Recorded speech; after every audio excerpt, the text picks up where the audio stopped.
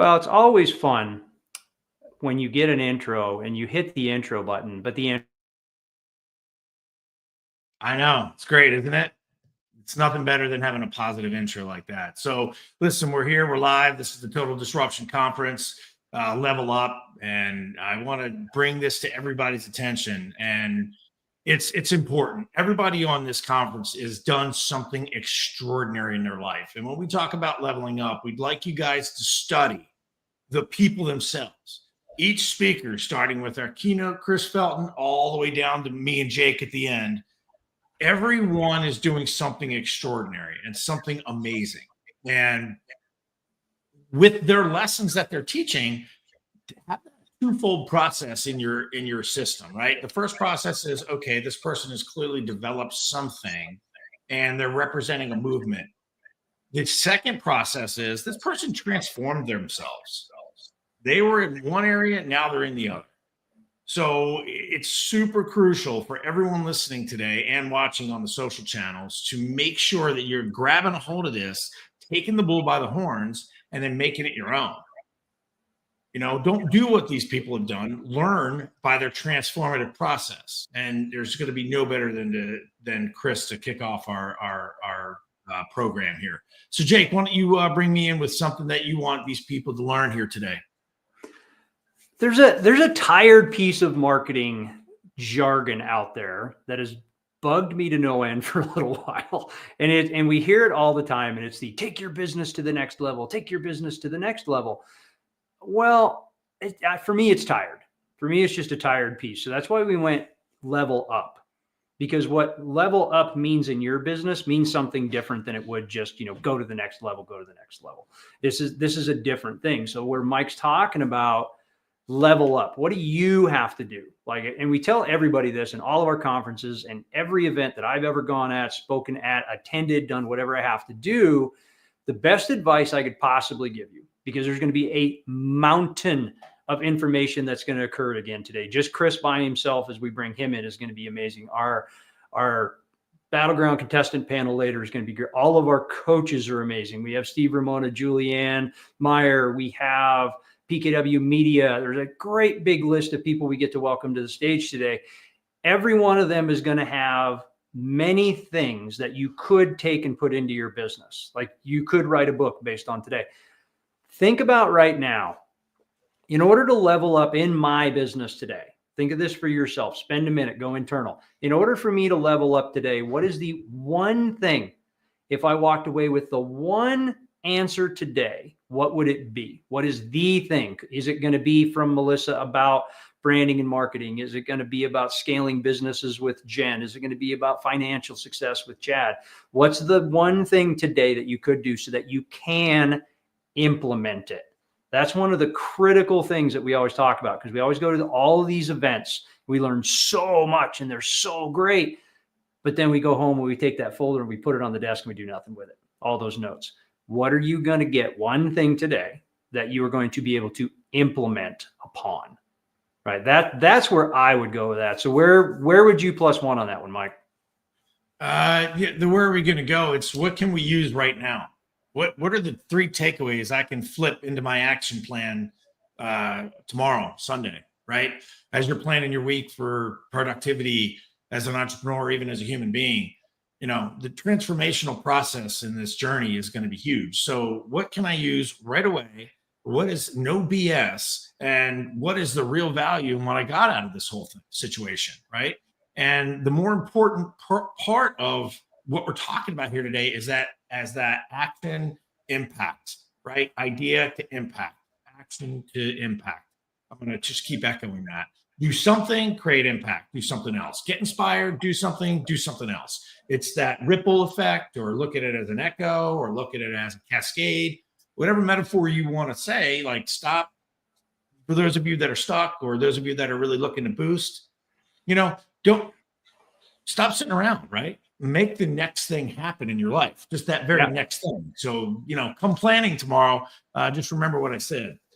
All right, man, enough nonsense. Let's bring our buddy Chris Felton to the stage here. Chris Felton is an Amazon best-selling author, 7-figure entrepreneur, owns a financial service firm, which he started in 1999, leads and trains 200 agents across the U.S., and they have helped over 17,000 clients. He's achieved top 1% status in a company of 60,000 plus agents. He's been featured in U.S. News and World Report, MarketWatch, Yahoo Finance, and NASDAQ, just to name a few. As an international speaker and best-selling author, Chris is committed to sharing his story and lessons learned and to teach you on how to go from the brink of financial chaos and his turbulence to sharing the stage with over Ed Milet and countless other big hitters and over 20,000 people. I just can't say enough great things about this man. So without further ado, Chris Felton, you are now on Total Disruption. Welcome to the show. Welcome to the biggest stage of your career. Awesome. We're excited to have you. Awesome. Thanks, Michael. Thanks, Jake. Have you ever been in a situation before where events are unfolding in front of you? They almost seem unreal, and like it feels like you're in a movie. And that's what was happening to me. I was with my current second and last wife, in case she's listening, Marlo Felton. It was the lowest point of my life. We are having the fight of our lives, and it went from her being mad to angry to counting on her fingers to throwing her purse at me, not once, not twice. And why are women's purses so freaking big? Anyway, I digress. But she didn't throw her purse at me not once, not twice, but 3 times. And my wife's hand-eye coordination is not too good, so I was never in really any danger. But she's uncorked, and Hurricane Marlo is not a fun sight. And why is she so mad? Well, she's mad because she stepped into a marriage, or newly married, that was the opposite of what she was expecting. See, we met in our financial services entrepreneurial business. I was having some success. I was, winning trophies. I was getting stage time. So I could talk success. I could talk financial success. I'm a financial advisor and a CPA.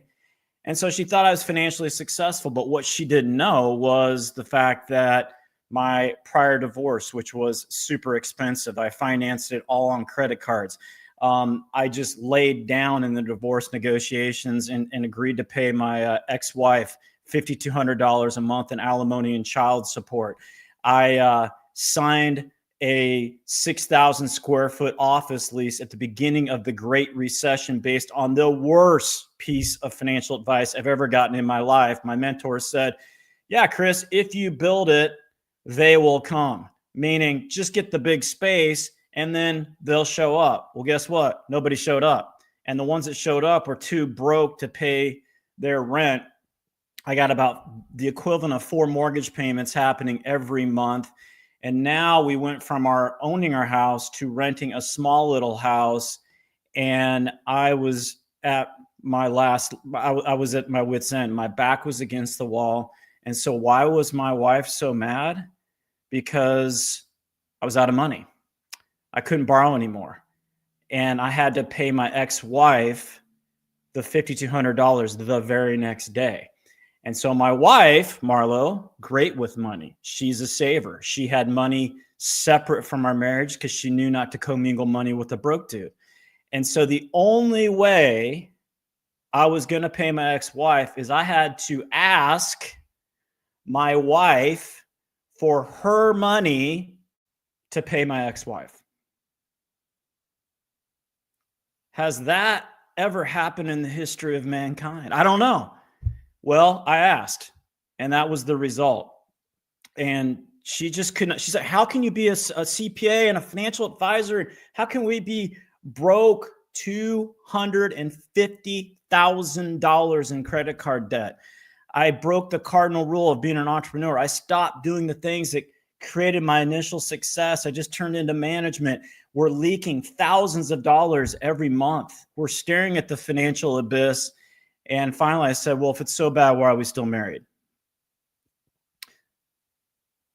Total silence. She looked at me. She went upstairs to answer that question for the rest of the night. Should she stay or should she go? And there I was alone with my thoughts, and all I could see were literally these just dominoes falling in my life. The first domino is my ex-wife. I blamed her for a lot of it. But in that moment of clarity, I realized that she never had a chance. And what I learned, and a tenet that I live by every single day, is you don't get what you hope for, you get what you expect. I was hoping that marriage was going to be successful, but I expected it to fail. She never had a chance because of my expectations. So I always ask entrepreneurs, in your heart of hearts, sit down and journal on it. What are you really expecting to happen? Because you will get exactly what you expect. And so the key is attending conferences like this, getting around associations to level up your expectations. You don't get what you hope for, you get what you expect.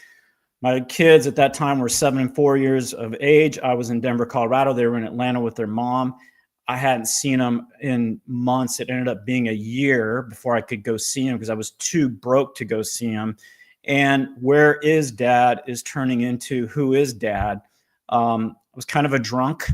I was out of shape. I was a mess. The financial stress was physically impacting my wife. And as I was staring at all these problems, I found a common theme. Me. The common denominator to all my problems was me. You ever realize everywhere you go, or everywhere you have a problem, you're always there?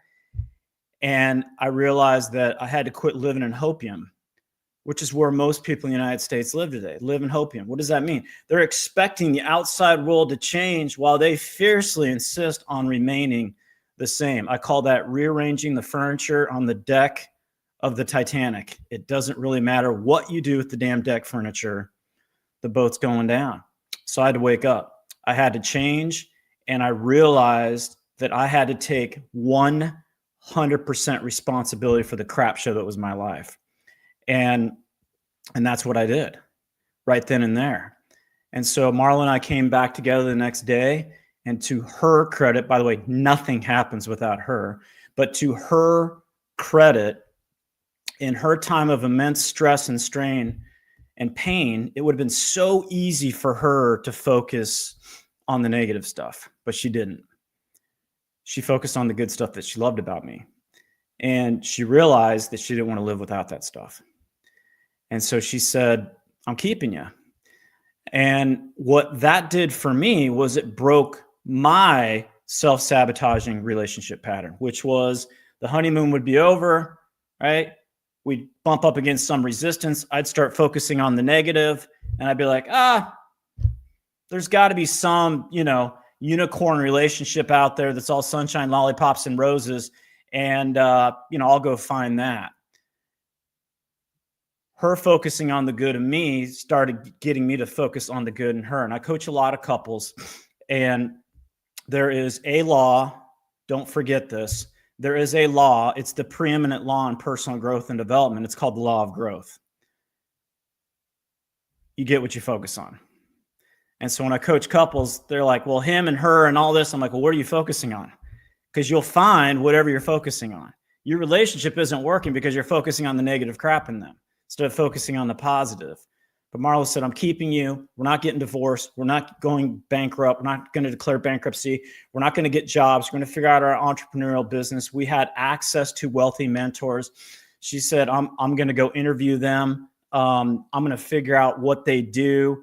And we're going to change our lives. So our first book, Couples Money, came from those series of interviews that my wife did for 2.5 years. And then she was kind of like, what are you doing, jackass? And I'm like, I'm going to figure out how this keeps creating this. And I'm not interested in changing. I'm committed. And she's like, what does that mean? Well, the challenge is most people are interested in having a successful life. And one of the most dysfunctional narratives happening in the United States today, and it's exacerbated on social media, is the belief that you can get something for nothing. And you can't. And so the problem with being interested is when you start bumping up against a little resistance, you'll do what I did. Oh, I'll take the chicken exit. There's got to be an easier way someplace else, versus being committed. Like, How do you build muscle? You have to build muscle by introducing resistance to the equation. And I said, I'm committed. And she's like, what does that mean? I'm like, you know how an Olympic athlete treats their sport? That's going to be me. I'm going to be up, still in. I haven't arrived. I don't have it all figured out.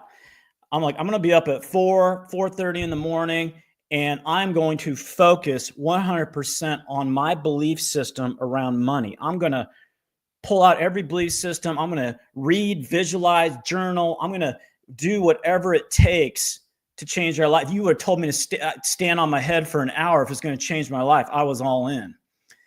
And it didn't happen overnight, but it happened over time. And we had a jaw-dropping transformation. And we went to 7 figures and did all these just amazing. I'm not saying that to brag. It's just if somebody's going to talk about money, I want to make sure they're actually living the results. And when I made that decision, it's funny how you get affirmation. And I'm like, I'm changing my financial life. And my buddy texted me this quote from Billy Graham. From Billy Graham himself. Once you get your attitude straight around money, it helps straighten out every area of your life. Once you get your attitude straight around money, it helps straighten out every area of your life. And documented in my book there, Think and Grow You, is how my life transformed my energy level, my spirituality, my relationship with my kids, my relationship with my ex-wife, my relationship with my wife. Everything changed. And so this is my purpose on the planet. Is I wrote a LinkedIn article a few months ago, and it's, why are there so many smart, talented, broke people? How can we live in the richest country on the planet? There's so many people that are broke. And my coach said, Chris, what's most important, the golf club or the golf swing? Well, everybody's looking for the golf club. If you Google money, you're going to find plenty of information. The golf club doesn't get it done. It's the golf swing. And the golf swing is your beliefs around money. And there's way too many talented, smart entrepreneurs that are broke because they never did the work to upgrade their money beliefs. And so I talk about a lot of the concepts in my book, but one of the first things that's super important is this concept of clarity and knowing what you want. It's one of the most beat up topics in personal growth and development. You listen to any podcast, the guru is going to be like, oh, you got to know what you want. You got to know your why. You got to have your, like, we've heard it a million freaking times. And I was blessed to be at conferences and trainings with just amazing people, wildly successful. And I'd be sitting there, Jake was talking about it at the beginning. I was sitting there taking notes, right? And the most successful person would get up and they'd, 25,000 people in an arena, and they'd go, oh my God, you gotta know what you want. You gotta get clear. Oh my God. Oh, that's freaking beautiful. You gotta get clear. You gotta know what you want. Okay. All right. I've heard that before. Okay. This is the time I'm going to get clear. That's the key. I got to know what I want. I got to know why I want. I got to know those things.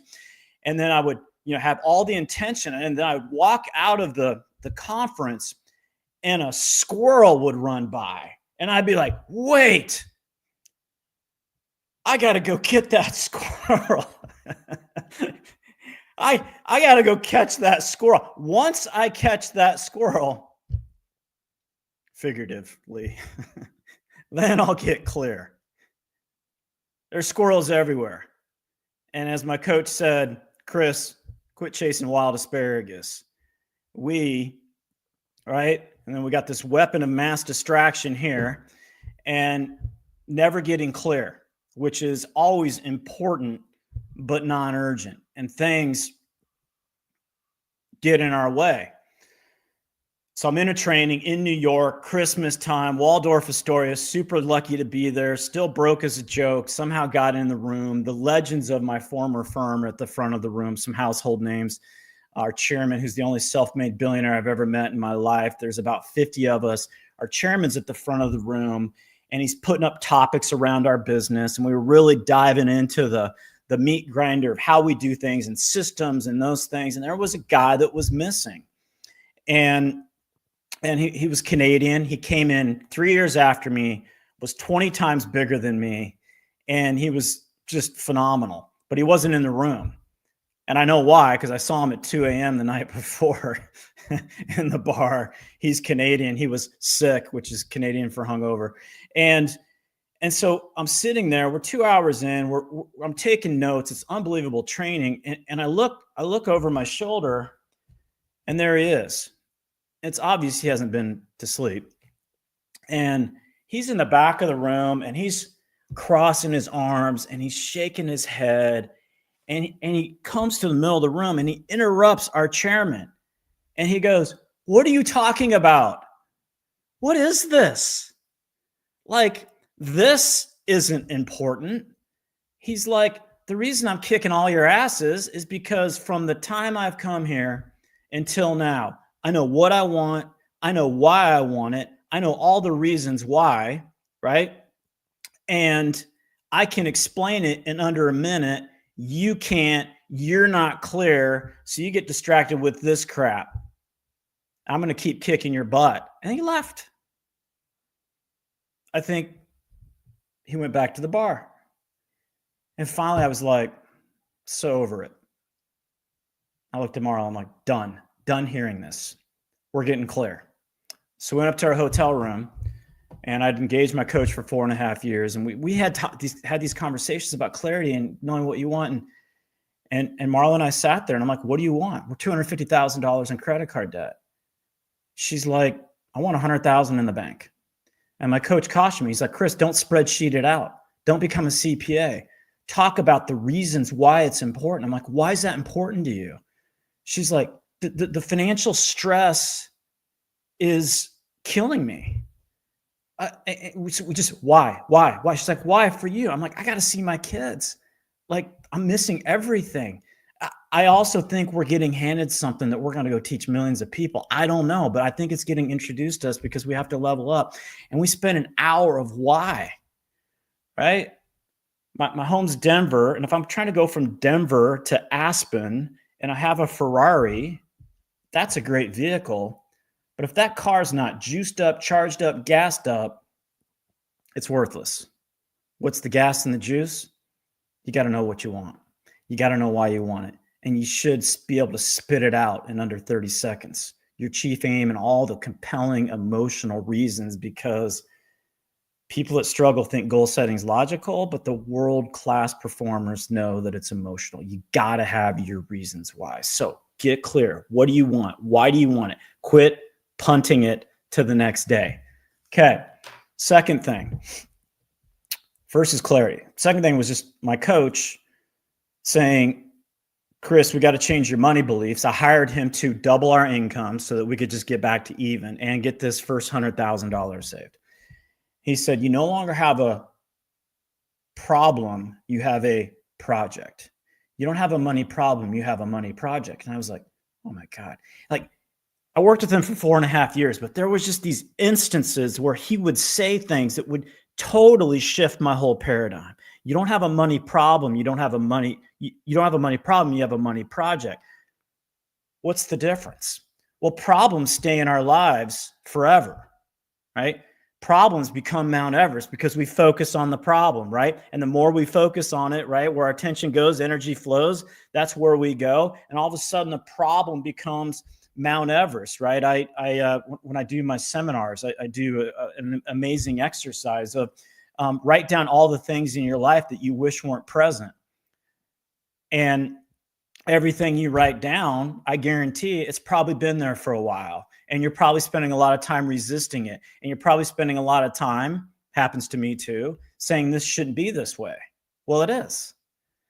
And acceptance is a powerful place to create from. You can't create anything new from a state of resistance, fear, doubt, and worry. All this acceptance. You don't need to love it, right? But you have to stop hating it. And so the clarity and the project, it changed my life. And so, for example, I still got 5 minutes, right, Michael? I can't hear you, but that's okay. I said I'm just jumping on as your audience here, man. I'm going to jump in on a question here in a minute, but yeah. Okay. Let me get through this a little bit quicker so I don't take too much time. But I got 25 minutes, right? Hopefully. Oh, you're good on time, man. You're good on time. Okay, brother. So perfect example. My buddy who's less handy than me. Pretty amazing that exists. He had a clear vision of he wanted to build a deck. He shouldn't have anything to do with building a deck. He can't. He doesn't have a handy bone in his body.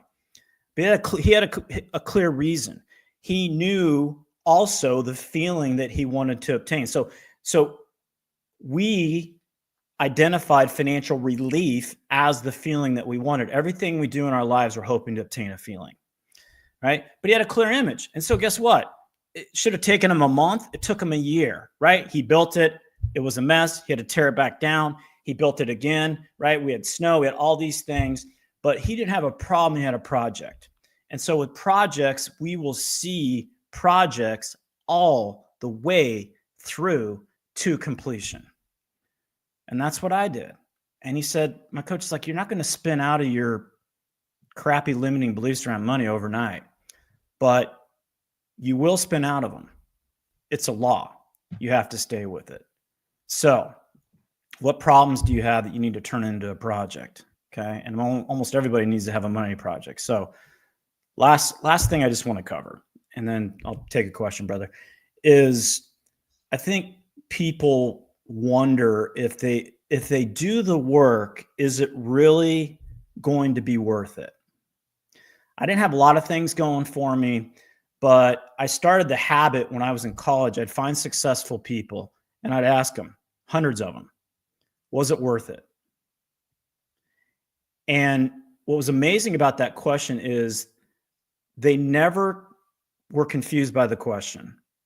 And they always emphatically answered that, obviously, ethically, morally, legally, whatever they had to do to create the life that they currently had was worth every second. And so some people are like, well, I don't know, is it worth it? Is it not worth it? Is it worth it? And they vacillate versus just do the work. And the word is until. And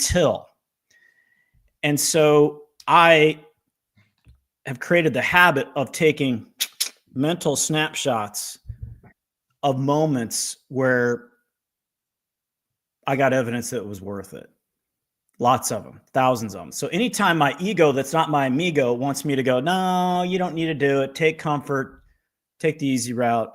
I have evidence. And this is one of my favorite ones. I was finally able to see my kids every month and build a strong relationship. Now they're 23 and 20. We have an amazing relationship. And we went to this big water park in the middle of Tennessee for Christmas. And we just had this blast. And we were driving back. The financial lack was behind me and my wife. My 10-year-old's riding shotgun. My 7-year-old's in the back sleeping. It's a Monday morning. And I looked over to my 10-year-old and he just had this big smile on his face. And he just said, Dad, thanks. And he just said, thank you. And I'm like, oh my God. I'm so happy I didn't pansy out of this thing. I'm so happy I didn't settle. I'm so happy I didn't quit. I'm so happy that I leveled up and changed my life. And it's worth it. It's worth every freaking second that you put into changing you, because you're either growing or dying. And if you're seeking comfort, there's no definition of comfort in nature. Everyone's addicted to comfort. Nope. It's all uphill, baby, but it's worth it. It's worth every second. But it won't happen if you're only interested. You have to be committed. Thanks, brother. Wow, Chris, I'm trying to keep my composure just to have a question. It's that was powerful. We can't thank you enough. That process is, so let me just ask you one question. If somebody's in a space where, you were behind a supersized 8-ball, what's the first step? What's the first step in getting that like that inertia of the toppling effect stopped, and then that process going again? What could be a first step? Yeah, I mean, just in general, for me, it was like just inventorying what I'm thinking about. So I'm a big journaler, all this. And so there's me plus a thought equals a result. There's a result, there's me, and then there's my thinking, right? And I talk about it in my book. Like my thought process around money was broke. And if I didn't journal out what I thought about the word money, rich people suck. My God, where'd that come from? I got that from my dad when I was 3. Making money's hard, right? People that struggle around money, there's some hard story. Hard to make, hard to keep. Most entrepreneurs have this hard thing going on. So I inventoried it out, and then I started, people are like, affirmations don't work. Well, that's what you believe. I believe they do. And so, you know, making and saving big money is easy. I attract success, abundance, and peace into my life because that is who I am. So for me, it's inventorying the thinking that is creating the limit. And then it's doing the work to shift it. And I could go on for hours of imaging visualization. That's why I have my book. And people that want to do a complimentary coaching session that are listening, TGY at chrisfelton.me, hit me up. Right. I'm passionate about helping you uncover some of this stuff. So anyway, I don't know if I answered your question or not, brother, but it's really about. You did. You beyond answered the question. And that is exactly the answer here at Total Disruption that we look for. What is, somebody could hear you and do this tomorrow and begin a process. It's low tech. Write it down on a piece of paper, a napkin, something you want to call a journal. Get it out of you. Get it. The thought you have out of your brain, get it down on a piece of paper and get it out of your head. That is immediately actionable, and that is disrupting somebody's space. That's awesome, Chris. Thank you so much. We can't stress enough how appreciative we are having you today and your awesome wisdom. It's been great. Yeah. Thanks, guys. Yeah, I love the fact that you share your heart, man. It's just here's my story, here's the truth, here's the reality, and it'll help somebody. Like it's not I hope it helps somebody. That's not where you were coming from. This was here's my story. I know it'll help somebody. And we love that aspect about all our people. Thank you so much, man. Really appreciate it. Thanks, Jake. Appreciate you guys. Everybody, Chris Felton. Appreciate you. Chris Felton, thanks, amazing. Reach at chrisfelton.me. All right. That was unbelievable. The guy's a fantastic human being. I mean, what a story from, A to B plus, C plus, all the way down to the alphabet, right? What a fantastic human being Chris is. And I encourage everyone who's watching to take Chris up on his offer. For Chris to offer his time is an extraordinary gift to our audience, and we can't thank him enough. It's just super. What's your one takeaway there, Mike? Let's keep that theme rolling. Like, what's your one takeaway in that space? I know I've got a specific one.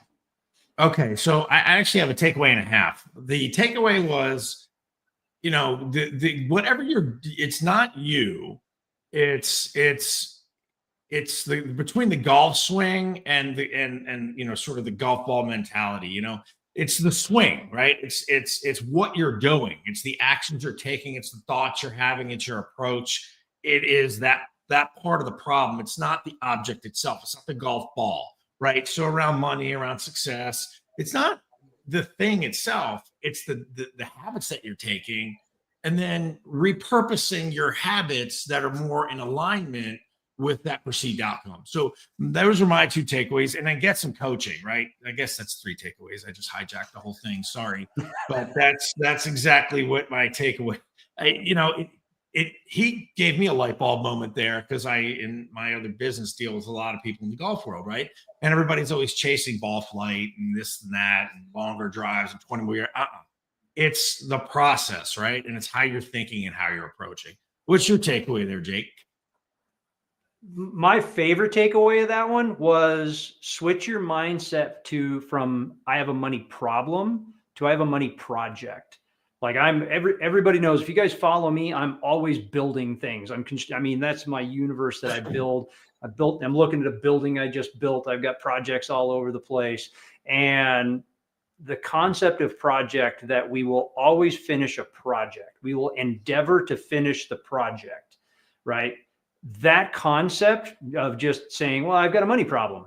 Well, that's true in a sense, but if you have a money project, you're going to work on it. You're going to do something about it. I loved that. Like I'm typing it and taking, like, that was the notes that I was taking. I was trying to do 3 different things. I loved that. That was the best one. So, all right, man, we're rolling into one of our next favorites. Like, we don't want to run too late, because I'll hijack for the next hour. Oh, But yeah, this, yeah. like, I don't put a stock in it over there. Nobody else. It's terrible. It's terrible. And- So, And without further ado, here's a super friend of the show, Steve Ramona. Yes, if I had a Hey, cheer guys. noise, I would play it and break everyone's speakers. Steve Ramona's the man. Steve Ramona, welcome back to Total Disruption. As always, this is open door policy for Steve Ramona. A guy can pop in at any time, any moment. You never know when we're going to talk to a really good friend of the show. Steve Ramona, master connector, podcast host, TV host, has really gone down a journey of empowering everyone's lives. And when I say master connector, half the people I have come in contact with in one way or the other, I've been introduced to through Steve Ramona. It's been pretty exceptional and pretty remarkable. Steve, welcome to Total Disruption. Welcome back. Why don't you tell us what you're doing right now and where people can find you while we're introducing you? LinkedIn is a great place. Steve Ramona. I'm always live on there. I think it's a place that if you're in business, you should be. Steve R1961 at Gmail is my email. Email me anytime. I do free podcast workshops for hosts, and I do free business mentoring as a servant's heart. That's what I believe you should do. And I'm going to throw this back at both of you guys. And Jake, I'm glad you're here. I told this to Mike earlier, but because of your opportunity of opening doors for me to speak, I got asked to be part of a huge speaker group. A speaker agent reached out, met with me, and signed me because of you guys. She saw me here. So I want to do that. I don't know privately, Mike, but with you guys, this works. And these guys bring so much value. It changed my life. So I want to thank both of you. Oh, Steve, anything we can do for you, man. I'm so glad that happened for you. It's awesome. Thank you. You bet. yeah, man, right. Let's be really honest about this. And we reference Steve all the time. Like it's rare we have an episode or something that we don't reference you in some way or another, specifically to you made a statement, and you said it during our last conference, actually, and we flooded into this really hard, is in the absence of a yes, create more value. Like this, that was literally the direct quote from you. In the absence of a yes, create more value. And we have rocked hard on that one, because that's the truth. Like, that's exactly where it is. It's, great. Well, what else can I do for you today? Who else can I connect you to? Who do you need to know? Because that's the value they're truly looking for today. So that's this piece that we, from that reciprocal collaborative relationships with Steve that we've got. And I'm so grateful for it. Thank you, Jake. And I appreciate that. And shout out to Chris. That's a legend I'm following. So I'm going to do my best to follow him. And I thank you for that great message, Chris. And it's interesting. The more people you meet, when you get that no, you have these resources again. It doesn't have to be introduction. I just met a guy this week that's worked with Walmart, Mercedes-Benz, and doubled their income, those huge companies. He gave me a couple resources I can share with others, that when I get that no, go, hey, here's something I think would help you. That's awesome. Well, we'll be sharing some resources here in a minute, because I've got a bunch of questions for you, Steve Ramona. And by the way, Jake says that ad nauseum to me about that add value, add value, add value. I mean, I feel like he should have that on the wall behind him with that little dash that says Steve Ramona, right? Like, when in doubt, add value, Steve Ramona. Instead of that thing, Jake, why don't you get rid of whatever that thing is behind you and just put that up there, okay? And maybe even have a picture of Steve in metal on the outline, right? That's what I want. I mean, that's what I want. I mean, really big time. So, and it's a total disruptor, Mike. Talk about total disruption. It's a nice thing, but it disrupts the world, disrupts business in such a great way. As I love you saying that. I love it. So, all right, Steve, let's talk about a couple of things here, right? let's talk about leaders. Okay. So we you and I talked about this briefly a while back, but what's essential about a leader, and how should a leader shape a community? And then how should somebody be their own internal leader? Shut up and listen. If you're going to be a leader, that's what you're going to do. You're not going to stand on a podium and tell them what to do. You're not going to stand in front of your group, your employees, your soldiers, whoever, and just pound their head. Okay. Shut up and listen and draw value from that. I know you mentioned on my little topic, ASLA principle. We'll just jump into it. Yeah, that was my next thing. Okay, well, we're so aligned. That's why you're my brother. Ask, shut up, listen, and ask. I've been talking about this for the last 6 months. The ask is ask a question. What's your challenges in your business? This is somebody you meet for the first time, second time, third time. It draws such a great conversation of shutting up. People go, well, if I shut up, aren't I listening? No, just go to a Zoom room. When you're in a big Zoom or a small Zoom and people, their screens go black, there's always a reason. Maybe it's a good reason. That doesn't matter. But are they really listening to what you're saying? Probably not. Have 50% of the time. And that's okay if they have to go to the bathroom, drink, whatever. But it's all about the listening. And then when you listen, here's the ROI for your business. Here's the total disruption. Then you can ask, hey, I need help, Mike. Can you give me a celebrity guest for my podcast? Oh my God, I do. I have somebody to introduce you to, because you listened, you brought value. The opportunity door flies wide open because what? They're happy. They're excited. You helped them. The inclination of giving you help has gone up massively. And I'll give you a quick story. I got asked to mentor a bartender here locally that wants to launch a business. I hear you mentor business people and you have a podcast and all that. Absolutely. Do it for sure. I love that, Anthony. Thank you. That's great. I love Anthony. He's another. Oh, he's a rock star. So I met with him, gave him so much value. Oh, Mike, this guy was like on fire. I can't believe you do this. You didn't charge. I said, no, this is just me volunteering to help you. That's what I do. But then I asked. See, this is where the shut up, listen, and ask. Well, now I brought massive value. And I go, I'd love some help for my podcast. Do you know any influential people? He goes, well, I know the vice president of Google who's best friends with Paige. Okay. I said, what? That's okay. Easy. He goes, he's my cousin. I'll introduce you to him. Forget about it. What does he do? I haven't gotten him on, he hasn't been on my show yet, but we're still working on. Those are hard to get. But that's where the ask at the end there is so powerful, because people go, yeah, I serve this, I give value. We have to be a little bit selfish. We have bills to pay. We have to grow, all those things. So you ask. Now, if they don't have anything and it's a no, say, thank you so much. By the way, Mike, I have one more thing for you. Again, it's what Jake said so perfectly about the, absence of yes. I love that. You still bring them value, because the no is such a fearful word, and it really shouldn't be. I was like that for 20 years. I'm going to present Mike this, and he's going to say no. What do I do? And you say no. I'm like, oh, God, I just lost a client. No, you developed a friend. Well, yeah. And I'll echo that, because sometimes I used to struggle with that. I don't anymore. My reflexes want to struggle with it, but then I train my brain to stop struggling with it. And even Jake actually does this really well when we're on a talk and we're asking somebody, okay, so we have a primary objective of, okay, person, do you want to do something with us in a long-standing manner? And then he'll go, selfishly, if you don't, he uses the word selfishly, can I ask, who do you know?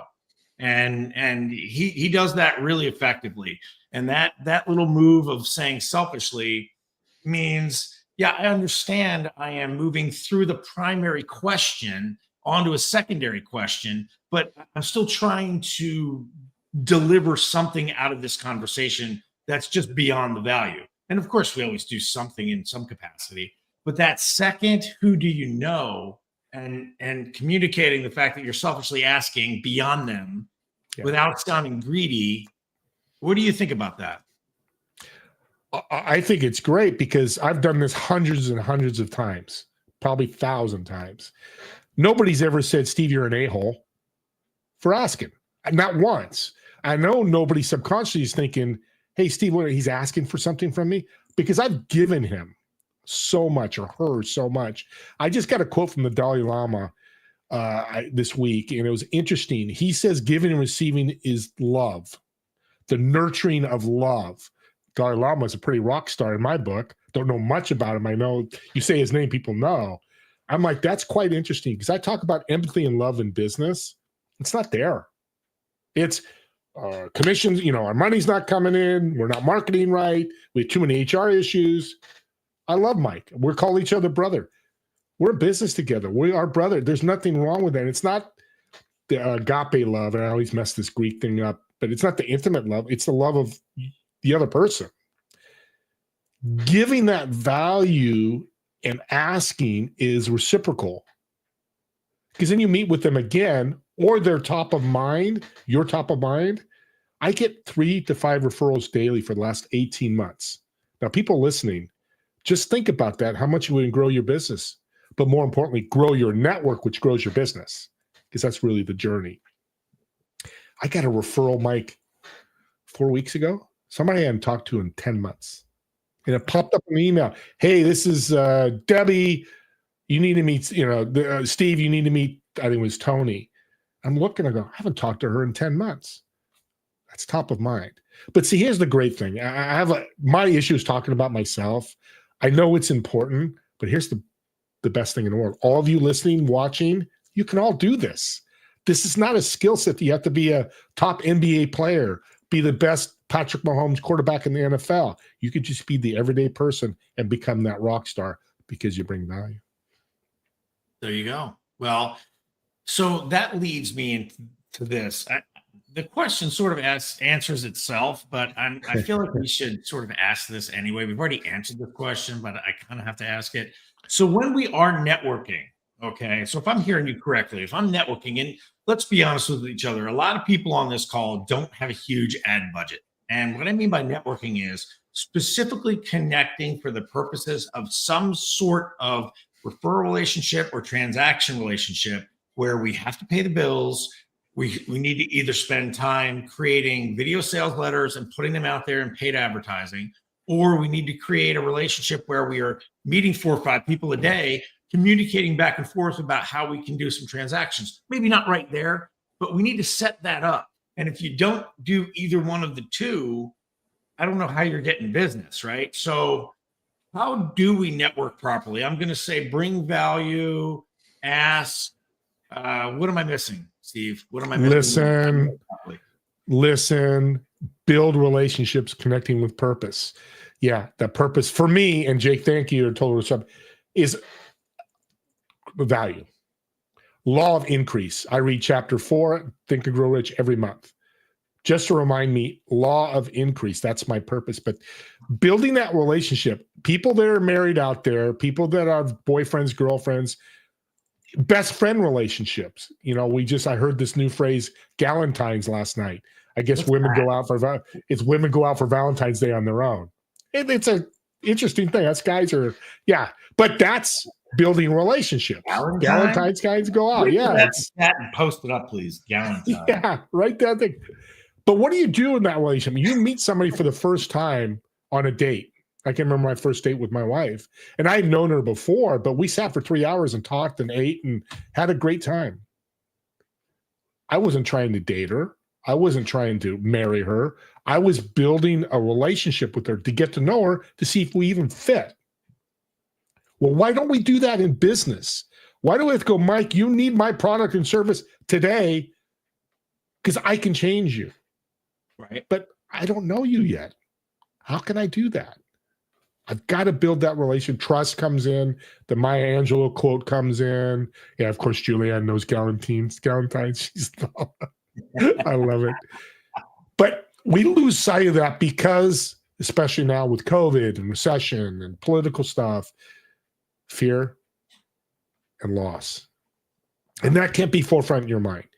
You just got to help find a way. And the more you build your network, the more opportunities to grow. And look what you guys are doing with your business. Massive growth because you built relationships over years and you go decide to start this thing, and look, I get your updates. I'm like, I'm high-fiving the air, high-fiving you guys, because you're doing it the right way. Here's the problem with all this. We don't know when, where, or how it's going to happen. And that's what gets in people's way. Oh, I hear all the time, I love what you do serving. I love bringing value, but I got to pay rent tomorrow. That's a whole nother issue. Even though you've got stuff going on in your life, you should still be bringing value. 100%. And then you should spend less. Yeah, I was going to jump into that. There's a whole other issue that we'll get your financial guy to talk to them. By the way, reach out to Mike and do that. But when you're having a bad day, and I found out, I had a guy on my show this week, top guy, I think I mentioned him earlier. He did some research and found out if you were given $1,000, I give you Mike $1,000, and I give Jake $1,000. You go spend it. Jake gives it away. The increase in the endorphins and all the science stuff, the increase of happiness is 80%. And the bigger the give, the longer lasting the joy and happiness. Now, anybody out there, I'm raising my hand. I'm all over for that because I know it happens to me daily. I get emails. I met a lady this week. She jumped on to get to know me and help. By the time we got done, I get this massive email. I can't believe what you did. You know how happy I was? I was excited. Again, all of us can do that, not just me or you, Mike or Jake. Everybody listening, everybody watching this recording, they can do that. That's what so fires me up. We could build this community of givers, not takers. Wow, that's powerful, Steve. I mean, I never knew that. I mean, listen, I think in that event, if I had to spend it, I might buy a plane ticket and come take you out to dinner. All right, Let's go. There we go, man. It'll be spent, money well spent. But I know what you meant metaphorically. I'm blown away by that idea of just giving is the same as spending, because you think, okay, if I go buy something, right, I'll have this tangible item, right? I'll have this widget in my hand and I can sit there and play with it and all this other stuff and use it and communicate and do whatever I got to do.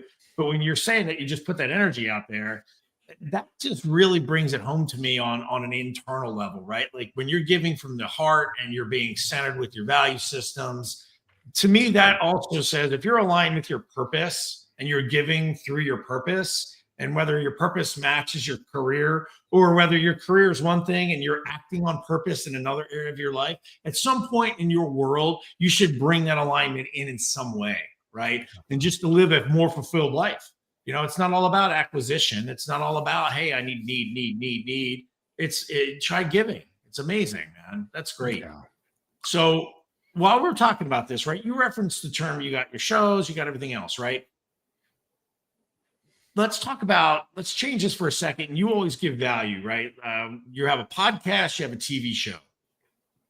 Well, talk to me about that. Talk to me about how that's transformed your life and that how you didn't really get into podcasting to make money and that how you utilize your podcast to get that through line we just talked about. Can we talk about that a little bit? Yeah. For those of us that are out there who are either tipping point on TV or podcast. First of all, what's your show? What are your shows called again? Doing Business with a Servant's Heart podcast.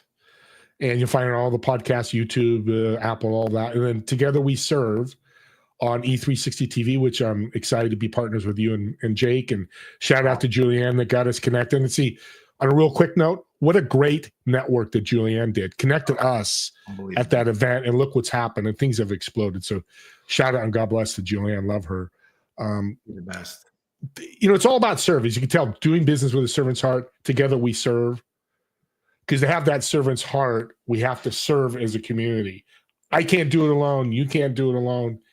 It's all of us as a community. And the power of it, and here's a quick story. New Year's Day, my wife and I went to her friend's house for dinner at New Year's Day. And we're sitting talking, and she flips over and looks at me and goes, I know you from, wait a minute, do you have a podcast? I said, yeah. Is it Doing Business with a Servant's Heart? Yeah. I've never talked to her about it. She looks at me, she goes, "Oh my God, the stories that you put out and how you bring the best out of people is blowing me away. I listen to it every week." And I'm like, holy moly, I am making an impact in the world. I want to make it bigger, but that day has changed my life when it comes to podcasting, because anybody that's a podcaster, one, you're building your network. That's the power of that. But two, who are we impacting? Who are we making a difference with? And that's just giving, asking you to be on my show and giving us, spouting out such great information and some hope, motivation, inspiration, education is my goal in my podcast. And it was so powerful. So that's the goal. My big goal, audacious goal for 2025 is 1 million people hear, listen, or see doing business with a servant's heart message. And I don't mean watch the podcast, TV show. I'd love that. But somebody listens to the podcast and tells 10 people, oh my God, doing business with a servant's heart is the way we need to be. That's my big, big goal. And I hope I hit that. I'm not hope, excuse me, reverse. I will hit that. As Jake would say, hope is not a strategy. I love that. He says that all the time, and it's a thumb to my eye. Hope is not a strategy. It's like Jake is just digging his thumb right into my head. And it works. That's why Jake's such a great coach, right? Yeah. I've learned a lot from that guy. So I just want to rewind something real quick. When we talk about podcasts, like when we started Total Disruption, we were trying to get credibility and all this other marching down those, relatable roads. It morphed into something so much bigger. And we're not doing it just to try to get sponsors, and there's no longer second play here. If you're an actual real life podcaster and like you are, like we are TV show podcast people, we're just trying to get our messages out of here to the world, right? And hopefully people will take that as a baton and inject into their life some of the things that we've discovered, uncovered, and are communicating. And it has nothing to do with money, ironically. And I get it. We're all in business, right? So we're not doing a vlog where you're watching me sleep. You know what I mean? Like, hey, let's do the most boring shit possible. And people will start watching just for the boring value. That's not it at all. It's become a whole different thing. It's an extension of trying to get it out there. And I feel like you're doing a fantastic job. And I actually learned that from you, right? I was like, man, when I was on your show, which, by the way, we need to do part 2 at some point. Yes. You really do have a knack for getting it out of people. So what advice would you have for somebody who's coming down this road, who's hearing us talk and, doing business with a servant's heart, adding value? You said it earlier, but I just want to bring it back around. There's no real time ROI on all that, right? Or is there a methodology to speed some of that up, or should you not care about that? Well, I'm a crazy guy because this is a crazy world. And I was doing 5 podcasts a day. I was just ramping this thing up because it was growing my network massively. And I started seeing very wealthy people, celebrities, influencers wanting to be on my show. I'm like, I've got to jump on this. What a great process for my business to develop partnerships. And what I've learned, and anybody can do this, your guest is your gold. Because, and I'll give you a tip out there, podcast hosts, and if you're listening, this is a tip I share with everybody. When you do your podcast, you start with energy. You come in and go, Mike and Jake, I'm so fired up to do this show. Man, here, let me ask a couple questions. Oh, that's great. I can't believe you. Now the energy's here. Let me get it here, okay? Then we do a podcast, which in the back of their mind, they know we're going to promote them. They're going to go out to our world and go out to their world, how great they are, why they're so a servant's heart, all that. So now the level goes from here to here. I'm always looking at up leveling. And Jake, you taught me that, by the way. Up level. And then at the end is, Jake and Mike, that was a credible show. Oh my God, I learned this, this, and this. By the way, here's a couple introductions. They'd be great for your show. What did I just do? Flooded them with value. And had a billionaire on. I can't say his name, and it's okay. Very multi-billionaire. And I go, I need some help. I need some money. I'm starting a company. He goes, whatever you need, Steve. My company signed a $100 million deal yesterday Wow. Congratulations, dude. That's amazing. through this. And we're signing the paperwork. And I'm saying it not from ego, which is ego's actually empowering greater outcomes. So if you hear me say ego, that's what I'm doing. But it's anybody can do this. Podcast is just one of the ways. But what we all need to do is build our network. And I think a podcast or a TV show, everybody has a message and they want to put it out there. You guys have learned that. Doesn't matter who they are. I had Forbes Riley on, which a lot of you women know, top entrepreneur, billions of dollars. Well, Monday I did a show with a guy, Zach, and I asked him, hey, I see you had Forbes Riley. Can I have her on? An hour later, I had an email. 3 days later, she was on my podcast. I had to get her on. And she asked me to do part 2. Now, 5 years ago, you told me that, Jake and Mike, I'd say you guys are absolutely bonkers. There's no way Forbes Riley's going to talk to me. But they all have a message. And if you treat them right, treat them as humans, and dealing with a lot of very wealthy people, they need help. But the problem is they need help. They get help from so many different people or approached. When you come in with value without selling them, big things happen. I'm going to tell you what, Steve, I'm keeping that. Call me anything you want. I'm keeping that $1,000. You're taking me out to dinner, dude. Yeah, let's go. No, absolutely. You get your ass over here, man. You Mr. $100 million man. I love it, dude. That's awesome. Steve Ramona, I knew you when, and so did Jake. Dude, I can't thank you enough. Steve, how do people get a hold of you? What's the best way to get a hold of Steve Ramona? One more time, just so that everyone who might have been tuning in the middle here. What do we have, Steve? Connect to me on LinkedIn. I love to connect on LinkedIn. You got my email down below, stevr1961@gmail. Doing Business with a Servant's Heart podcast. Together we serve on E360 TV. And I'm going to leave you guys with this that I've been telling people lately. Podcasts are a gift. And Mike, Jake, when you guys do a podcast with a guest, somebody listens and says, oh my God, that guest would be great for my cousin. And they share your link with that cousin, go, you need to listen to this person. They're going to change your life. And either they connect with that person or they ask a question to that person and that changes their life. Your audience just served the gift to them and they got the gift back of love because they helped them. So that's the power of podcasting and TV shows and all these guests that we have. Thank you, guys. God bless you both. Love you, Steve Ramona. Thank you so much. Love you It's guys. always awesome to have you on Disruption. And we will be in touch soon. Amen. Thanks, guys. Thanks, Amen, man. All right, man. That guy. Here's the and we just love Steve, right? We just love him to death.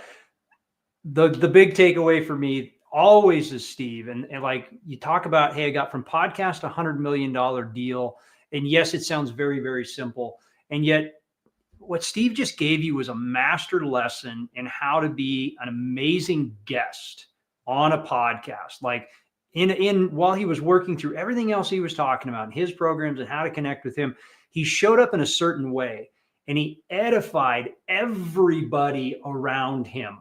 And that is one of the things, and I've seen him do as a host too. So when you're thinking about start a TV show, start a podcast, do the thing, come from value, the edification process that he does, for me, that's the reason that billionaire came out and said, anything you need, man. Anything you need, because I guarantee you, because of where he showed up and how he showed up is the reason. I mean, it's so authentic. Like I love that about Steve. He does such a good job of it, but like, go back and watch the recording of how he shows up, mimic what he does. You want to go get on a podcast and be the greatest guest ever for that particular host, do what Steve did. You want to be the greatest host ever, do what Steve did. Like that's the master lesson for me right there. What'd you get, Mike? You got a lot. You had a good conversation. I mean, I honestly, the word edify, I wasn't using that, but I'm going to put that right into my vernacular, man. Yeah, I'm going to ride that word out for the rest of the month. I think I'm going to edify everything around me. I'm serious, man. I always love these nuggets you drop on me. It just ups my game so much. So thanks. Yeah, Steve, it took time, right? It takes time. And Steve, as Julianne posted earlier, he like walks the talk and does it. And it's a grind in a good way. It's a good grind. You know, you can't just build a pyramid without the base layer, right? It doesn't get anywhere unless you actually do the work. And in the hurry up, earn society that everyone is stuck in, you can't pay your bills right away on it. Maybe if you get lucky, but at the same time, you're struggling to do whatever it is you're doing. If you're doing that, the two will merge down the road. When you're doing it, it just, who knows when and where, right? But you have to be doing it. Steve said at one point he was doing 5 a day. At one point in Tony Robbins' life, he was speaking 3 times a day. Guy's a world-class speaker, right? And a success story in the speaking broadcasting world. So there's my takeaways. Now, as we jump off of this analog and we kind of move into the social media world, right? You want to talk about, this is a really cool story. So why don't you talk a little bit about our next guest, and let's fire things up in that arena. And I mean, I'm super excited just to sit back and listen to Melissa, because she's amazing. So why don't you give it to us, Jake? What do we have here? Who's next? Yeah, man. So I'm going to go ahead and add her to stage. So this is Melissa Hughes, everybody. So I'm on mute. Are you serious? That never happens. No, she's on. I'm not on mute. What are you talking about? I'm usually always talking. We're getting there for Melissa. So here's the intro for Melissa. All right, here you guys ready? So Melissa, she's a TikTok influencer. I wouldn't say she's a TikTok influencer. I want to call Melissa the TikTok influencer when it comes right down to it.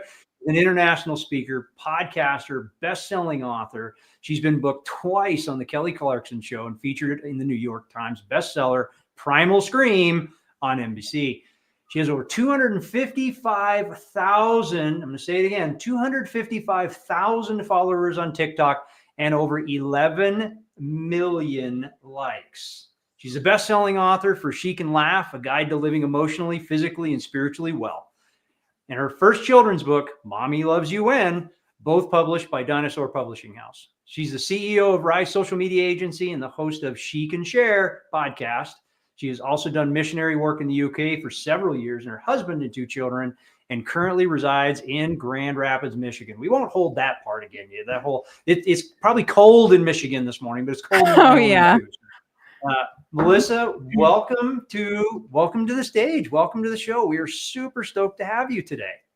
Thank you so much, Jake. This is super awesome and such an honor to be here. I love your mission, total disruption. Right when I saw the name, I was like, I'm in.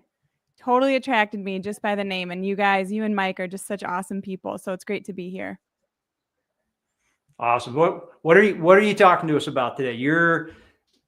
We could give you the rest of the day and you could just drop bomb nugget after bomb nugget all the way through. So what's the thing that you're going to bring the audience today? Today I want to talk about the firebrand effect, how to build a brand that sticks, that spreads, and that sells.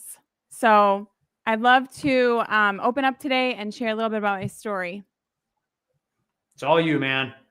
Okay. So I don't know if anybody in the audience has ever had a dream and they felt like, man, it's all coming together. Well, that was me in 2015. My husband and I had the opportunity to move to the UK and we were going to start a church and do some missionary work that we were super excited about.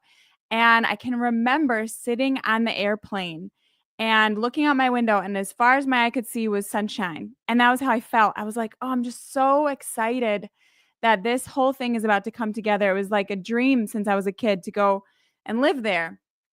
And about a month after moving there, I remember sitting in one of the most beautiful cities in the UK, sipping on a cup of tea, eating a scone with jam and cream. And I got a phone call. And it was my husband. And he said, hey, babe, I've been in a bit of a car accident, but I'm okay. I just need you to come to the hospital. And because he sounded so calm, I was calm. And so I show up at the hospital, I walk through the doors, and my heart hits the floor. And I see my husband stretched out on this hospital bed with tubes everywhere, nurses scurrying about. He's totally high. He's gone on drugs. And I just thought, wow, like things are not okay. And over the next 24 to 48 hours, we find out that my husband was going to be bedridden in a wheelchair. The people that we were going to be leading this church with, they left. The only place that would rent to us was a funeral home in a valley, and I was pregnant. And I just remember like thinking to myself, being like, it's a bump in the road. Like, it's a bump in the road. We're going to be fine. I've got faith, right? Have you ever felt that? Like something happens and you just kind of talk yourself up. I said, I have faith, it's going to be fine. But as the weeks and the months ticked on, things did not get better. In fact, they just grew worse as my husband's health problems worsened. The people that we were surrounded with weren't supportive. We felt like, I felt like I was barely keeping my head afloat. I now have 2 kids under 2, and I'm struggling with extreme anxiety and insomnia. And this one day, I'm sitting out on my bed, and as far as my eye can see now are headstones. And organ music is coming up from the floorboards from a funeral home happening below us. And I got a phone call. And it was a friend from the States. And she said, "Hey, Melissa, how's it going?" And I said, like we've had some challenges, but we're doing okay. We're doing good. And she just had this long, silent pause on the other end of the line. And she said, "Melissa, you know that it's okay just to say that things are really bad right now." And I truly could not get those words out of my mouth because I felt like I was going to have to answer a question that I was totally and completely unprepared to answer, which was, but if God is good, then why would he call us into something so bad? And that question just like hung there for me, and I didn't have an answer.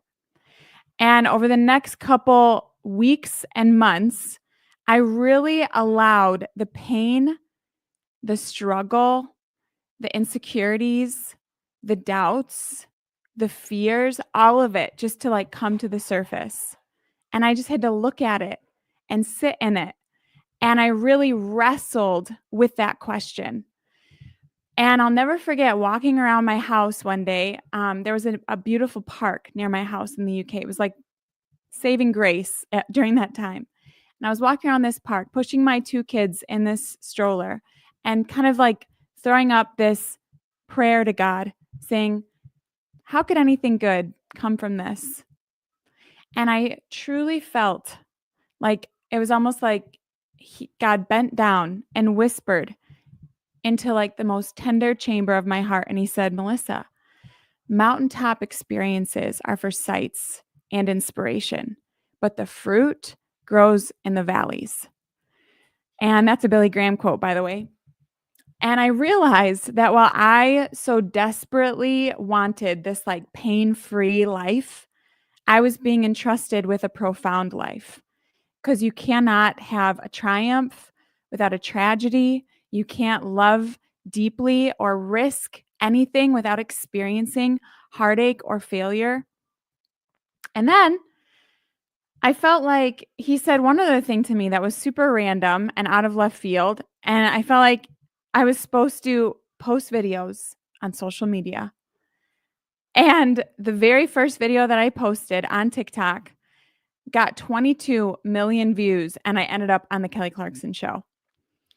And it was absolutely wild and really took me into a whole nother direction of entrepreneurship. And what I really want to bring to the table today is truly how you create a brand that people want to talk about, that is memorable, and that helps people have the desire to want to work with you. And so I want to talk about today becoming a firebrand. I don't know if you've ever heard of that, but these are the clients that we work with. These are the people that we work with, mission-driven leaders. And if you look up what a firebrand is, right? It's a person who is radically devoted to a mission or a cause and takes radical action. And so, what I want to talk to you about today, especially if you're an entrepreneur, if you're somebody that maybe feels a little burnt out, I really want to ignite a fire. I really want to help you have a message that is memorable and a message that makes an impact. You know, I don't believe that I'm here today. I don't feel like I'm called to help you identify your target audience.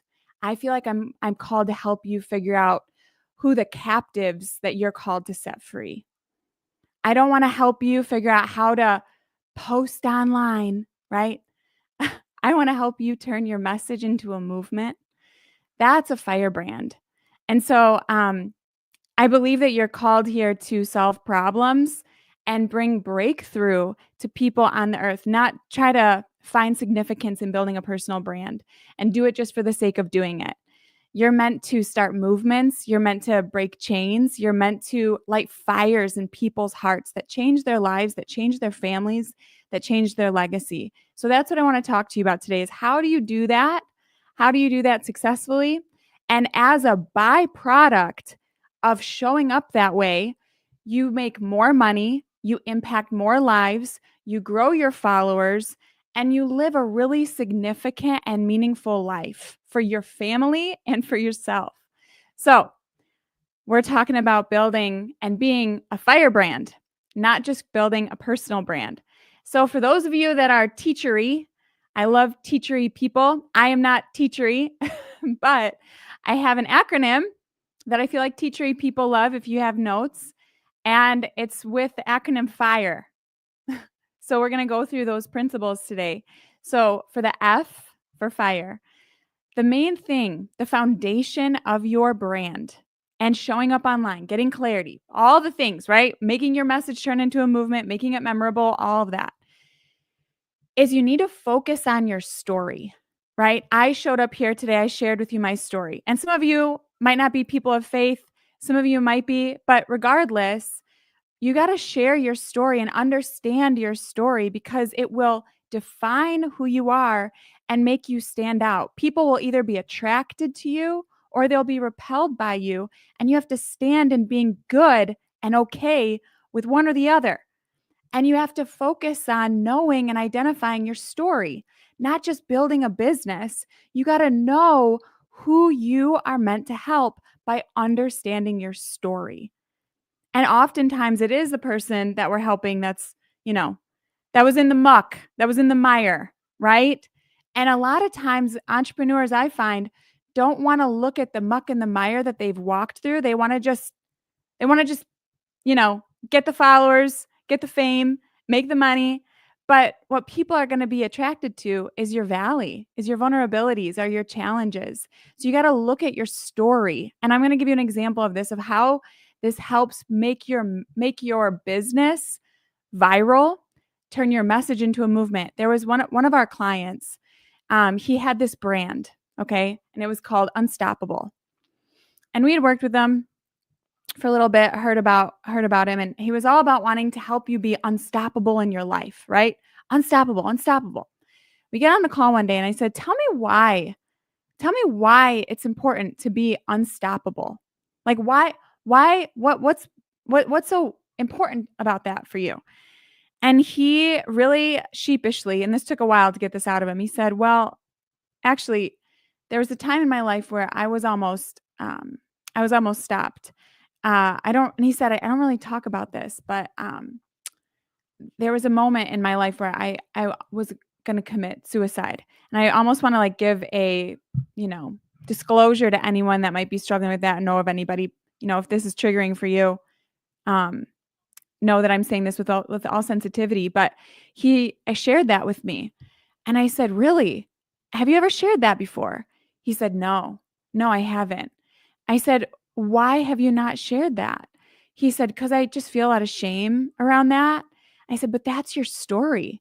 That's why you're so passionate about people being unstoppable, was because you were at that point. And so we worked with him on developing his brand story, right? That it's really what he's about isn't about being unstoppable. It's about men's mental health and focusing on that. We brought clarity to his message. And this is what happened. Next time he was at a networking event, he's talking to somebody, and instead of saying, "Oh, I'm building a brand about being unstoppable," the person says, "What do you do?" He said, "Well, I'm passionate about men's mental health. We focus on that." She said, "Oh, how did you get into that?" And he said, "Well, at one point I struggled with suicidal thoughts, and now this is where I'm at today." And he shared his story. Do you know what happened? He got booked to speak at the Olympics. She said, "That's fantastic. That's absolutely amazing." She said, I love your story." They talked about it. It was obviously a little bit longer than how I'm sharing it now. But she said, "I love your story. I'm going to book you to speak at the Olympics." And so instead of just showing up and saying, "This is what I do, this is the business I got," he shared his story. When you focus on sharing your story, it makes you memorable. Why? Because stories stick. Stories are things that are memorable. People don't always remember the lessons unless you teach them through a story.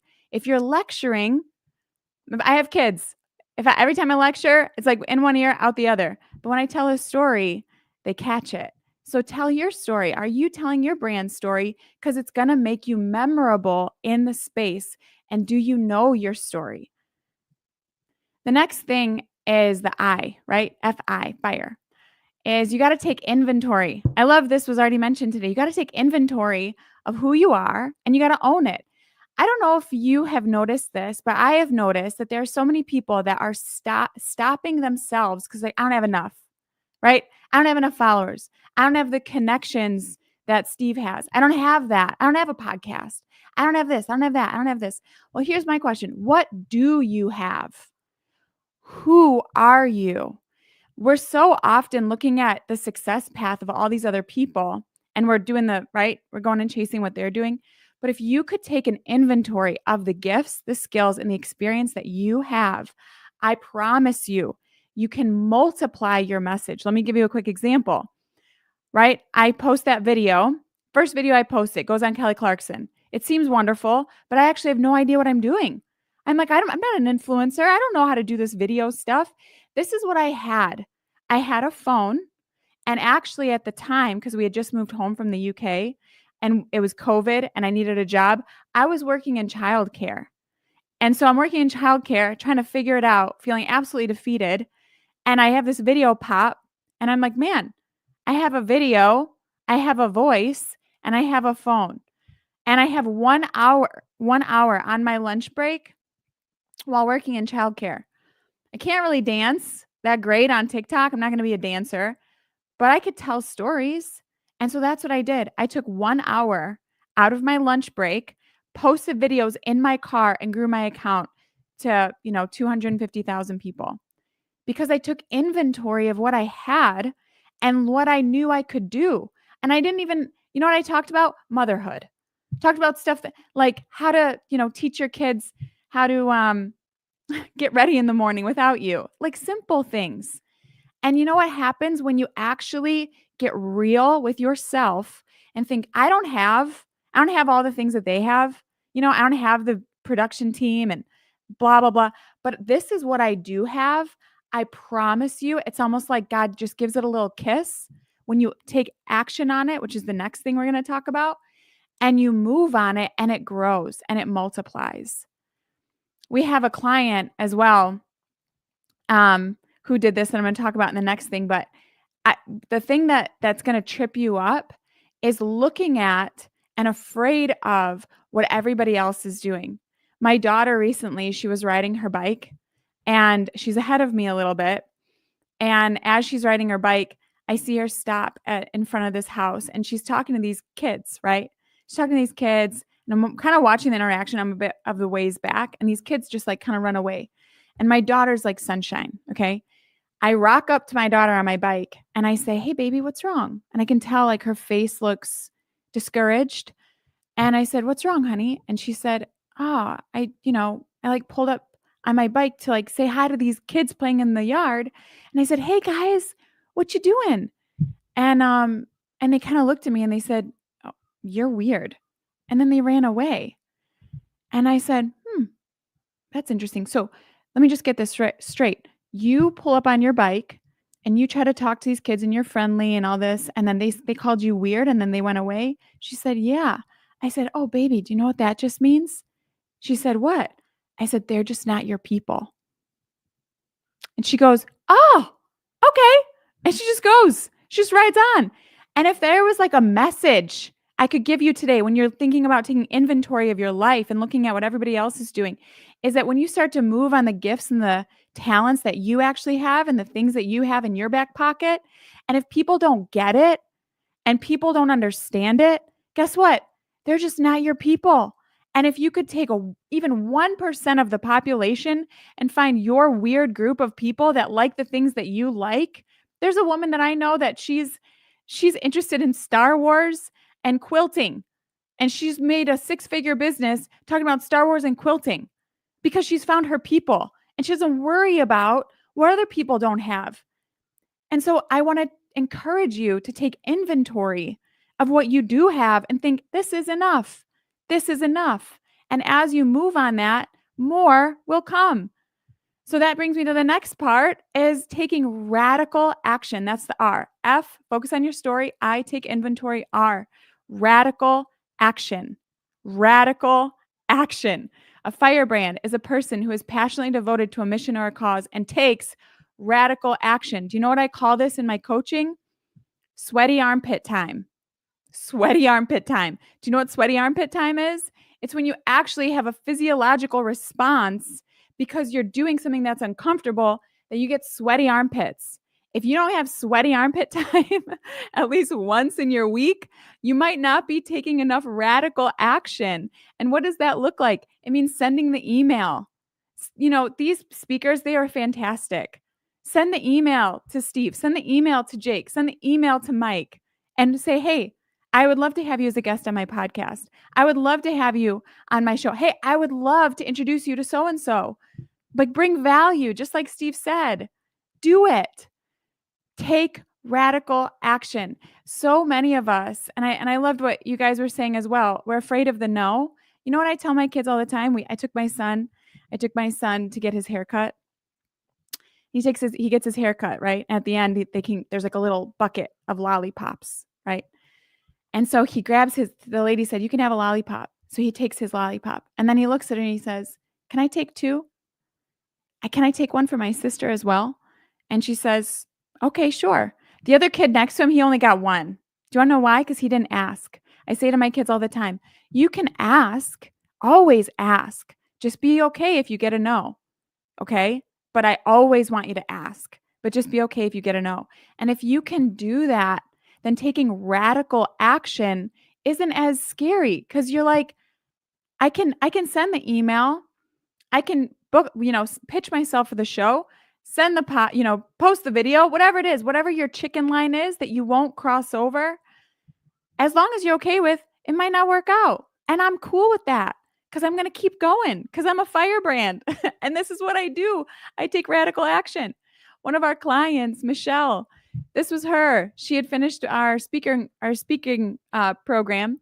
And I looked at her and I said, so Michelle, how many times this year would you like to get booked on stage? And her response, she's such a sweet lady. She goes, oh gosh, Melissa, whatever God wills, whatever he's got in store for me. I said, that's so lovely. I love your heart in that. But what do you want?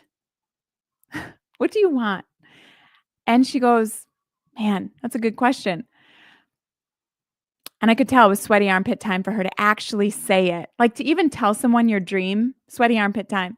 So she goes, I'd like to get booked on stage 10 times this year. I said, fantastic. Let's write it down. Do you know what happened? She got booked on 10 stages in 6 months, not a year, 6 months, because she actually she wrote it. She told somebody, which was radical action step number 1. She wrote it down and then she pitched herself for some shows and some podcasts and some stages. And she took radical action and her firebrand had momentum. And the third thing, am I okay on time there? Jake? Yeah, I'm good. Okay. The fourth thing, E, evangelize, right? You have to evangelize your message. You want to know what one of the biggest platforms right now is? Social media. We don't oftentimes think of it as a stage, But do you know, I mean, and I'm not doing this on braggadocious Mel, but the opportunity right now to get on to go, like you've got a message inside of you, to get on your phone and post a video is ridiculous. The opportunity to reach people from your couch, and for people not to be valuing that and taking advantage of that and being like, oh, I'm stuck at 200 views. I don't give two hoots. That is a skill that you can learn. And those are 200 people that you are impacting. I have to be honest, you could be so successful with those 200 people. Imagine if you focused in, everyone's wanting to go wide. Do you want to know what my strategy is? I want to go deep. I want to go deep with those 200 people. I want to bring so much value to those 200 people that my phone is ringing off the hook because they're like, Melissa, I love what you're putting down. You're my people. Remember we talked about that? You're my people. And your business could skyrocket with those 200 people because you are being authentic. You're taking inventory of your weirdness, of who you are, of your skills, of your talents, of who you actually are. You're showing up by taking radical action, and you're evangelizing by creating content, putting it online, and doing all the things. I mean, this is so, we have no excuse. That's all I'm going to say. We just have no excuse right now. We have no excuse. And if you are afraid, like there's other factors. If you're afraid of how you look online or you're not sure what to say, hello, none of us do. We all had to take weird, cringy action and feel super awkward about it. And the only way that we got better was by doing it. That's it. You don't even have to call me for coaching. I gave it to you today. That's it. And if you love it, you'll talk about it. If you're not evangelizing your message, there's got to be something in you that's not in alignment with it. I was pumped to show up today and talk to you about being a firebrand. PUMPED. Pumped. Because I believe in it. I want to tell you about it. I want to help you. I want to talk about it because I think it's so awesome. I'm in alignment with it. If there's something in you that doesn't feel like I want to show up and talk about it, it's because it's something in you. It's not good for you. You're out of alignment. It's crisscross applesauce. We got to get you out of that and into alignment. When you find your thing, you will be so excited. You'll be so excited that you're like, oh my gosh. They're like, there's this taco place by my house. I'm telling everybody, go get those tacos. You are going to be so blessed by those tacos. I'm telling you now, they're going to hire me as their PR person because I'm telling everybody, go get the tacos. So get on fire, FIRE. And I want to give a free gift if that's okay. I'd love to give a free gift to you guys. 100%. Great. I have this storytelling workshop. It's all about storytelling, how to identify your story and how to tell stories in your content at networking events to be more memorable. And I want to give it to you for free. You can use code DISRUPT. So if you go to www, I know that's just for you guys. Thank you. www.melissaleehughes.com. So that's MELISSALEA Hughes.com/story. You can put your information in, and then there's going to be an option for a code there that you could put DISRUPT. And you're going to get that. Now, I think that it's only available till like Sunday. So take radical action and get it. I really think it'll help you. I'm taking that. So I'm doing it. good. So good, Melissa. Like I said, I've done this before. There's all the stuff in the bottom. Hopefully I got it right. MelissaLeeHughes.com/story. And the code is DISRUPT so that you guys have got that. Thank you so much for all that you do. And Melissa is one of our battleground coaches as well. And the reason she is because of that passion that's right there, of her absolute desire to create what she talks about. Like you can't not see it. So grateful for that. Thank you, Melissa. Really appreciate it. Thank you, Melissa. True disruptor. Awesome stuff. Yes. Thank you so much. Thank you. Awesome. All right. My favorite part of that, if you are not evangelizing your message, you don't believe in it enough. 100%. That should have just rock solid to the bottom hit home for a lot of people. If you are not evangelizing your message, which I find hysterical because we've had 2 Billy Graham quotes today. I don't think we've ever quoted Billy Graham on the show before, but we've had 2 so far. And we're talking about evangelizing your message. Like, think back to the Billy Graham days of evangelism. And like, if you're not doing that, you don't buy it. You don't believe it. No. That was a huge one for me. What did you hear, man? I heard the exact same thing, evangelizing your message. And then the other one was, I mean, everybody is so damn stuck up their own, what, that they can't post this, can't post that.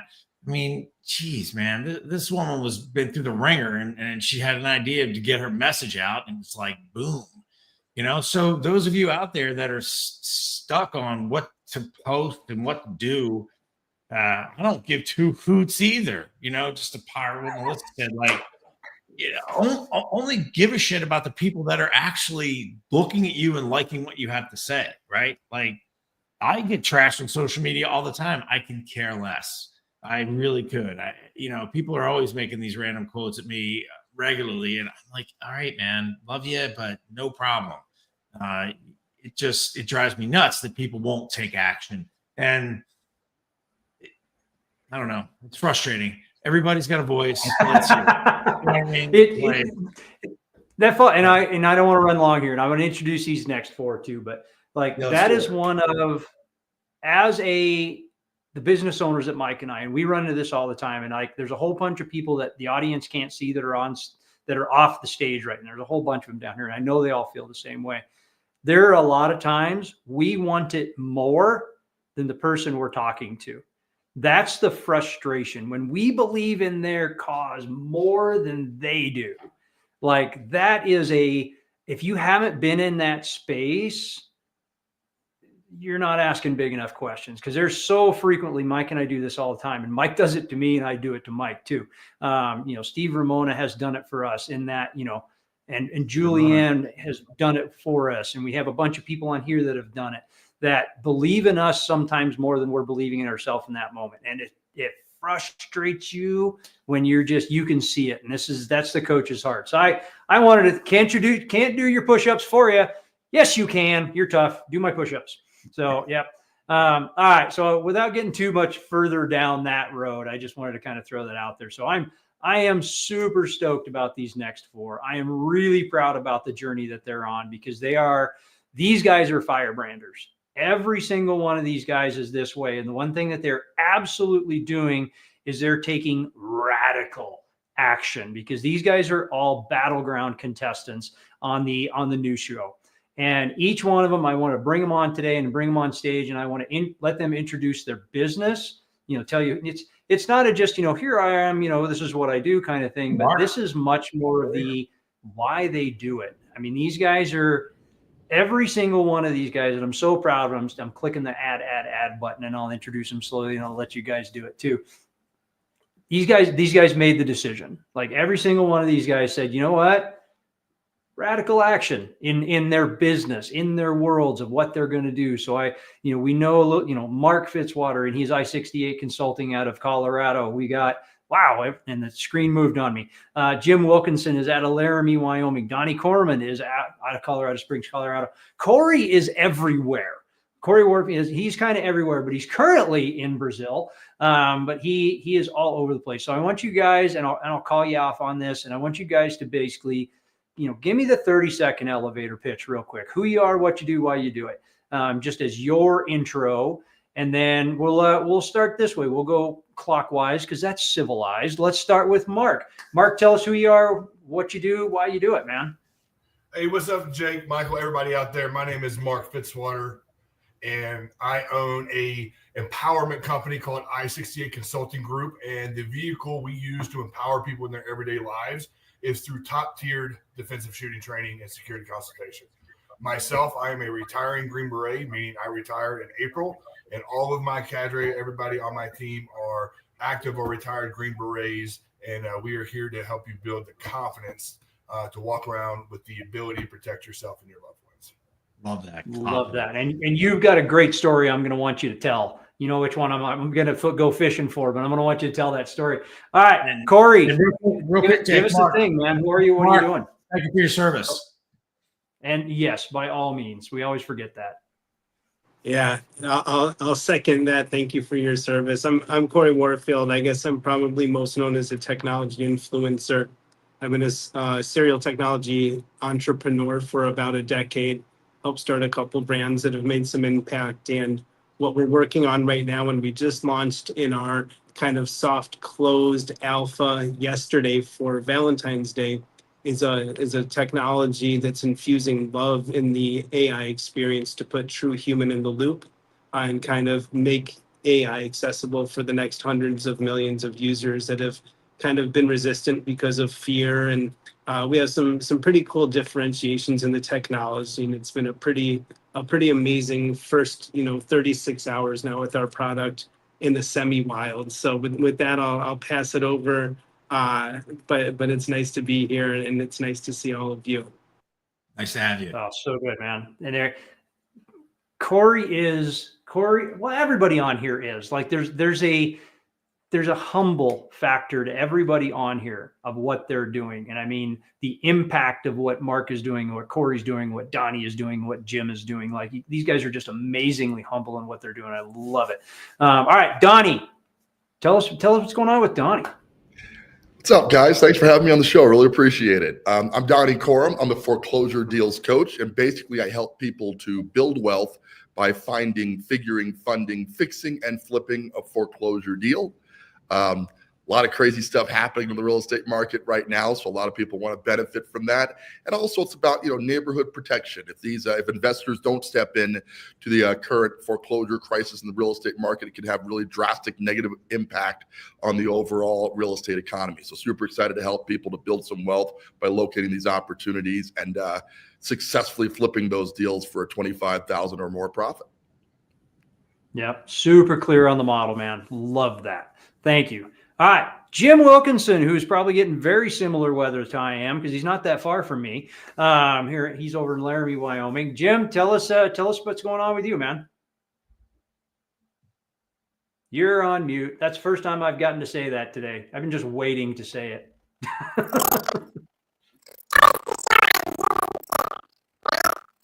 Jim. Ooh, we got some wicked Jim. sound going on there, Jim. Jim, check your mic. It sounds your like mic. you just inhaled helium. Yeah, that's pretty brutal sound. I have a helium balloon. Maybe I'll match you. Yeah. Well, so let's do this. So Jim, do this real quick. And hey, welcome to technology, guys. This happens. This is all live stuff. We just roll with this. So Jim, jump off and jump right back in, and then I'll let you right back in. Sometimes it just requires a reset on the system. So it totally does. All right. that. So while we're waiting, gentlemen, welcome to Total Disruption. It is awesome to have you guys, and we want to hear more about what's going on. So here on Disruption, we're always bringing some sort of way people can get a takeaway from you, right? You guys are awesome human beings. Yes, you're on battleground. Yes, you're entrepreneurs, but this is your time to shine, right? So as Jake walks around the room here and asks you a few things, do us a favor, bring some value to echo Steve Ramona. I'm going to get a Steve Ramona tattoo. I don't know where, but I'm just going to hold it up and just point at it, right? I mean, I feel like that guy's so cool. He deserves or like a temporary sticker on my body or something. Anyway, so let's hear from your guys' perspective, right? So transform yourselves in this moment to that human being that shapes lives. Show us your power. Jake, what do you have for our friends here? Starting with whomever you want. Yep, all good. We're adding Jim back here. Let's try this one again. Jim, try the sound again. I turned on the automatic microphone leveling, and I think the volume was set way too high. So it was there we very go. exciting from this end. I mean, that should go viral in of itself. I've never heard you as a chipmunk. That was pretty cool. So Jim, tell us who you are, what you do. Excellent. Well, I'm Jim Wilkinson. I'm a Vietnam era veteran and a retired Colorado Mounted Ranger. And as a Ranger, I wanted to see a duty shotgun that wasn't going to get me in the hospital or worse. And that was the selfish part of it. But more importantly, a new tool, a better tool for our service members. And it's like the head of the Colorado Bureau of Investigation said, we haven't had a new shotgun in over 100 years. And so what I've done is I've created a 12 gauge M16 that you can convert from a 12 gauge shotgun to a 308 rifle in less than 6 seconds with just these for tools. And reduced recoil because it's a close quarter combat weapon.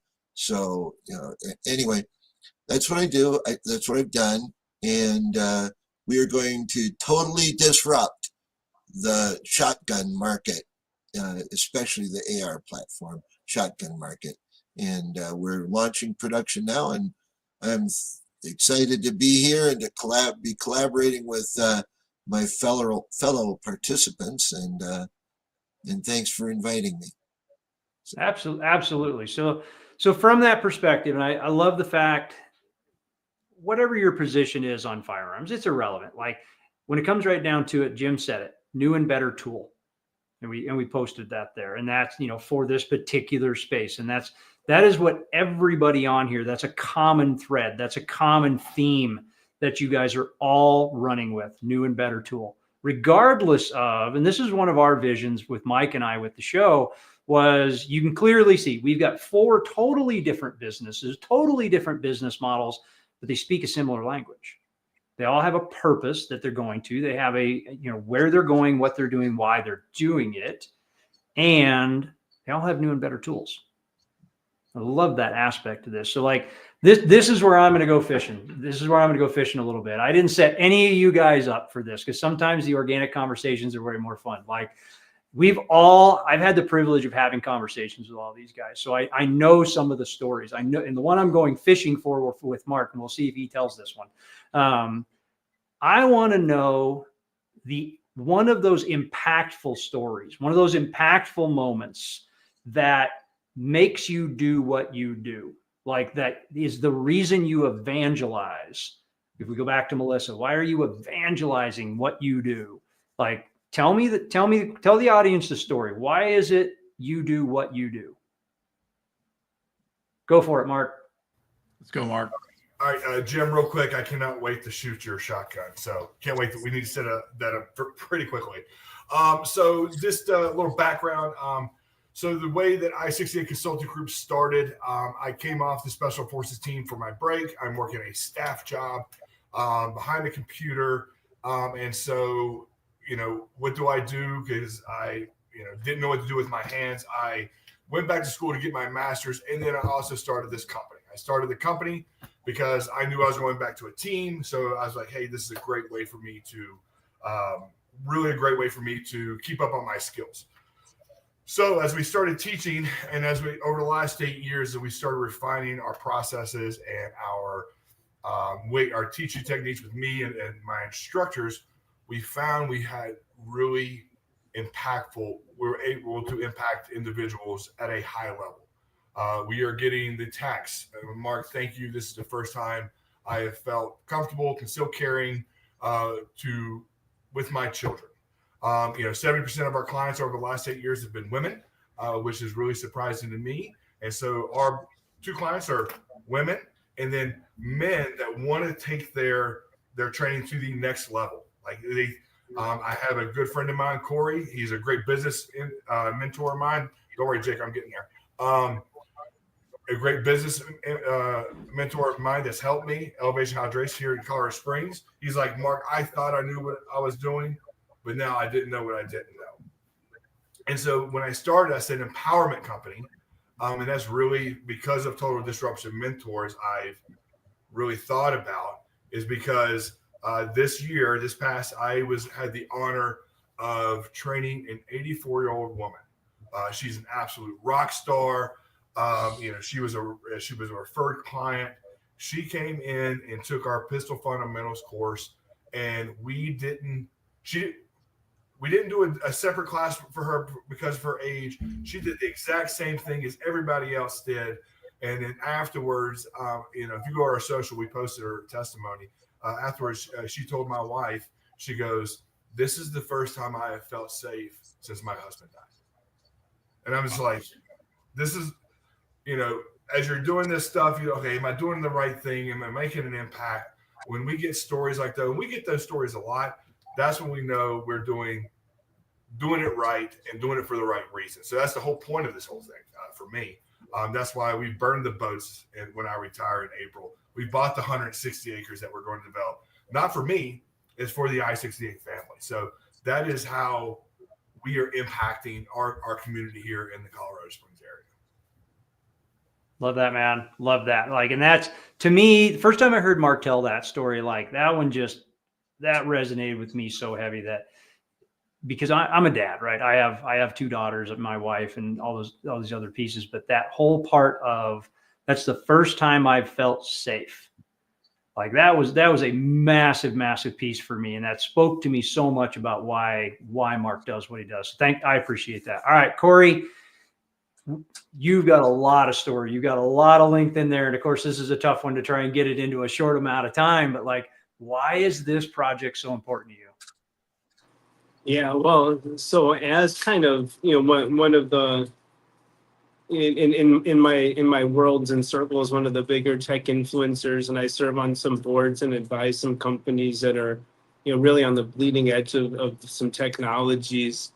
I'm very much a futurist, and although I'm very optimistic in life, I just got back from Turkey fairly recently, where I delivered a keynote where I said that the current technology is not far away from ushering in near immortality, time travel, right? And a number of other things that completely disrupt the human experience. I believe that we are going to see things like exoskeletons, nanobots, and certain other technologies, and also the kind of merging of human and machine in ways in which most outcomes are catastrophic. Right. And then when you start thinking about some of these human brain interfaces, and you start thinking about, every AI system that's allowed to go rogue in a laboratory environment immediately identifies humans as the threat, an existential threat to everything from the earth to technology, each other, themselves.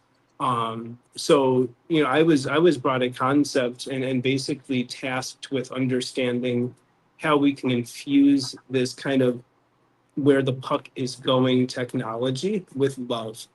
And so that's what we were able to do, is kind of create an inference layer using, certain fine-tuning techniques.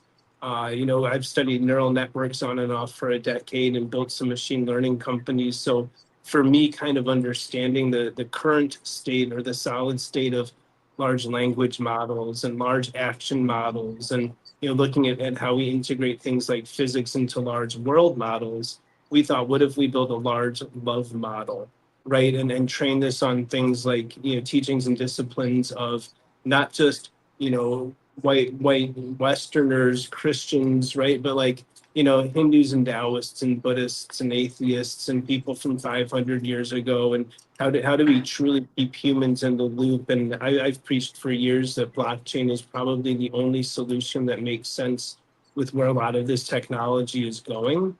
And then we also have quantum computing and quantum AI that's going to disrupt all of that, as soon as we allow it. So for me, getting love into the tech stack is existential, and it's the only way that I see us staying ahead of the technology. And the love, the opposite of love is not hate; it's fear.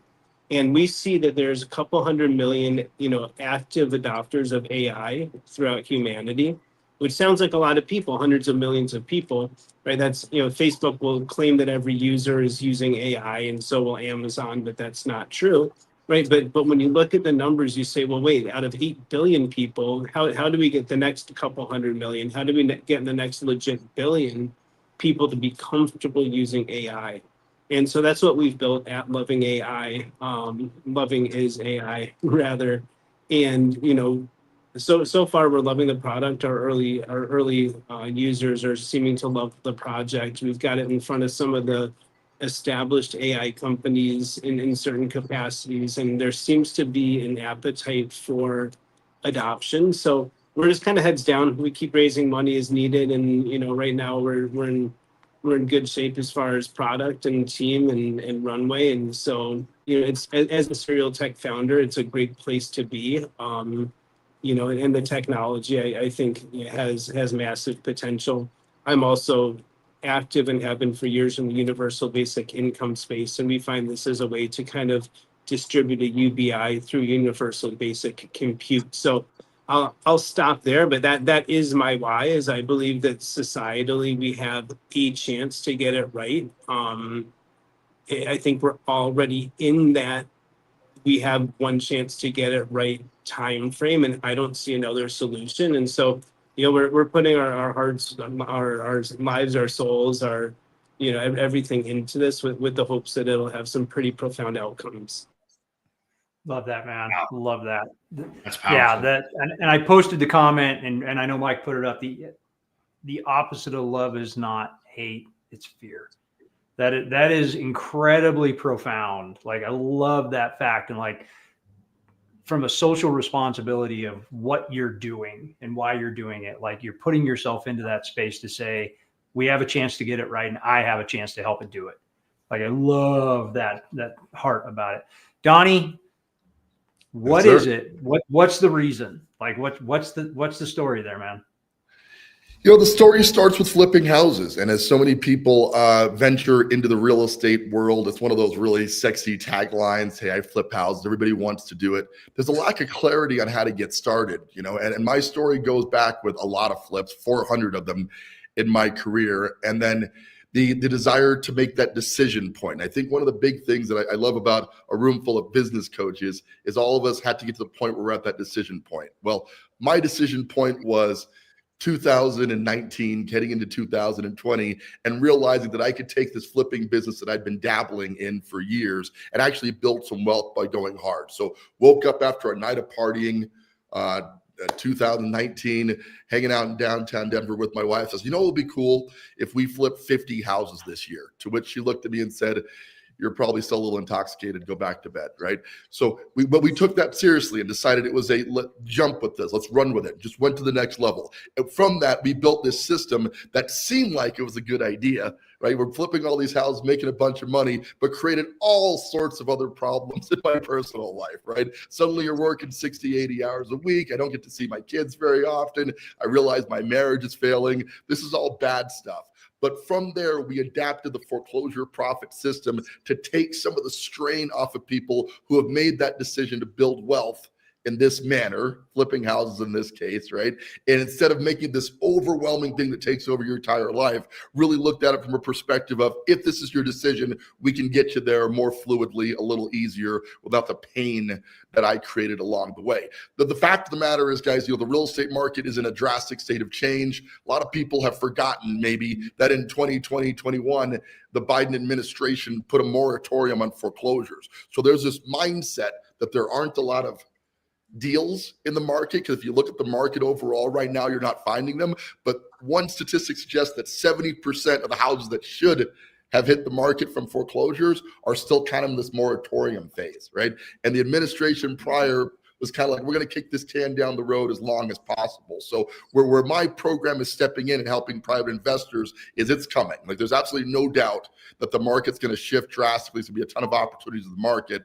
The question is can you capitalize on that? My system makes it kind of simple. We find, figure, fund, fix, and flip that deal with our clients. They get to keep the profit on the back end. It is a life-changing amount of income. So for people who want to, you know, do what Corey's doing, living overseas, or have that option to have the life freedom that real estate investors can have if their systems are properly dialed in, is really my passion about this, right? It is about money, but it's about the freedom that the money kind of creates. And the market has never been more conducive to getting in and starting to flip these potential problematic properties that are coming to market than it is right now. Love it, man. Thank you. It's Thank you, not Donnie. about the money. It's about the freedom the money creates. Yes, absolutely. That's it. And can you, like, Donnie asked the official question. It's a yes or no. It's a dangerous from a coaching question, but it's still a good question. Can you capitalize? Yes. What do you need And to the do to answer is capitalize? absolutely. If you have the right system, it's funny. It was slightly before that epiphany, or we're going to do 50 flips. I watched the founder. You ever see that? About McDonald's and how Ray Kroc took over that system. And I got all excited because I'm like, there's a system for this as there's a system for anything, right? But developing that system took about 10 years to get it down to something that was palatable, right? It's now functional where I could transfer it over. So people jumping into real estate investing, I very much relate it to flying a plane, right? If you were going to learn you're going to get your pilot's license, it's statistically improbable that you're just going to go find a plane, turn the key, and hope it works out. And if that is your strategy, I'm not getting that plane with you under any circumstances, right? Most people go out and get a flight instructor, right? That's a logical conclusion. But in real estate investing, especially in a crisis market, you really need guidance. You need somebody to stand next to you to make sure you make the right decisions. Perhaps most importantly, that you try to keep emotion out of the investment process. And that's much easier said than done. People get caught up on it's a bad neighborhood. I don't like the kitchen. I'm not sure that, a lot of things go into this decision. What I help my clients to realize is it really kind of comes down to the numbers. And there are 3 numbers that matter: what you're buying it at, how much you put into it, and what you're going to sell it at, right? And if all that math kind of checks out, there's no reason not to advance. But because of all the YouTube fodder and all the other guys out there who are selling education, they're not selling impact. I'm really big on my system being about impact, right? You can get educated about how to do real estate investing by spending a very painful 8 hours on YouTube. You'll probably know as much about what I know about flipping right away. But can you take that and get action items from it?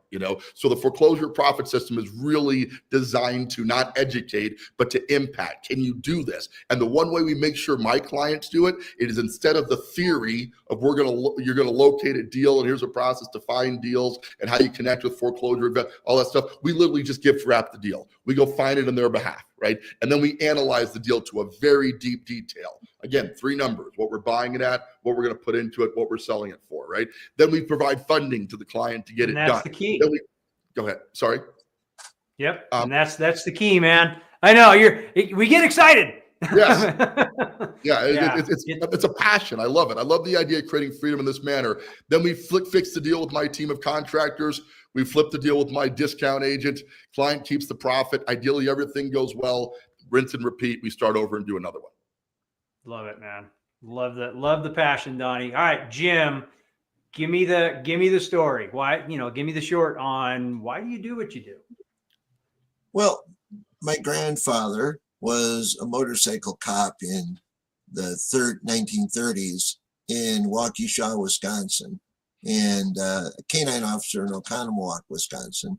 My brother, younger brother, was military police, retired border patrol, now contracting with U.S. Marshals. One of my cousins was an M60 machine gunner on Hueys in Vietnam, and another one of my cousins, multiple Purple Heart awardee from Vietnam, and being in the Rangers, it was formed in 1863, defunded in 1929. And so defunding police is not new, guys. Anyway, today they're the largest and only statewide law enforcement agency in Colorado not funded. And so when I was a Ranger, I was thinking about duty shotgun that wasn't going to get me killed if I was in a gunfight, in the close quarters. And there didn't really exist anything other than 100-year-old pump shotguns. And that got me into, and I've been doing product development for over 40 years. And I started when I was like -3. But anyway, I decided to build a M16 12 gauge. And 13 years later, I'm ready to start manufacturing. And we call it the CR12, stands for Colorado Ranger 12. Because if you're a police officer and you're in your car and you're reaching for your long gun, I want you to reach in your car to get your trusty friend, the Colorado Ranger, to go with you. And the whole idea is for our service members overseas and our servicemen and women here, every day on our streets, to have better tools, more tools in their toolbox that increases the probability that they get to come home to their loved ones when they're done with their job. And so that's number one is, we always need to be looking at getting new tools that are better tools. And so don't take me into a place that sells tools because I'll spend too much money. But anyway, the other thing we do, being the CR12 and my company logo, you can't see it, there you go, is the Ranger badge. And the reason for that is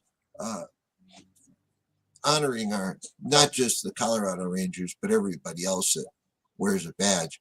But a portion of our net profit goes to support the Colorado Rangers. My goal is that we don't, when I was in, we paid annual dues, we paid for all of our training, we bought all our gear, we bought all our ammunition. If we wanted to be qualified with pepper spray, we'd buy some pepper spray so we could get sprayed in the face with it to be qualified. If we wanted to be qualified with a taser, we bought a taser cartridge to get shot with the taser to fight through it. There's something mentally wrong here, but we'll skip that part.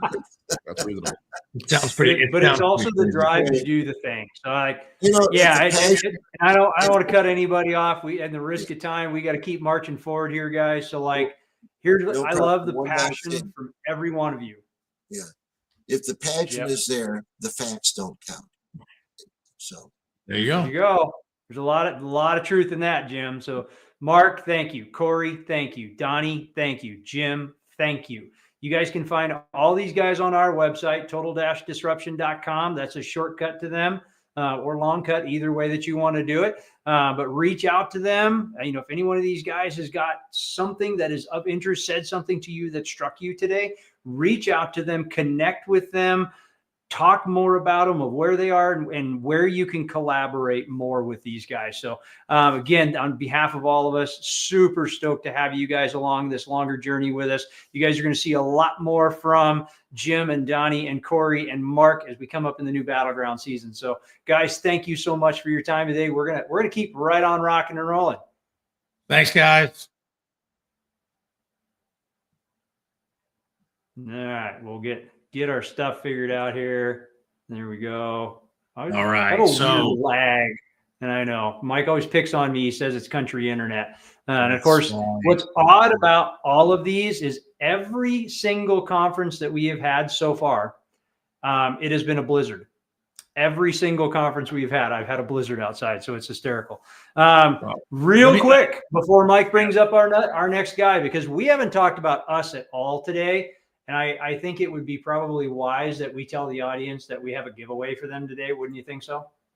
Yes. Let's do the tech giveaway, or what is it, the marketing giveaway? Yeah, so here, Daryl, guys, we are with the new show launch of Battleground. We're casting for future contestants. You just met 4 of them of what they're going to be doing. And that's a piece of what you're going to do with Battleground.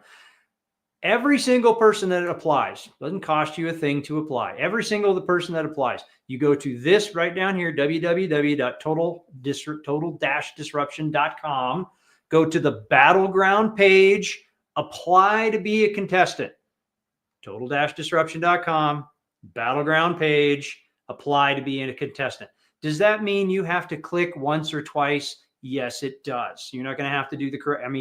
This finger is going to get a little more workout today than usual. You're going to need to click twice to get there. Go to Battleground, fill out the application. Everybody that fills out the application, we are going to give you, just because we can, our marketing toolkit.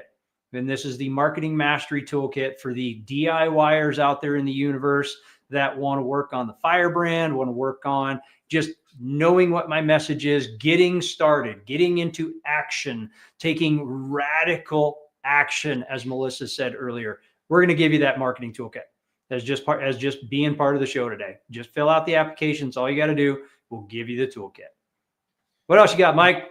Well, that's all I have, man. You did a great job. I mean, Oh, thank you know, I like being a shameless self promoter, but I care more about the blizzard that is an awesome friend of the show, which is Anthony Perez.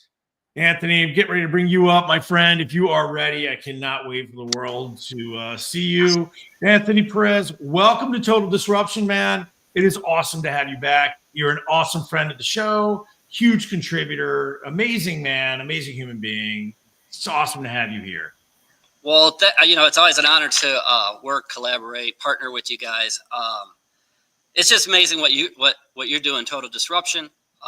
You know, and of course, I'm always in awe of the speakers that you have coming in. And what I love about it, it seemed like the last one and this one, there's always this overlapping theme. And I know that the speakers aren't checking in with each other, say, well, what are you talking about? It just is, you know, that's a God thing, right?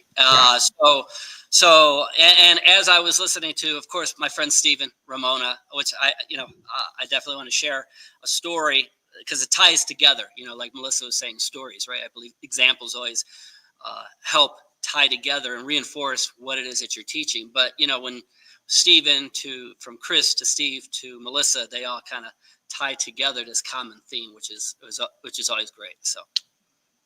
Well, for those of you that don't know Anthony, right? Anthony's awesome. And Anthony is a Navy veteran. Thank you for your service. Entrepreneur, author, TEDx speaker, and a trainer, and yada, yada, yada, yada, yada. And, you know, Anthony works with us with Battleground. He's one of our coaches.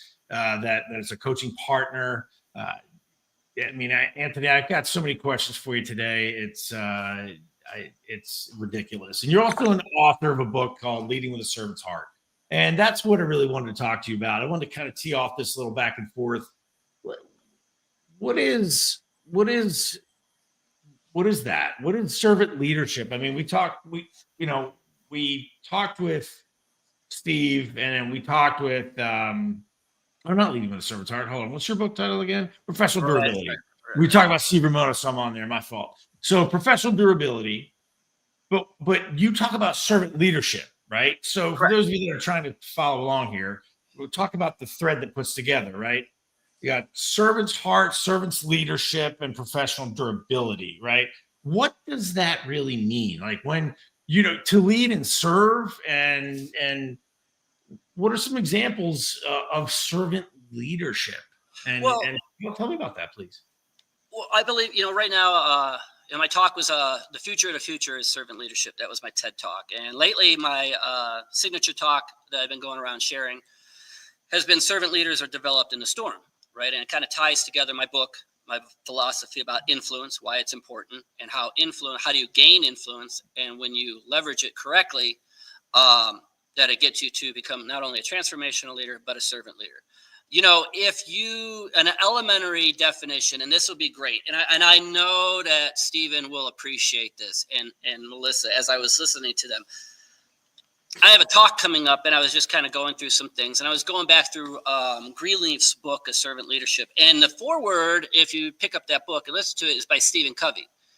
And he shares a quote in there in an example. And I believe that this simple statement, for anyone that doesn't know and someone that does appreciate the idea of servant leadership, this simple statement will help you wrap your head around, like, okay, because I've heard it before, but when I heard it again, I was like, because you're always at a different place when you hear something, right? You hear a song, you're like, I never noticed that before. Oh, right. So here's the thing. One thing about moving in the direction of servant leadership and serving people and giving value, finding ways to continually give value, give, not receive, right? Just give, is asking yourself the right question, changing your mindset. You know, Chris opened up and talked about, you know, we hear it all the time. What's your why? What do I want? What do I want? And I could relate to that. There's sometimes when people ask me that and I kind of struggle with it. I get the sweaty armpits, right? Like I don't have an exact answer. I don't know. Is there something wrong with me? I don't know. But I want you to try this out. Instead of saying, what do I want? We have to ask ourselves, what is wanted of me? And when I heard that, right, what is wanted of me? When I heard that, that resonated with me. Because for years, it's always been like, what do you want?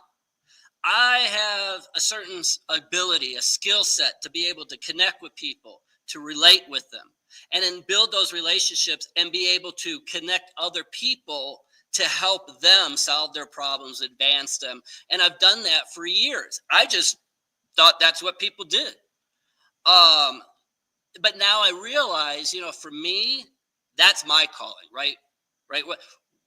What is wanted of me? We all have certain skill sets. Melissa talked about it, right? Sunshine to Tombstones to Realizing Videos. And look at where that's her calling, right? I believe that we all have 3 career paths in our lives. The socially acceptable one, the one that you're just like, man, I'm all about making money.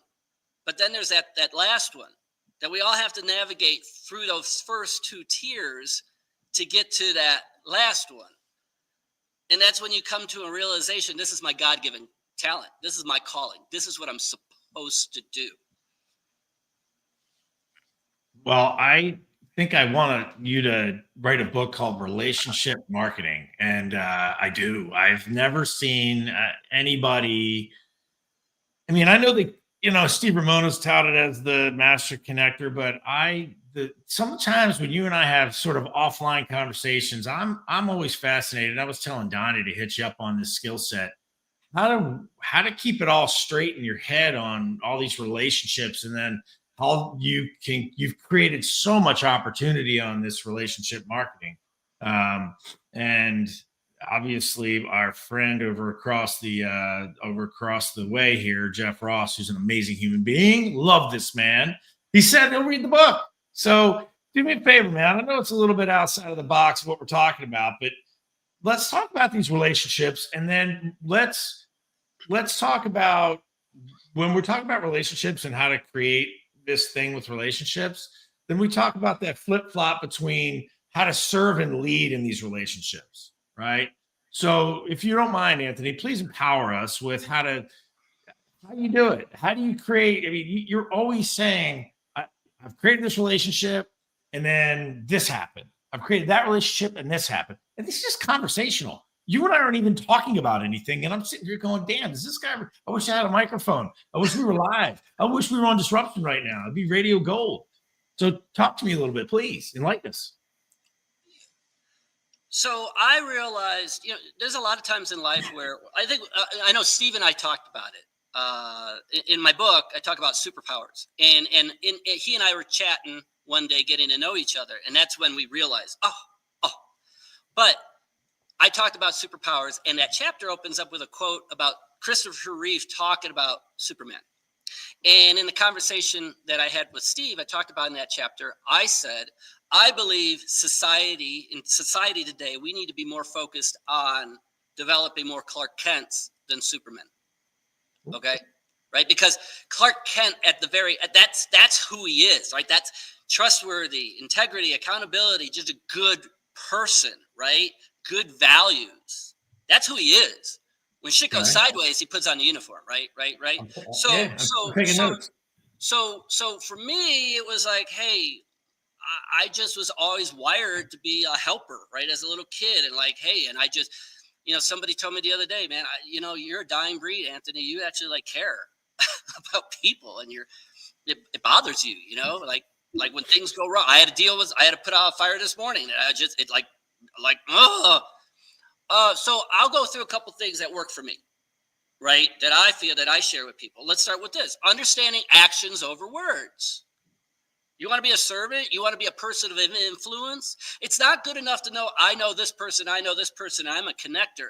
Here's the thing. Do you have credibility in the eyes of those two people? Because if you don't have influence and credibility because they see you as somebody as trustworthy, that you could hold yourself accountable to what you say you're important, it's lackluster, right? If you want to really make that relationship work. So understanding actions over words. Right? Are you guilty as do as I say, or are you guilty as do as I do? Because, Michael, we're not evaluated on our words. We're evaluated and held accountable on our actions. Right? Okay. Right? It's not about we're held accountable on what we say. We're held accountable to what we say we're going to do. Right? That's the key. And accountability is very interesting. The genius of accountability is accountability to get the best out of it for somebody is to understand that accountability shows up when you need it, not when you want it. Shake your head if you're with me. Right? There's a lot of people out there saying, hey, I want to be held accountable. Can you help me out? Be accountable. Hey, you know what? Okay, it's 4 a.m. Why aren't you going to the gym? That's what you said you did. Hey, you know what? That's your 4th drink. Why? Hey, I'm helping you out. Right? Accountability comes when you need it, not when you want it. And the thing is, we need to really understand how important our actions are over words, right? Because that's what we're judged on. So if you want to create a strong platform, you want to be seen as a professional, valued, loved, right? Seen as somebody that's influential. You got to hold yourself accountable, your people accountable. You got to hold yourself accountable to things you say are important and instill that belief in those that you support and serve every day. Well, I like that when you talk about this love and support and serve every day, what a tremendous amount of energy. I mean, like I'm sitting here just shaking my head, serving every day. Wow. I mean, that's a tremendous amount of output on you. And it says a lot to your character. And it just says a lot to where you're always leading with that. It's got to be so hard, especially for a person like yourself. I mean, I'm gonna blow a little sunshine here. You're a very influential individual. The first time I met you, we sat across the table from each other. I just instantly saw you. Like I was like, wow, this guy is super transparent, super positively confident in who he is and what he's doing without being overzealous, and super authentic. So how to keep yourself in the background and then throw yourself to the foreground as a speaker and as an author and as a coach. And that's just tremendous. You sound like you're very aligned with yourself. How can we expand a little bit on core values, right? And how someone can, man, it's like, seems like a lot of discipline you have and a lot of internal training. Can we talk a little bit more about that? Can you open that up a little bit? Just how do you stay the course? How do you stay in line here with your core values? I think we all have certain values that we lead into, we identify with, right? It's like the idea of perfection, right? Yeah. We've all experienced perfection for moments in our lifetime. Perfect catch, perfect pitch, perfect presentation. But the thing about perfection is it's hard to maintain, right? Jordan said, hey, work towards good, you're good, work for great, and you'll achieve perfection, right? Hey, so the thing is, we all have certain values that we ideal and that we sometimes we got to really drill down that, hey, these are my 3 go-tos. And really, as Melissa was saying, really go deep on those, polish those up and really win in those areas and see how those 2 or 3 things affect our lives in all areas of our lives. You understand that good habits, bad habits, right? They affect. It's like a ripple effect, right? Sometimes people say, oh, well, I only do this here. I know I got to work on that, but we don't really understand how it can impact our lives in other areas. So what I'm saying is, for me, I always talk about influence. And I had a coach a couple of years ago when I was trying to get the book to the finish line. And he was like, hey, you know what, we all know, learn to be an influential person. You're always about, hey, be a person of influence, be a person of influence. And he asked me a simple question. Who's the most important person that you have to influence every day? Right? Ourselves. Right? We have to influence ourselves and remind ourselves. I was listening to, what's his name? Dave Goggins. Is that right? Yeah. Right. And I've been tracking him because I just, he's just like, man, I'm a bad, And what I realize is sometimes we're taught, hey, you want to be humble. You want to downplay it. Oh, shucks. You know, you don't want to be out, hey man, look at me, right? And there's a time for that. When you're out there projecting outward and you're connecting and building relationships, you just do what you do, and you want to attract people, and you want to be of value, and want to be humble, and there's a certain time and place, right? But what I realize is sometimes in your quiet time, when it's just you, that's when we should influence ourselves and remind us, you know what, I'm a bad mother. You know what, I did this. You know what, I deserve this. Sometimes we get caught up with being like, not celebrating our wins and who we are like we should. And if you don't have, like Melissa said, if you don't have the right people around you that are constantly blowing wind into your sails and celebrating you and reminding you, hey man, you built those businesses. Hey, you did this. Hey, you know what? Hey, it was a bad day, but you look at where you're going. And because we could get off track, right? And buy in. Who are you buying into, right? What are you listening to? You know, and that brings me to another point. You know, who are you listening and lifting up, right? If you're constantly known for listening to people, right? Like Steve was talking about, you know, listening, observing, reflecting, right? And then taking action in whatever capacity it is. Is it offering support? Is it offering comfort? Is it offering solutions, right? Is it asking permission, right? So are you listening and lifting up others? And quite honestly, it's about starting with yourself again, right? So based on what you were just talking about, and we're going to give the audience some shortcuts here.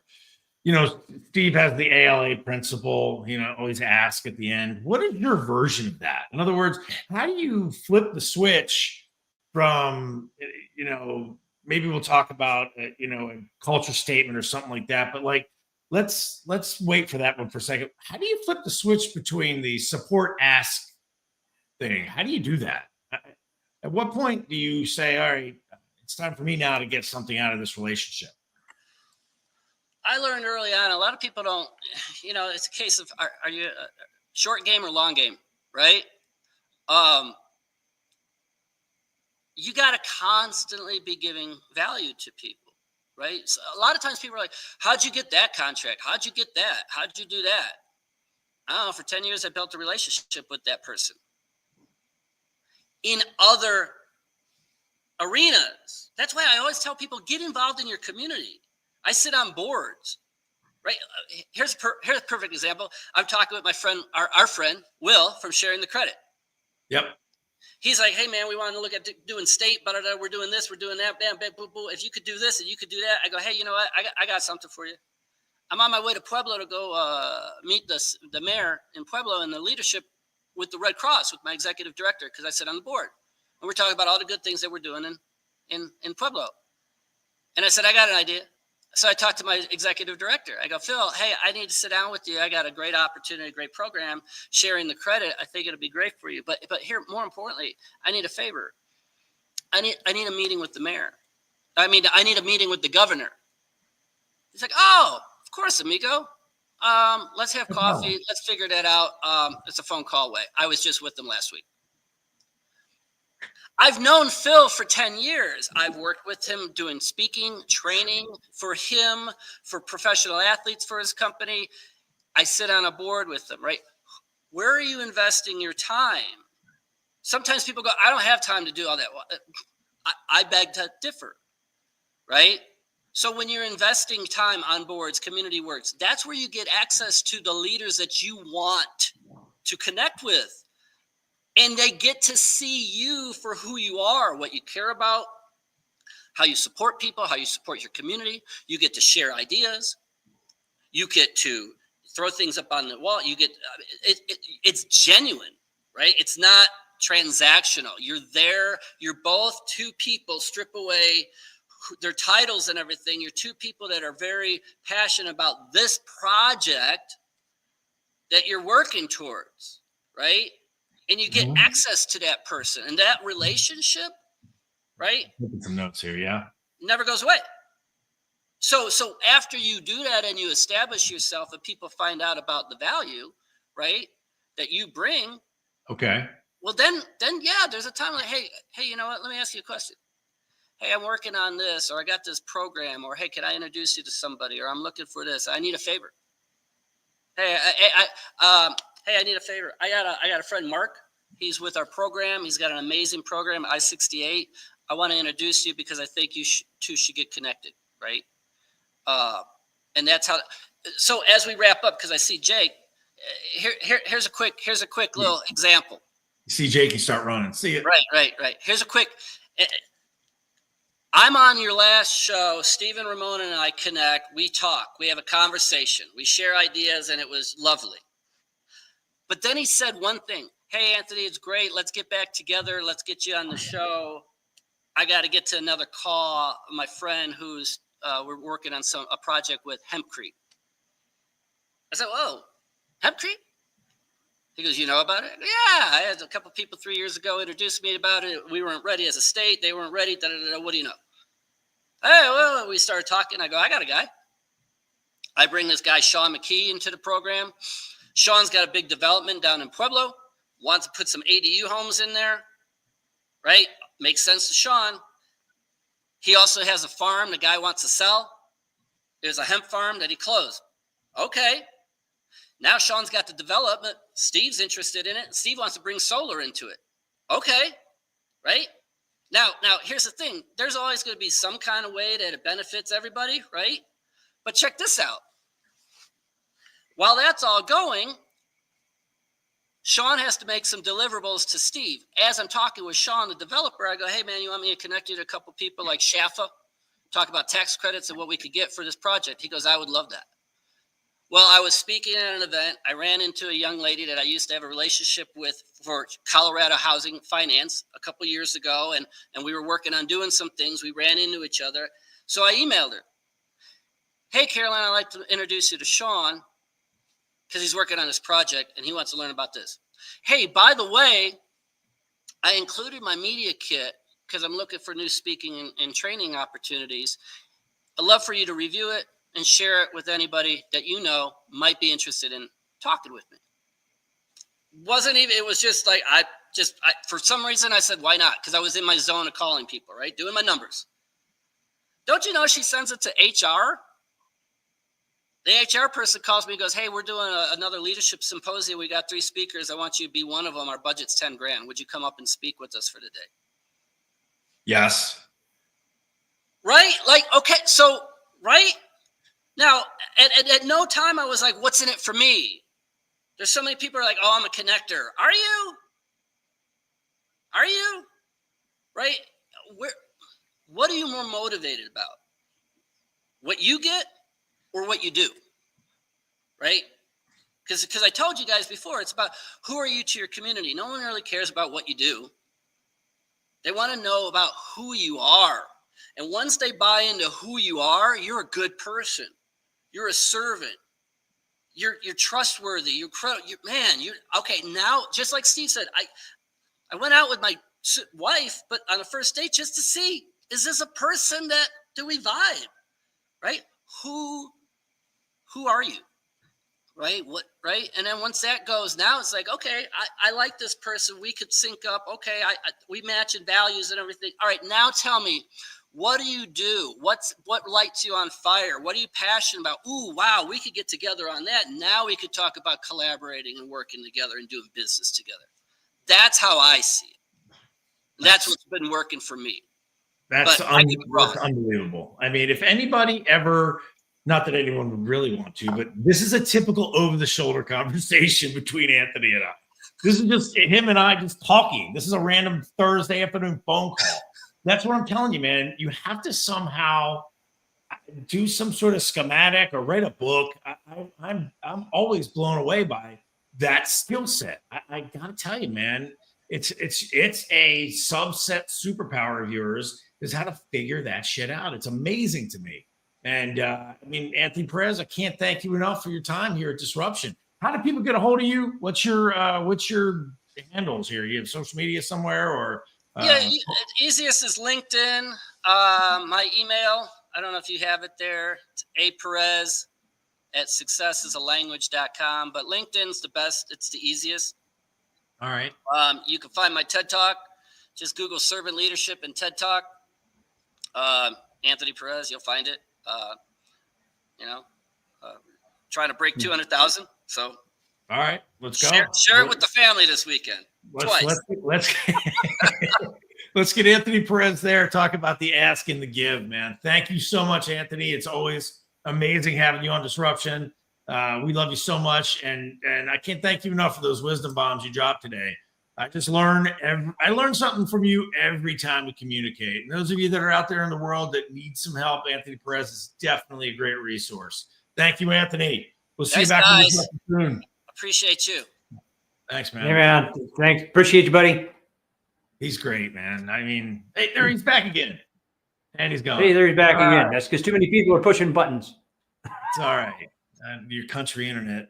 Anyway, so as we move along, I mean, we're coming up to another friend of the show, I believe, another really, really amazing person. And this is where, we talk about Steve and we talk about Anthony, and the concepts of what they do with relationships. So like, I want to give some credit here where credit is due.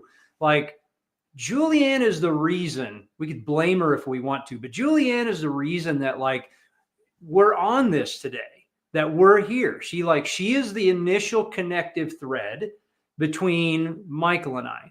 Like Michael and I kind of had this like passing, we got these ideas, and Julianne sat us both down and went, no, this is the direction. You guys need to go this way. This would work really well for you guys. I can see this for you. And like painted the picture for us. And she basically put us in that room together. We were in a bigger room. We were in kind of an orbit, but Julianne was one of those people that brought us together with absolutely no reason to benefit for her. Like she saw this in that perspective of there's some chemistry there. There's a thing. I don't know what it is. I don't know what it's going to develop, but there's a thing you guys need to work on. And she did it with no thought of benefit for herself. Anthony just talked about that. He put this huge project in Southern Colorado together, which is going to be an absolute mammoth of a project with no benefit. He just like, yeah, I'll connect you with this guy because I know this guy and it just makes sense to connect you. That's what Steve does all the time. We see him doing that all the time. And I want to point that out as Julianne is an example of it. Well, I'm gonna just bring her on stage right this second, dude. Enough with you and your mug. I'm going to her anyway, to be totally honest with you. Welcome, Julianne. How are you? Ladies and gentlemen, Julianne Meyer, welcome to Total Disruption. It's great to have you back. Thanks for having me. And Jake, that was very kind of you to say. So I'm happy to be here. All right. Well, I am kicking Jake out of here. As much as we love Jake, or Jake should kick himself out of here. Bye. So for the world to know, Julianne, welcome. So Julianne is the Chief Strategy Officer, VP of Programming and Host Affairs at E360 TV. Let's talk today about media. Let's talk about how to stand out in a crowded marketplace. And what does that even mean, right? We're in media, you're in media, you're really in media, we're kind of in media, and we're trying to stand out. Let's talk about trends. What's happening in media right now? What should business owners pay attention to? Let's go down that road, or go down whatever road you want. Really, you're the expert. So obviously I work in streaming television, and so I have an affinity for that, but it's not necessarily the option for everyone. But the thing is if you want to stand out, you have to stand out. You can't just sit on your couch and do nothing and hope and pray and guess and all of these things. Like, you have to put your energies into something. And for me, it was just an easy, I can do this. I can do, thank you, Jake. I can do TV. I'm not really good at social media, but I'm really good at streaming television. And so I started focusing on that. And, and I'm never going to put down podcasts because they are a huge deal, but how do you stand out in a crowded market? Everybody and their dog has a podcast. How do you stand out if you have one? Well, first of all, you have to be consistent. And it's the same thing with social media. It's the same thing with streaming television. Whatever you do, you have got to be consistent. And I heard somebody say the other day, and I thought it was brilliant, was her business changed. She stopped searching for clients when she became consistent doing something. And her medium is social media. She said it was her way of telling people business is open. And as soon as she started doing something consistently, then all of a sudden it wasn't, oh my gosh, where's my next client coming from? They were just like, oh, you're here. I want you. And so I think number one thing is you have to literally pick something. Now, the beautiful thing about streaming television is it's kind of like it's the step between a podcast and say Netflix. So you automatically have this built-in audience that you start with, and you can build from there. So automatically you are leaps and bounds ahead of somebody who's starting a podcast or social media or any of the other typical ways, even email marketing. I'm not saying they don't work, because they obviously do. I'm just saying if you can still stay consistent, why not give yourself a leg up? So this is the way that trends seem to be going. The one thing I do want to mention, though, is that there's this idea, and I would say I've bought into it a lot too, is we're a microwave society and we want it right now. And there's a lot of truth to that, but there is still a market for long form, which is what television is. So, you get the best of both worlds. It's an easier barrier of entry for bigger results. So that's really what I wanted to point out, was this idea of whatever it is that you do decide to choose, you have got to go for it. You can't just dip your toe in the water. You've got to go for it. You've got to just really make it happen. Wow. That's a lot. Okay. I am trying to make it happen. Thank you. And I appreciate your push there. So I agree. I'm not the biggest social media person either, but I really found my passion, and so is Jake, and TV. I love it. I love the flow of it. Audio version is podcasting, except the only other element is if you're actually going to do TV, there's the whole look and lighting and all that stuff.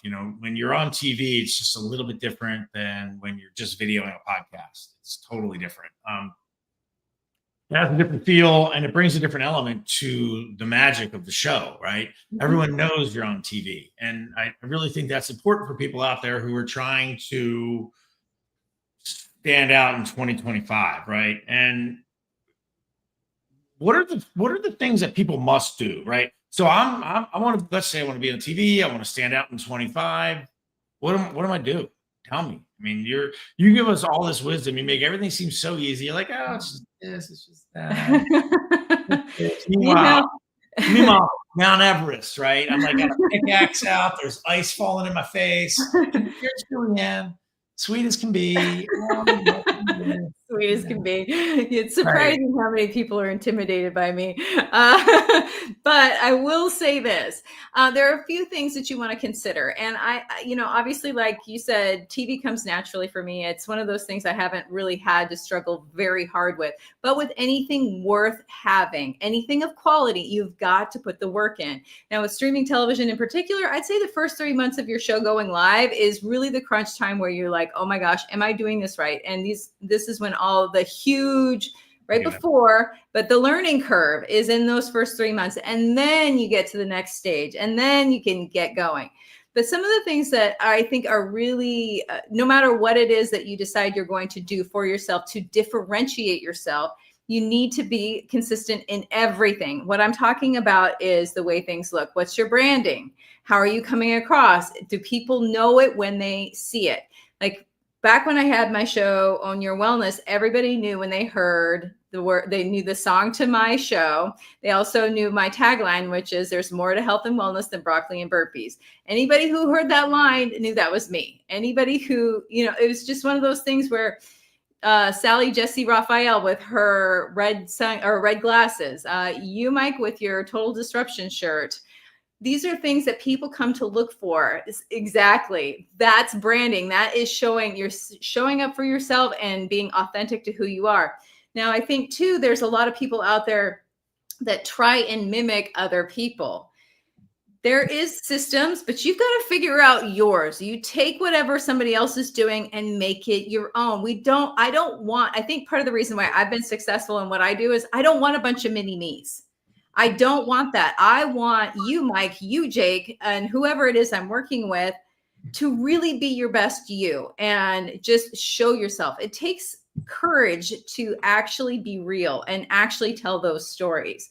I think it was Melissa was saying, like, you know, this guy was talking about how he killed him or tried to kill himself. And, you know, that's what led to the Olympics. And it's like, whenever you can show that vulnerability and really be able to share a bit about who you really are and do it without people feeling sorry for you, because that's the key. You don't want anybody to feel sorry for you and feel like they have to save you, because that does not translate to anything really good.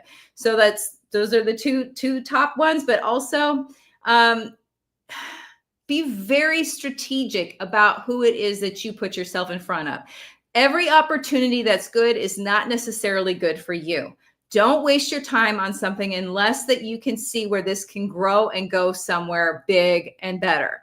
Now, I wish that I had been able to be on comments when Anthony Perez was talking, because it really brought out this idea of, and it's something that is visceral. It's this idea of you give, but you don't necessarily expect it back from the place that you gave it to.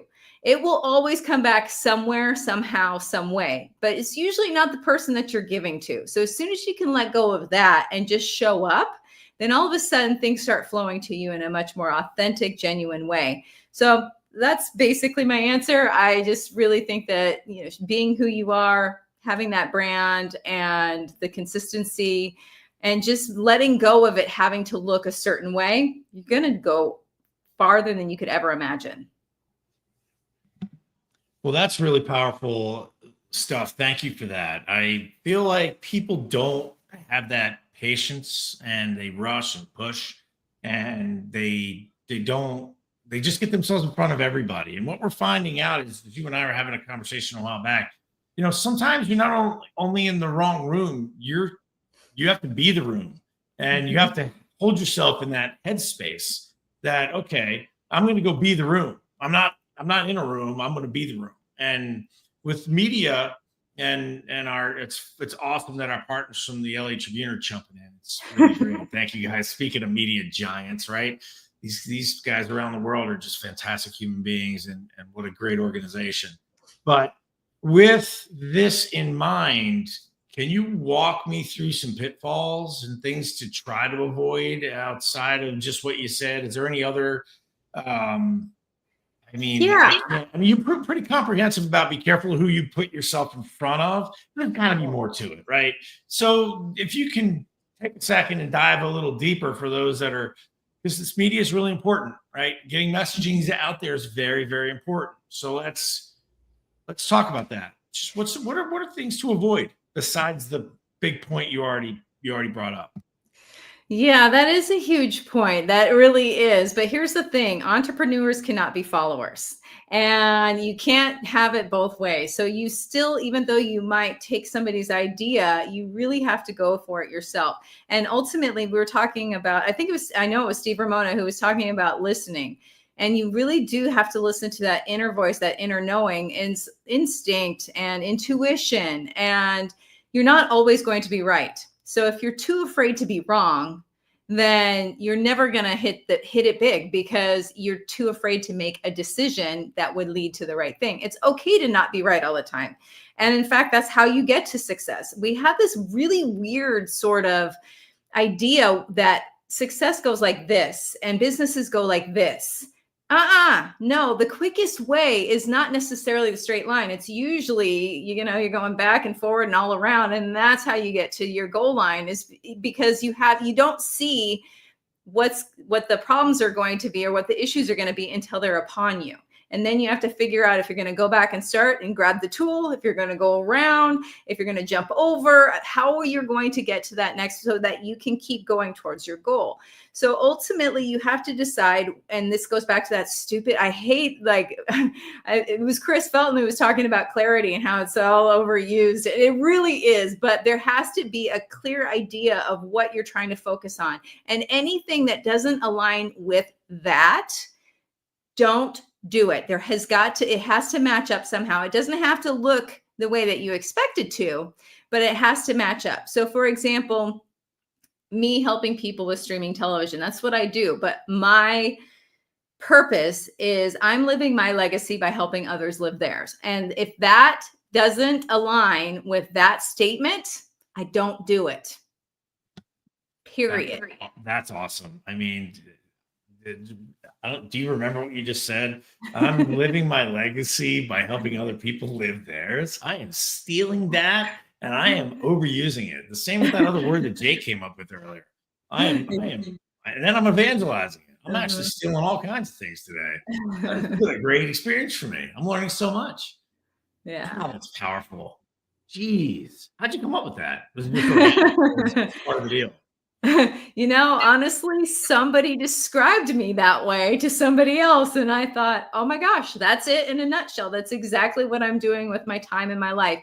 And you've got to think about it in another way too, is you are literally exchanging your life for the things that you choose to do every day. At the end of the day, is it going to be something where you go, I'm so glad I made that money? Or is it, I'm so glad I helped that person? Or is it, I'm so glad I moved the needle forward, or I'm so glad I avoided this? It just depends on what you're going to feel good about at the end of the day, because we can't go anywhere with it. But no matter how much money I've had a lot and I've had none. And the happiest I've been has to do with how I think about things. It had very little to do with money. Money's important next to breathing. It's important. Don't get me wrong. And I'm not trying to make it sound like a bad thing, because I want more of it. It's just energy.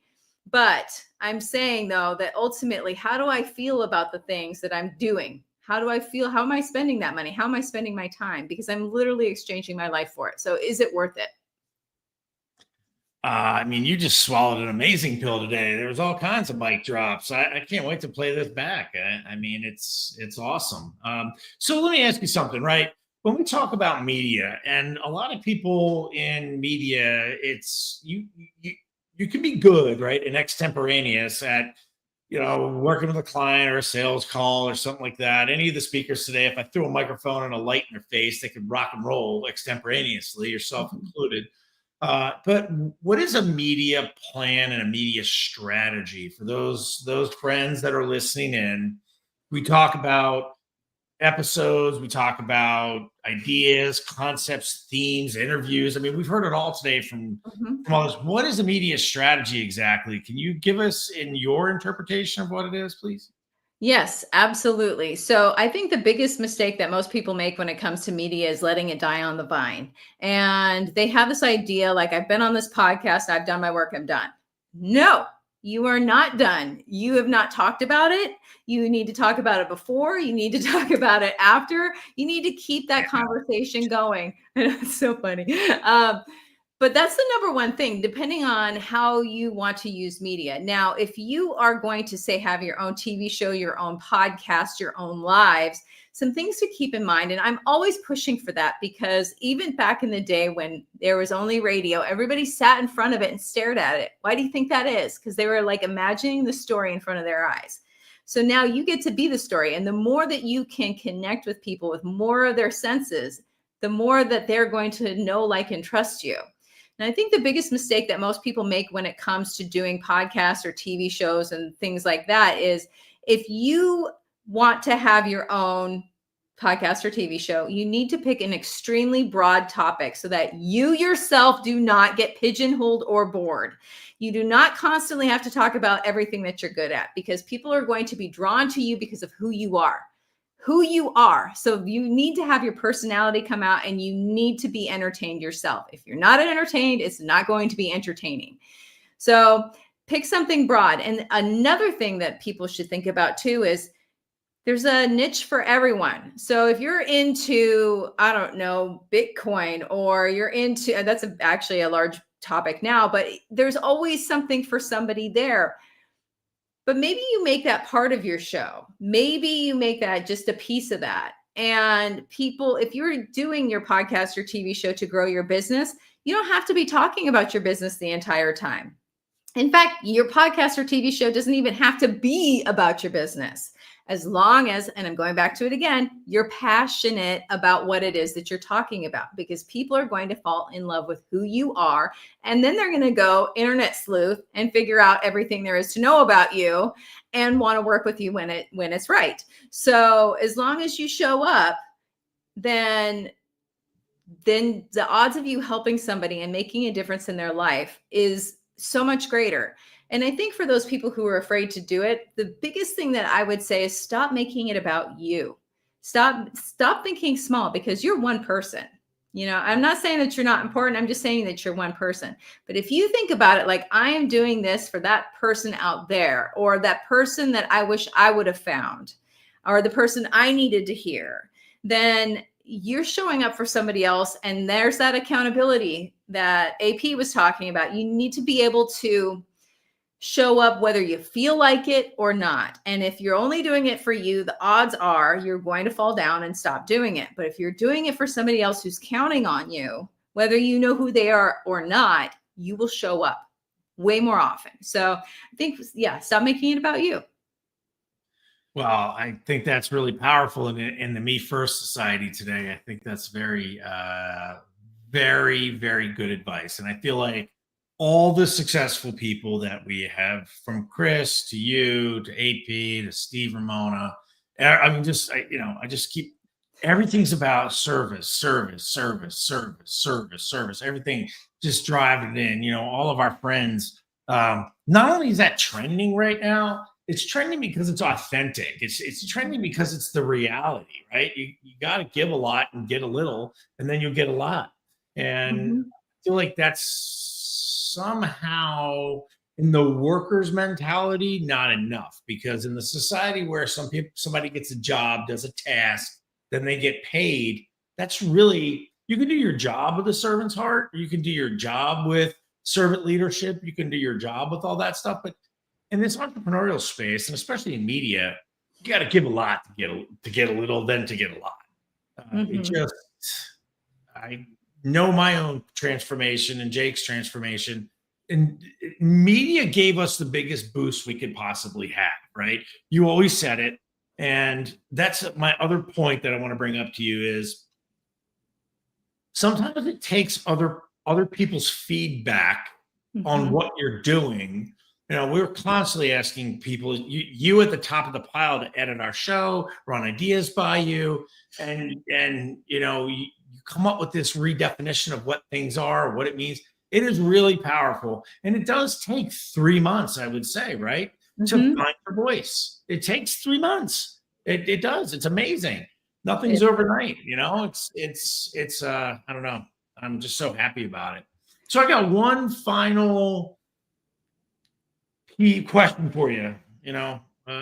What can somebody do to increase their visibility and make this shift and create this credibility? That seems to be a theme in media as well, on the back, right? Know, like, and trust, all that good stuff. What can somebody do? What's an action step? Well, here's the thing. And I was saying this earlier, if you don't have a little bit of pee running down your leg, you're not dreaming big enough. And it's kind of gross sounding, but it really leaves a picture. Depends on where you're peeing. If it's in the shower, it's fine. If it's in a pool, it's fine too. It's not really but if it's in the boardroom, maybe not so much. But my point though is that you have to stretch. You have to grow. You have to stretch. You cannot stay exactly where you are and expect to get where you want to go. You have to keep moving forward. And that means that there's going to be those growing pains. They don't call them growing pains for nothing. So, for me, I'm obviously going to say, hey, I think streaming television is where it's at, because it has created and opened up doors that you would never even imagine for me, that most people are still waiting for with their podcast. So, just whatever it is that you choose, learn as much as you can, but don't be afraid to try what's in your heart, because your, business battleground that's coming up, you guys came up with that idea. It was brilliant. Nobody else is doing that. Nobody else is doing that. So if you've been waiting for somebody else to give you the idea, we'd still be waiting forever. There has to be a first. There has to be a first person. So whatever it is that you're like, okay, let me try this.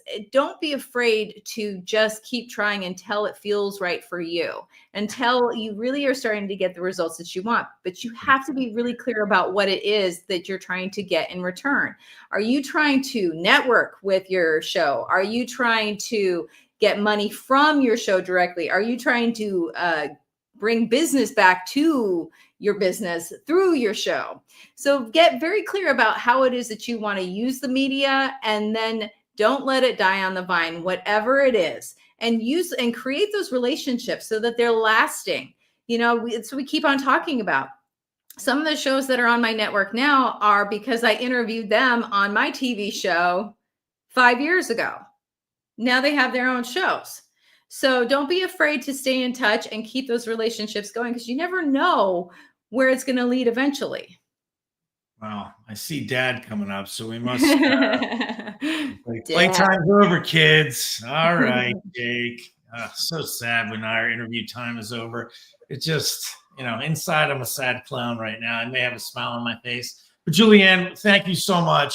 What's the best way for the crowd, the audience here, and our viewers to get a hold of you? Where do you want people to go to get more wisdom from you, right? You have so much to give. You make everything seem so nice and light. It really is in your world. It's awesome. You're awesome. Your message is awesome. Where do people go to get more awesome?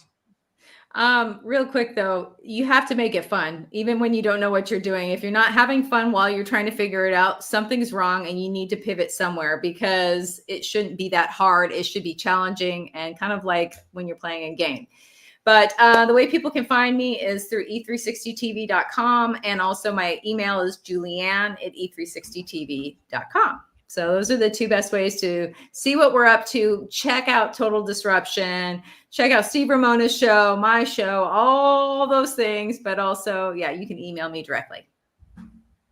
Awesome. Well, I go to e360tv.com. It's awesome. Our show lives there. And this is what Jake's so good at. Look at that, man. This dude, you say it just appears.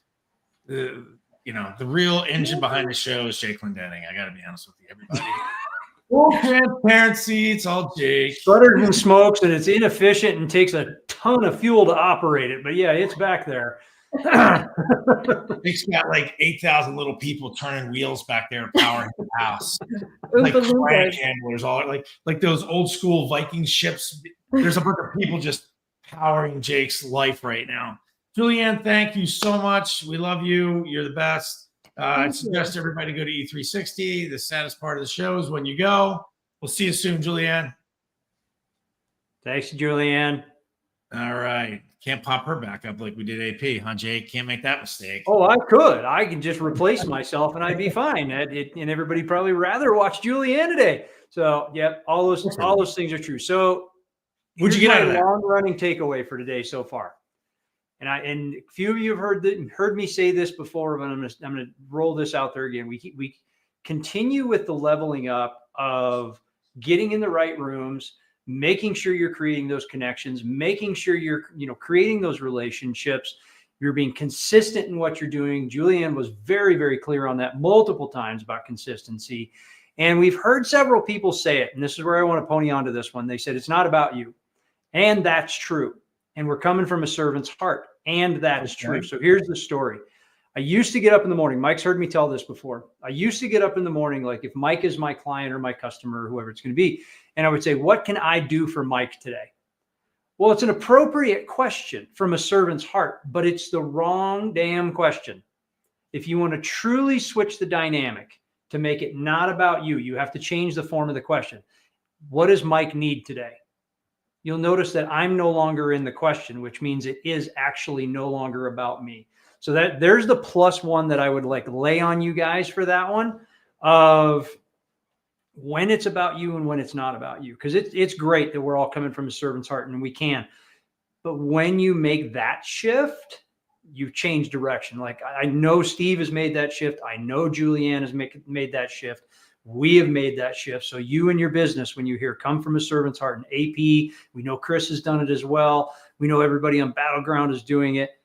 When you think of that, like, what does Mike need today? What does the customer need? Not what does my customer need?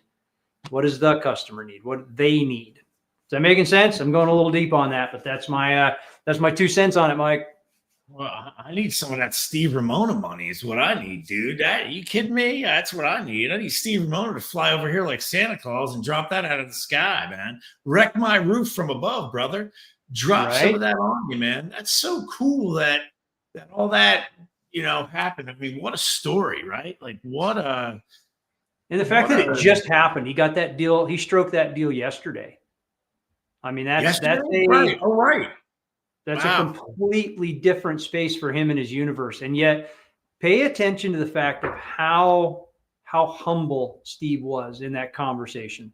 It wasn't a, hey, look at me, not even remotely. And that's not how any of these guys are showing up. Julie's a VP of strategy. It's not how she shows up. It's not about them. They're like, yep. And this is a thing that happened.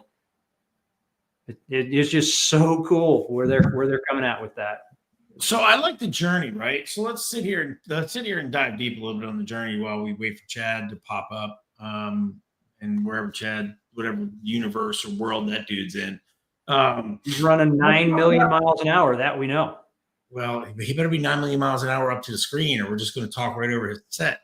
That's how I roll, right? I love more screen time. I like to see myself talk and hear myself talk. Anyway, so let's talk a little bit. Let's talk deep here about our journey real quick, right? And how, Steve Ramona, he's on his way. I need you, Steve. Anyway, so our journey in media, right? I suck at social media. I'm not good at it. I always had this sort of obliviousness to social media to where I was like, I don't know what to post. I can't. I have this aversion to like keep your head down and work, right? That was my mantra forever. Keep your head down and work, and like drive, right? Couldn't take 2 seconds to pop my head up. And media has changed my life.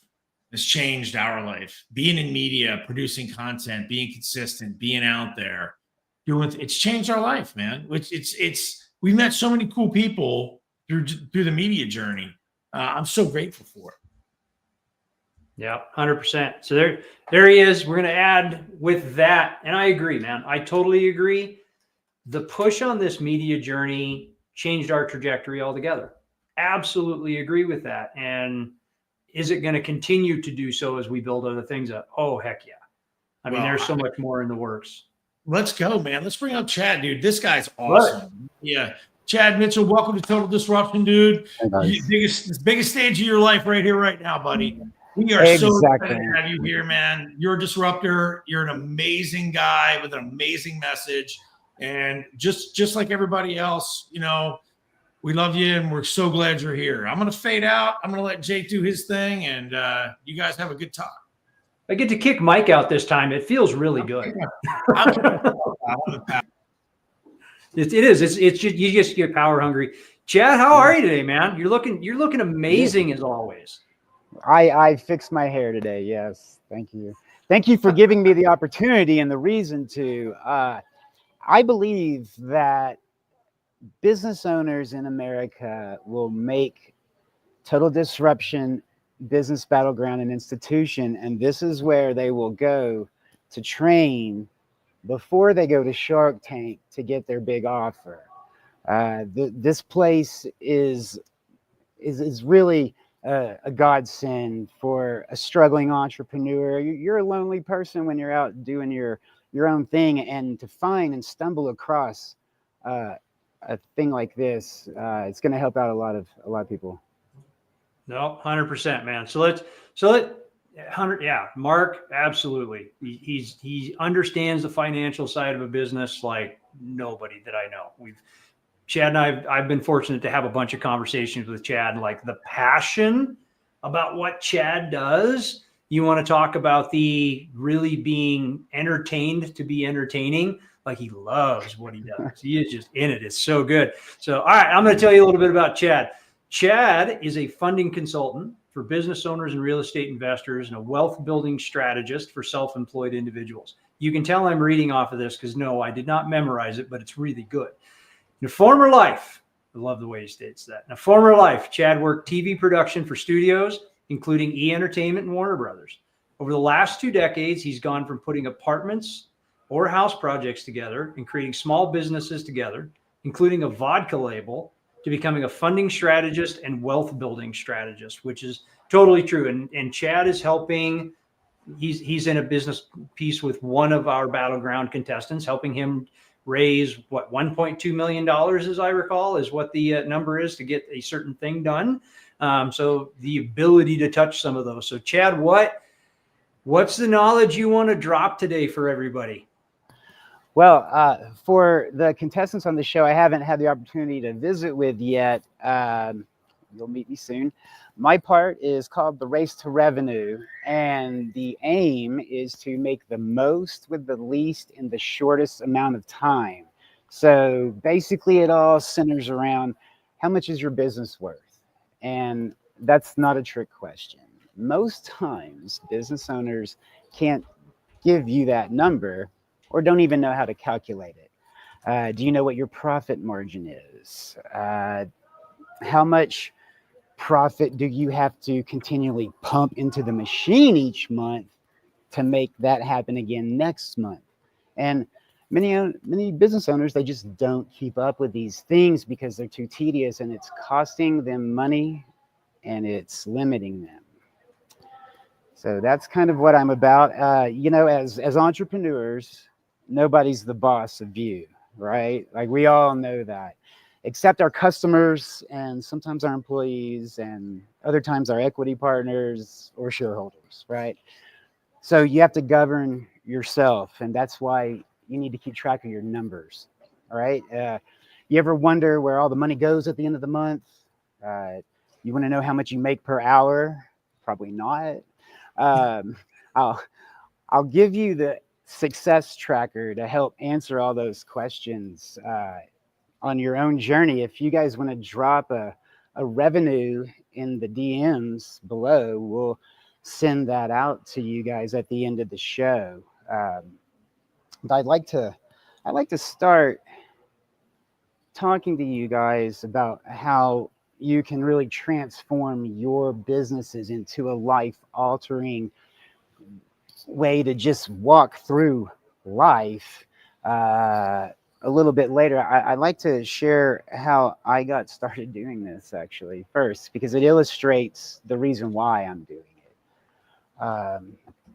My grandmother, her name was Daisy Lee, she had a small neighborhood grocery store in South Dallas, which, if you're familiar with the DFW area, it's the hood. I'm not sure why she chose that neighborhood, but if you knew my grandmother, she was a very tough broad. She's really headstrong. She was from New Orleans. She had to flee an abusive relationship with my never met grandfather. And she ended up moving to Dallas in 1954 by herself with a 4-year-old, my dad, and a 2-year-old son, my uncle. Just take that into context in today's terms. Even if you have a 23-year-old daughter and she says she's going to move with 2 kids 1,000 miles away, you're probably going to be like, what? And you had a cell phone to call her. Back then, there's no cell phones. You got 2 kids by yourself. And, back then women were supposed to know their place, right? So just that kind of person that would do that, you can kind of real grit. And growing up, she always held me to a way tougher standard than all the other grandkids. She would actually kind of make fun of me if I ever pussed out. But she used to tell me I need to either be a doctor or a mortician because everybody gets sick and dies.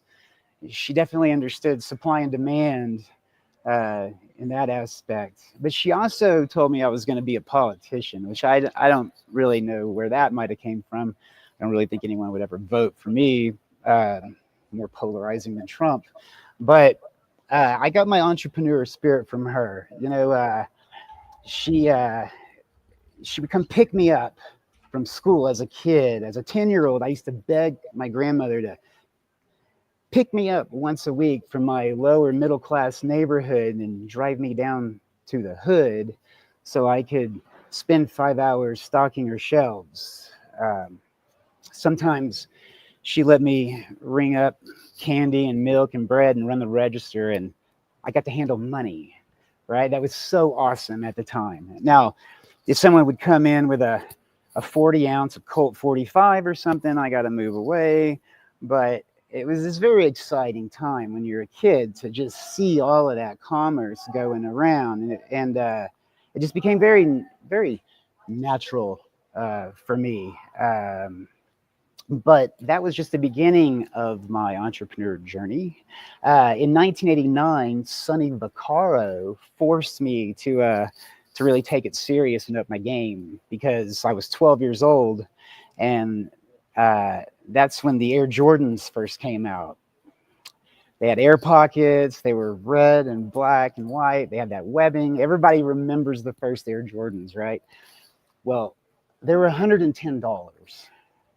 And that was the first tennis shoe to ever cost $100. Now, if you're from the lower middle class household I was from, you're going to pay less. My mom made it very clear she was only paying $20 for a pair of shoes that I was going to outgrow in 6 months. And that was the first time that it was a Chad T. Mitchell versus the world type scenario, because I immediately had a goal. And you just don't tell a red-blooded entrepreneur, no matter how young they are, the word no.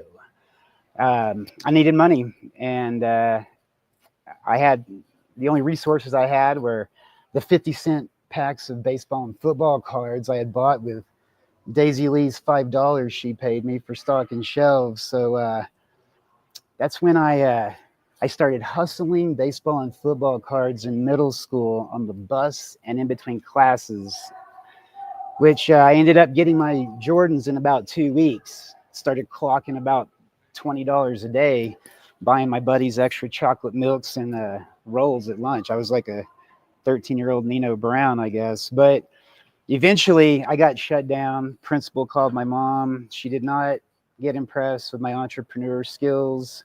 But what she couldn't take from me was the love of the back of the baseball card. On the other side of that card were the statistics, wins and losses, yards per carry, yards per catch, strikeouts. And that magical chart had all those numbers. It's a spreadsheet. I remember sitting in middle school algebra class as a 13-year-old looking for the mistakes that Topps and Donruss might have made on those baseball cards. Staring at Nolan Ryan and Walter Payton statistics.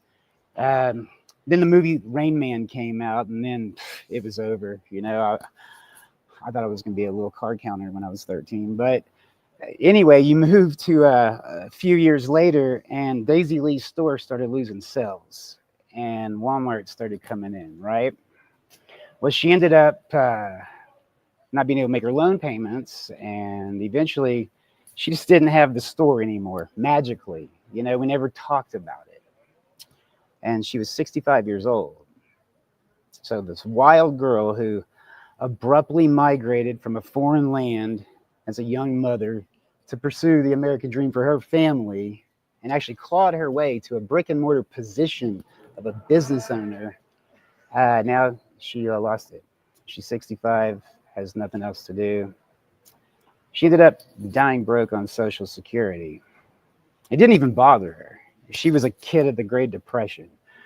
But there's a few things in that were so beautiful, like the American dream, the family business. But the lack of knowledge,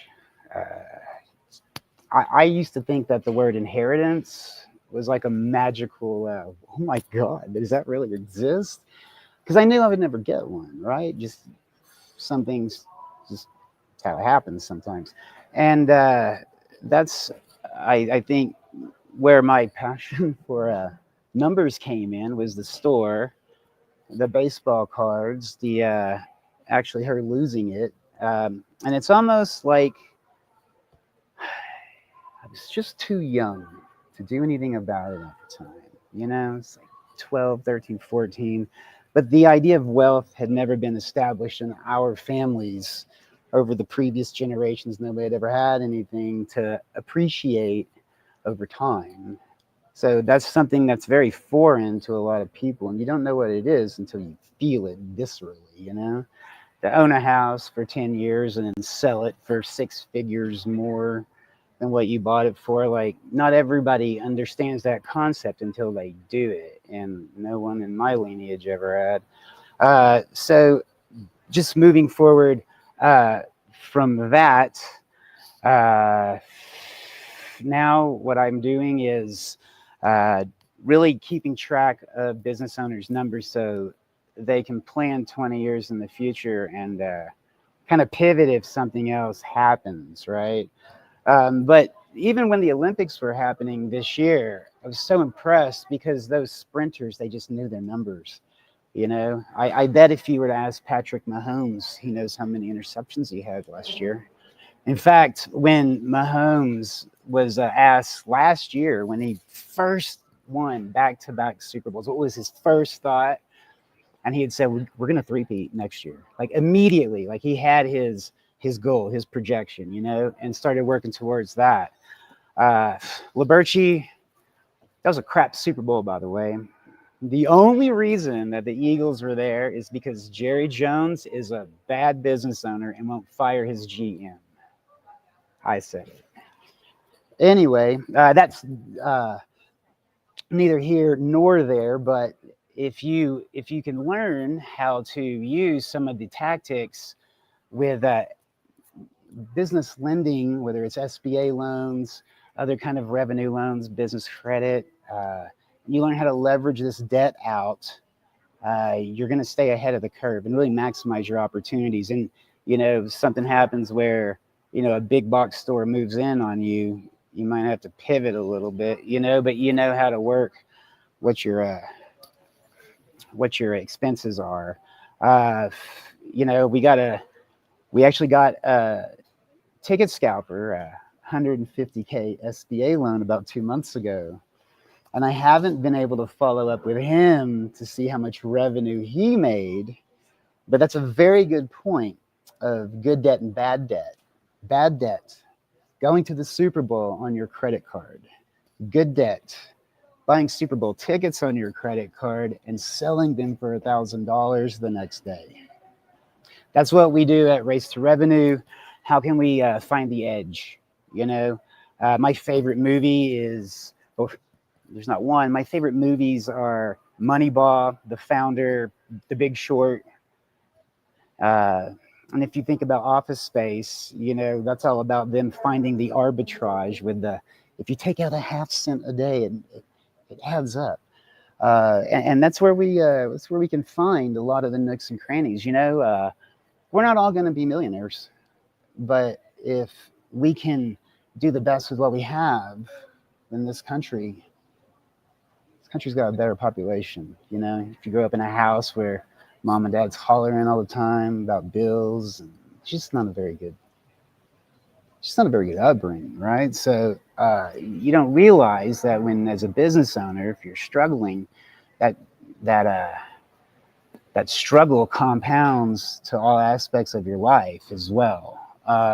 And so what we do at the Race to Revenue part is we have a spreadsheet where I track your profit margin, so you know how much you're making, your cash on cash return.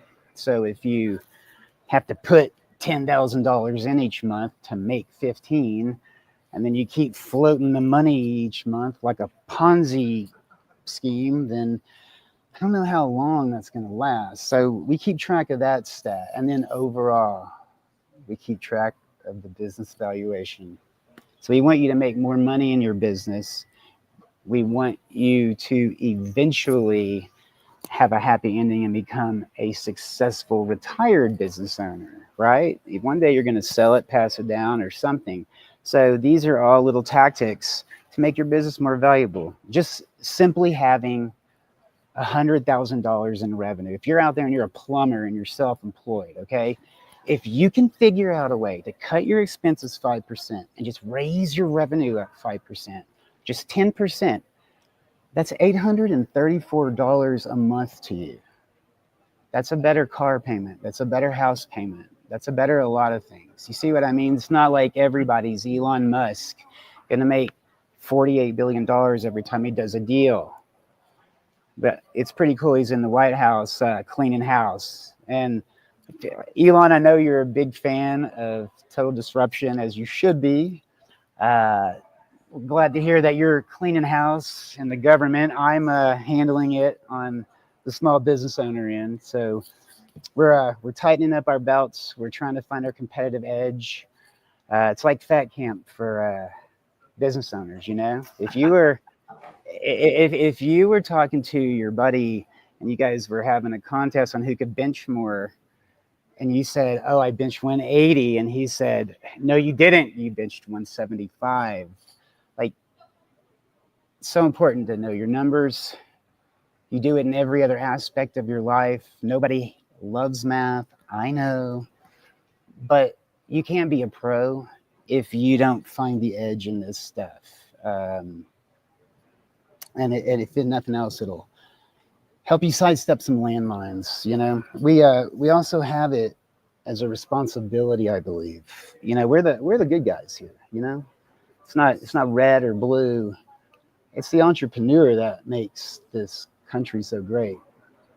It's the person that innovates and creates the opportunities for the rest of the country to have that paycheck. It's us. It's our job. Up your game. And that's what we're trying to do with the Race to Revenue, with the spreadsheets, keeping our track of our things, make sure there's no waste or ways that we're passing opportunities aside. Right now, I've added an extra thing on the spreadsheet, right? The extra baseball card statistic. And Mark, the gun range owner, inspired this as well, because listening to him talk about his family and getting his wife to get involved, I thought it was very fun. But I add in a component. If you want to find out how much money you make per hour, you can if you use the success tracker for our spreadsheet. So that's pretty much it.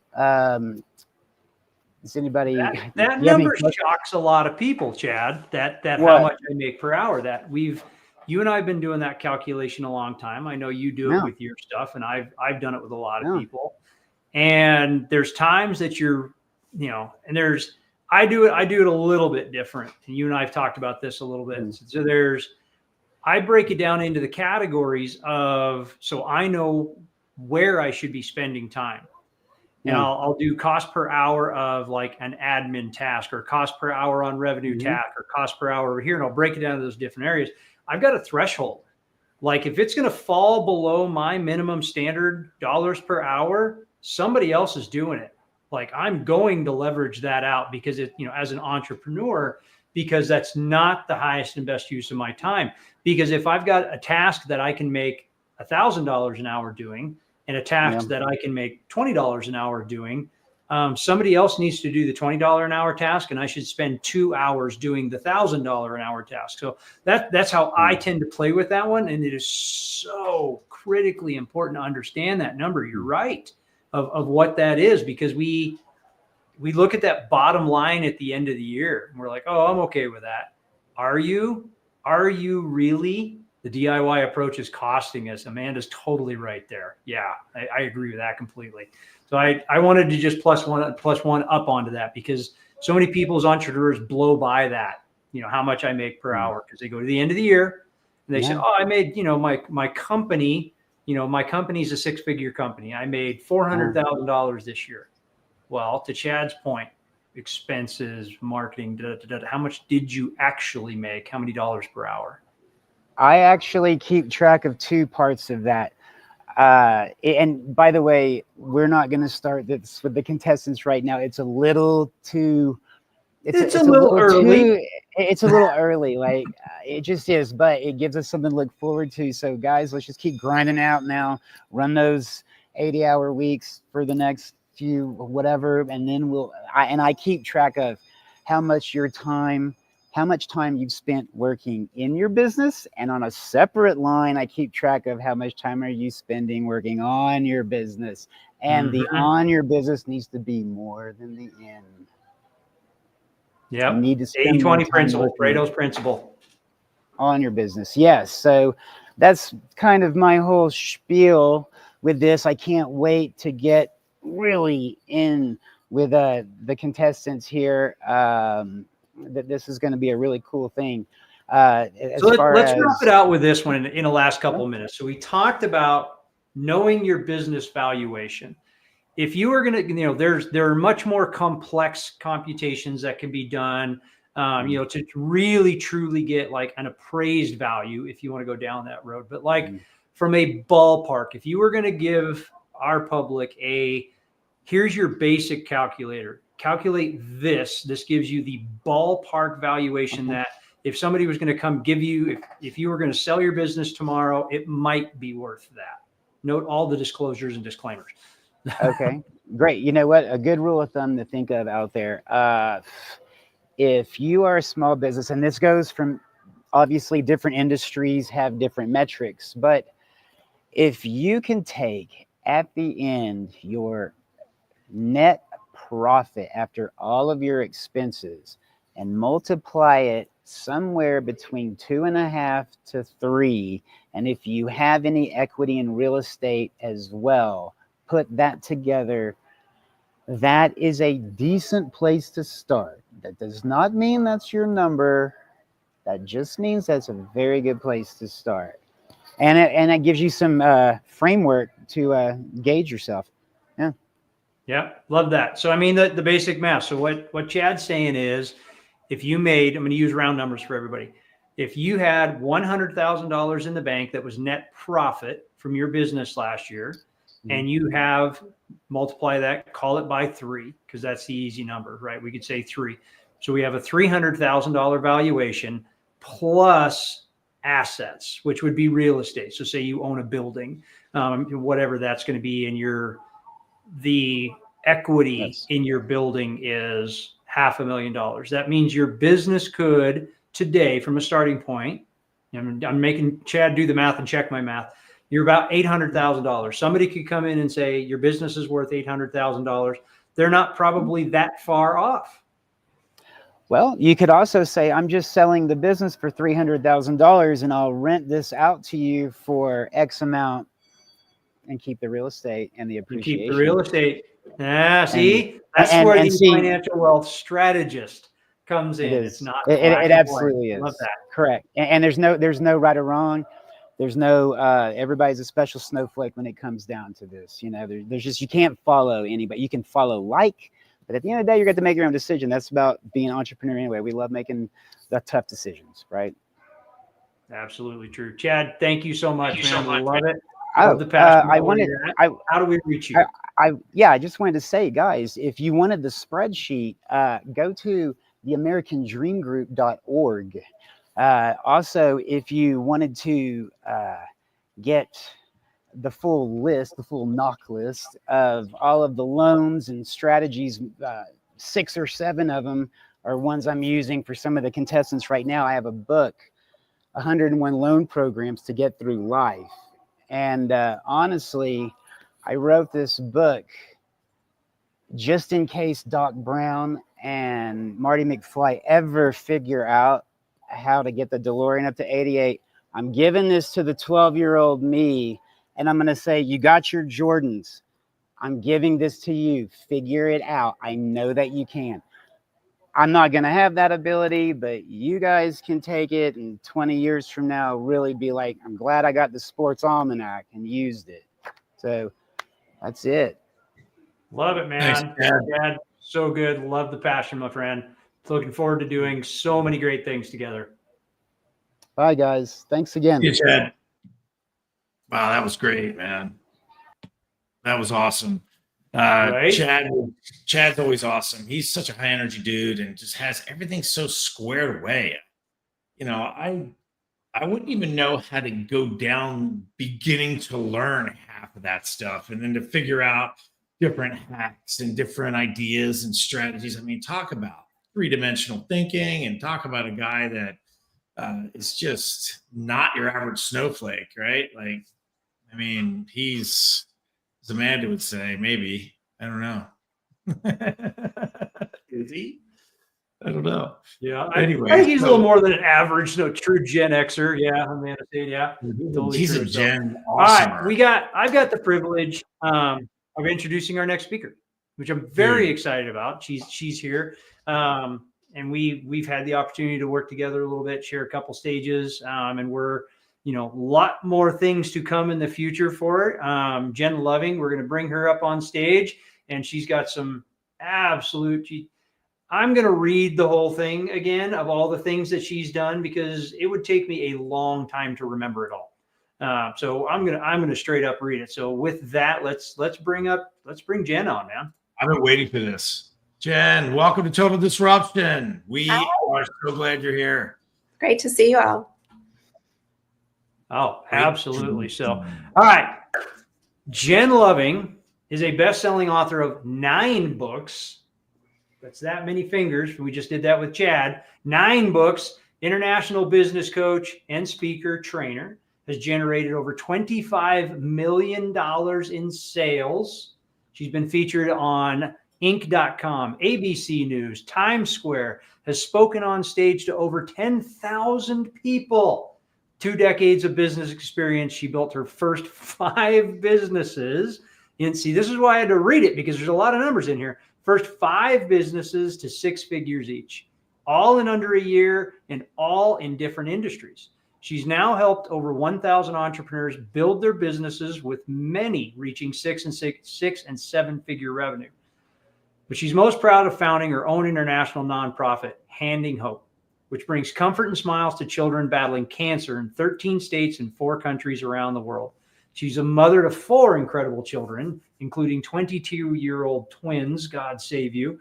And help me welcome Jen Loving. She is absolutely a rock star in our universe. So thank you so much. Welcome to the Total Disruption stage, Jen. Thank you so much, Jake. I do have a question about some technology, how presenting on StreamYard works. So if I share my slides, where am I going visually? Because I can be embedded in my slides, or I could be outside of my slides. You have choices when you do the share. Well, you have to add, so you'll have to do the present button down there in the bottom corner. Do you have that in the bottom of the screen? It says present. When you click present, it'll decide which one you want to use. And you can either use the little guy in the corner, you can do side by side. It actually gives you a choice of which one you want. Yeah, it's not letting me share my slides. If you have you added so this is where we have fun with live TV, guys. Yeah. When you click present, usually you'll have to upload that into StreamYard. Oh, It I may see. not let you share. It will, if you have it on a different screen. I'm trying to do it without clicking present to nowhere. If you have it on a different screen, it'll ask you which screen you want to share. Otherwise, it's add slides to StreamYard. Yeah, so I don't think that we'll be able to do that, considering the fact that that's not all loaded the way that it would need to be. So I think I'll have to present without slides. So we'll just go.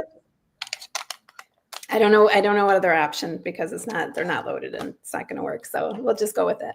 That's welcome to live streaming stuff. We all roll with that, and that's why everybody thinks well, geez, Jen can do that because she's such a professional. Well, that's true, and that's absolutely true. She can do that, and she's okay with it. Yes. Sometimes stuff breaks, whether you're live, whether you're on stage. How many times has a microphone gone down at you and you had to yell at the room? That stuff happens. Exactly. All right. So we'll just go with it, and I'll just chat with you all and share with you what I was going to share with you. I just won't have any slides to look at. So you Share away, Jen. Sharing with me, and we'll do it this way. So, all right. So what I was going to share with all of you today is an overview and sharing about how you can actually speak your way to over 100K in 60 minutes or less. I've personally done this many times. I've helped other people to do this. And at the end of our time together, my hope is that some of you will believe that you can do that as well. But I hope that all of you believe that you can add at least 6 figures to your business in the next 12 months with what I'm going to share with you today. And I hope to inspire some of you to even start to think about adding 6 figures to your business in a month. And then some of you will see how it's possible to do it even in a day. So here we go. So the first thing I'm going to share with you that is absolutely critical if you ever want to be able to add 6 figures to your business in less than 12 months or in a month or a day is you must know what your core genius is. And so I describe your core genius as what have you been created to do at your core, and what have you studied and become an expert at as your genius. So that studying could be either through life experiences, through schooling, through training, any of those things. But your genius and your core, what you're created for together makes up what I call your core genius. And when you know what that is, and you build your brand and your business, your profit centers, everything around that core genius, magic happens. Everything starts to transform and your business can be built super quickly. Like Jake shared with you, I've built 5 different businesses to 6 figures in less than 12 months. All of them have been in different industries. All of them got to 7 figures in revenue. And this is foundationally a key element, is knowing what my core genius is and you knowing what your core genius is. Knowing it will help you to stand out in the marketplace. You won't blend in with everybody else. And when you don't know it, you're going to struggle. You're going to be in your head a lot. When it comes to the entrepreneurial journey, you're going to have a challenge with being able to know what to sequence next, making decisions about how to move forward in your business. It's going to feel hard comparatively. I'll give you an example what I mean by like how this actually works. I was at a conference and I was sitting next to a woman, a blonde woman. Her name is Amanda. And I asked her, what do you do? And she went on to tell me that she had a business called Soul Fit, SOUL Fit. And I thought, well, maybe she does something spiritually with fitness, is what I thought based on her brand name. And then she went on to talk with me for about 15 minutes about her business and what she did. And at the end of the 15 minutes, I definitely didn't think she did anything spiritually with fitness, but I did get the sense that she helped women to lose weight. But how she did that, none of that was clear. And I was a little bit confused because of her brand and what she was talking about and sharing with me. I didn't see how she was different than anybody else. But she was a really lovely person. And I thought, well, I really would like to know what her core genius is. I'm going to go out to lunch with her. I'm going to ask her some questions. And I feel like God has given me that gift. Like sometimes I can identify someone's core genius in 2 minutes, and sometimes it might take 30 minutes, but it is really enjoyable because everything starts to shift when I do it with people. So we're at lunch. I'm asking her some questions. I'm going to share with you the questions that I asked her because I want you to ask those questions of yourself, because this can help to identify what your core genius is. And then that's going to help us with everything we're going to talk about in terms of speaking your way to over 100K.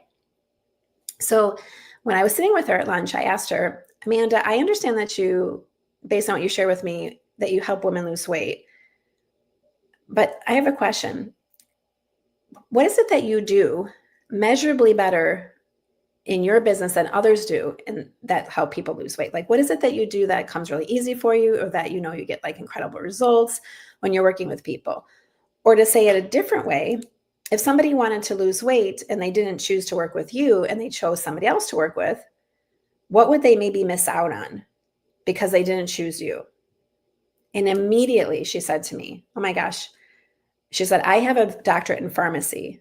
Now, she had never shared that before when she talked to me for the 15 minutes prior. And she said, I have this ability to figure out women's hormones. There's an algorithm for hormones. I figure it out. And as soon as I figure it out, it's kind of like a Rubik's Cube. I solve it. And then all this weight comes off. And she started sharing with me all these stories. And I said, Amanda, that's amazing. And I was personally really intrigued by that. And I asked her, I said, well, I'm confused. Why did you name your business Soul Fit if that's what you do? And she said, oh, I don't know.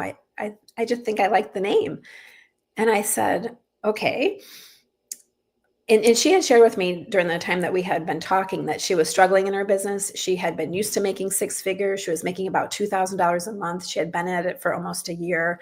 And she was really considering going back to a corporate job because she really couldn't continue to not be making the type of money she knew she was used to making and needed to make. And she had 2 young kids at home, and that was a really conflicting situation for her because she didn't want to leave the kids.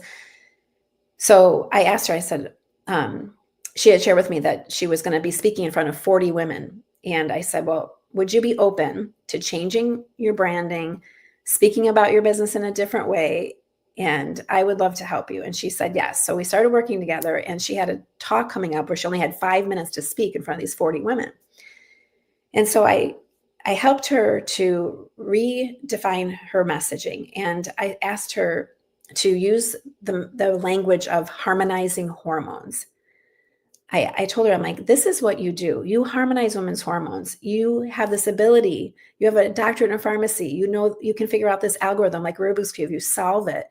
And then you share all these stories, this weight that falls off. I'm like, so I want you to like really see the value of that. And she was at first thinking like, is that really that special? Do you think people will really care if that's what I do? Like, I said, oh my gosh, that's exactly what they would care about. Like that would be so intriguing, and people, that's super marketable. So she had never really talked about her business this way. And so she had this opportunity. She trusted me. She did it. And you know, in 5 minutes, she had 27 of the 40 women asked to be on her email list. And she had 9 of the women want a harmonizing hormone session with her. And she ended up making $18,000 from that 5-minute talk. And she had never, in the year that she was working her business, she had yet to make $18,000. And so it literally changed everything for her. And that was just in front of a small group of 40 people. So as she started to grow her business, like everything began to change. And so we started to align her profit centers to harmonizing hormones. So she actually, prior to that, did not have packages that were really related to hormones and helping women with that, even though that was what she really, at her core and her genius, was great at.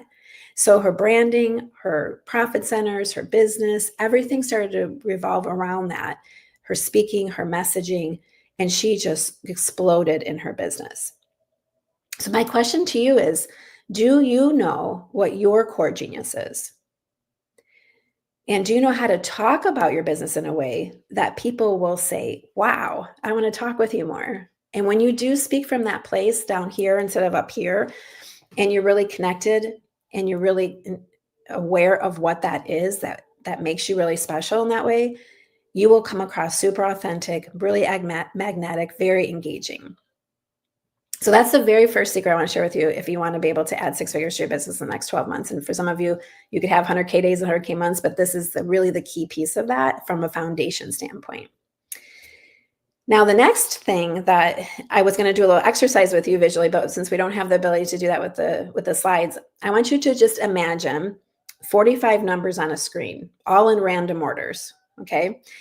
And I was going to give you a timer for 20 seconds to be able to visually scan and find, you know, the numbers like 1, 2, 3, 4, and count up in 20 seconds. And when I've done this in front of groups, usually people get into the teens, somewhere between 10 and 20 is where they can find the numbers in the 20 seconds of time. And then the next slide I show is all the same numbers in all the same place. Everybody still gets 20 seconds, but this time I show a framework. It's like a tic-tac-toe framework on top of the numbers. And I show everyone that there's a 1 in the upper corner top, and then the 2 in the middle top, and then the 3 in the side on the top. And it just, there's a pattern to it and a sequence to it. And everybody picks up what it is really quickly.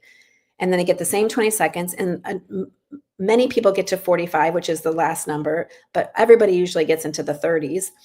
And when they're doing that same exercise, but just now having a framework.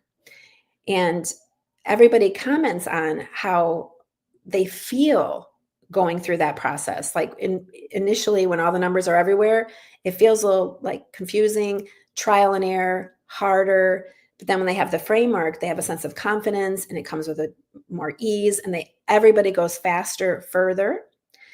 And I share all that, and it's a really powerful exercise to experience, because entrepreneurship is very much like that. And when you have a proven blueprint, which is the second secret, you need a proven blueprint for entrepreneurship, for speaking. There's really blueprints for a lot of things that will bring about success in your business. And when it comes to speaking, there is a blueprint for speaking, just like there's a blueprint for entrepreneurship. And so what I wanted to talk about with that is that when you know what the blueprint is, you can go so much faster and it will be a lot easier and you won't have as much trial and error. And so I want to share with you a quick story about the power of following a blueprint. I was working with a doctor. Her name was Dr. Layla. We met in January. She was making about $4,000 a month. She was working in the ER full time, and she had started a private practice as a functional medicine doctor. And she was balancing both working full time and her practice. The reason she was trying to do both was because about 3 years prior, she had quit her job at the ER. She opened up a functional medicine practice, and she tried to give it a go, and it failed.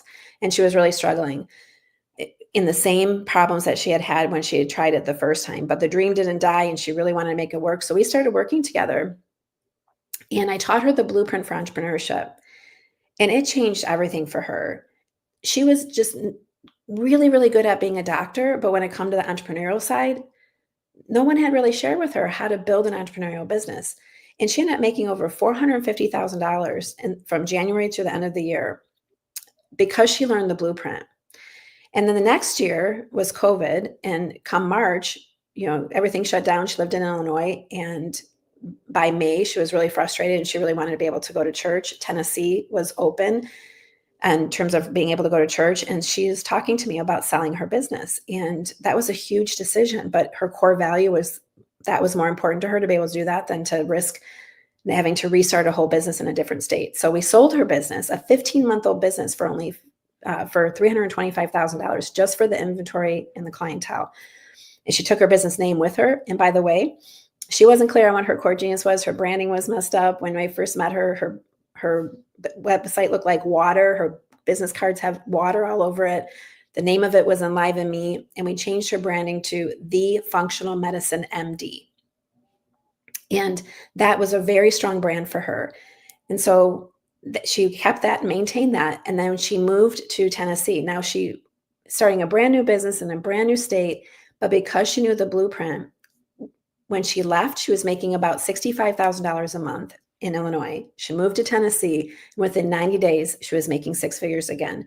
And then by the next year, she was clearing $85,000 months, and she made over $1 million in her first year in Tennessee, which is amazing. And I share that to say, here's somebody that was super smart, but just didn't understand or know the blueprint for entrepreneurship.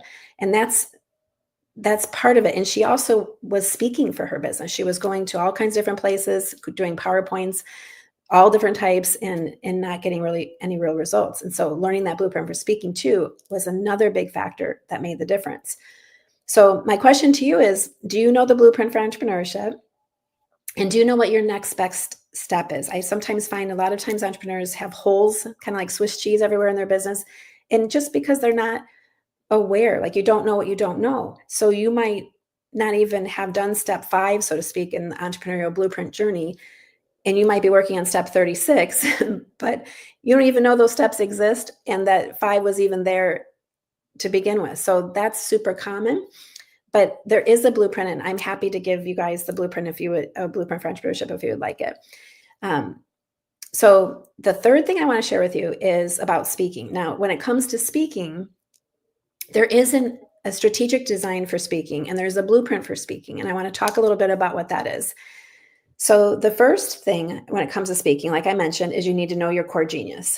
The second thing is you want to identify what is the big result that I bring my clients.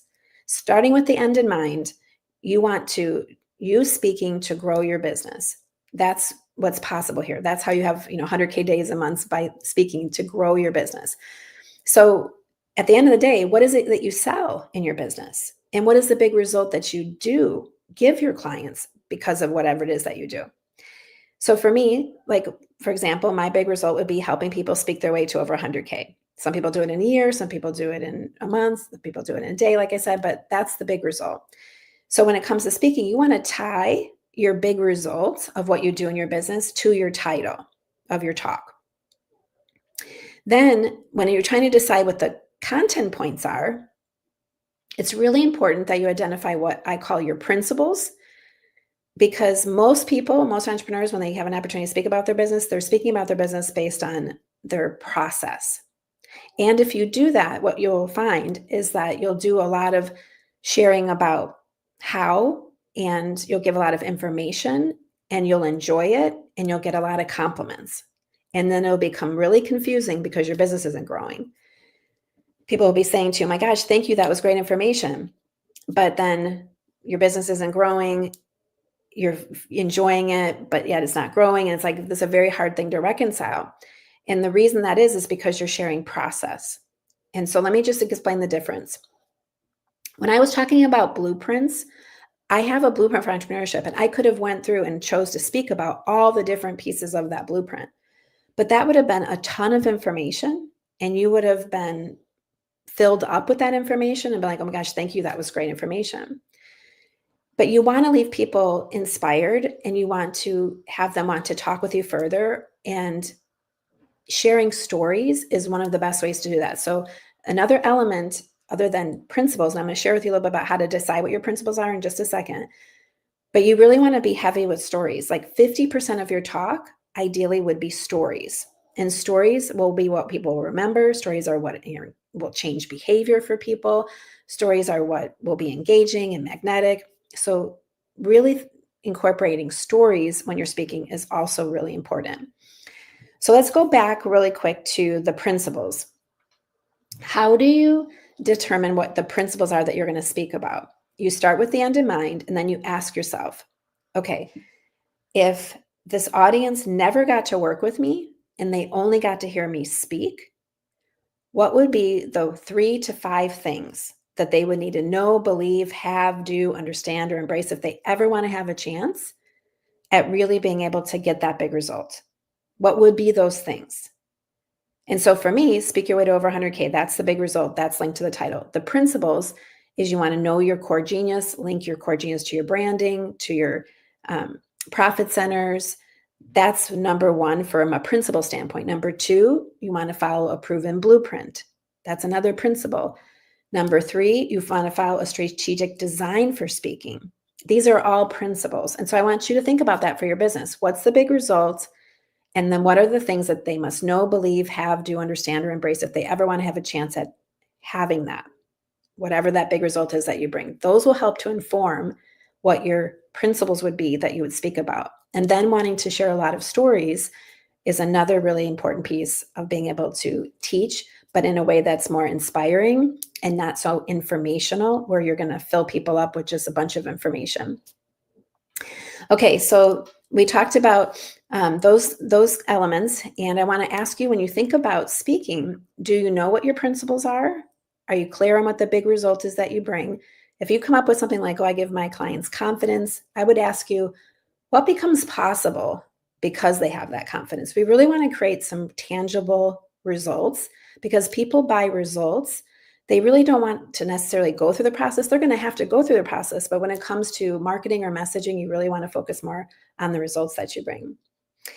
And so the last thing I want to share with you when it comes to speaking that makes a big difference is having a powerful lead magnet, something that people will really want, that will help solve a problem that your ideal client has.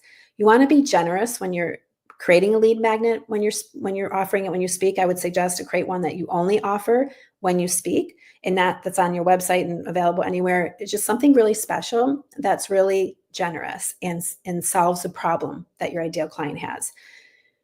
If you don't have this, you're going to struggle with building your database, and your database is a huge value for your business. It's an asset for your business. It's, how you can connect with people for become future sales. And a strategically built signature talk should get 90% of the audience into your email list, and at least 25 to 30% of the audience into your calendar to want to have a conversation with you. So I want to clarify that and make sure that when you're speaking, if you're not getting those types of results, that maybe you look at, there's something not quite right about how I'm speaking. That's not, speaking is super effective. It's a perfect way to leverage your time. It's a perfect way to grow your business. People do business who they know, like, and trust. It's a great way for people to get to know you from speaking.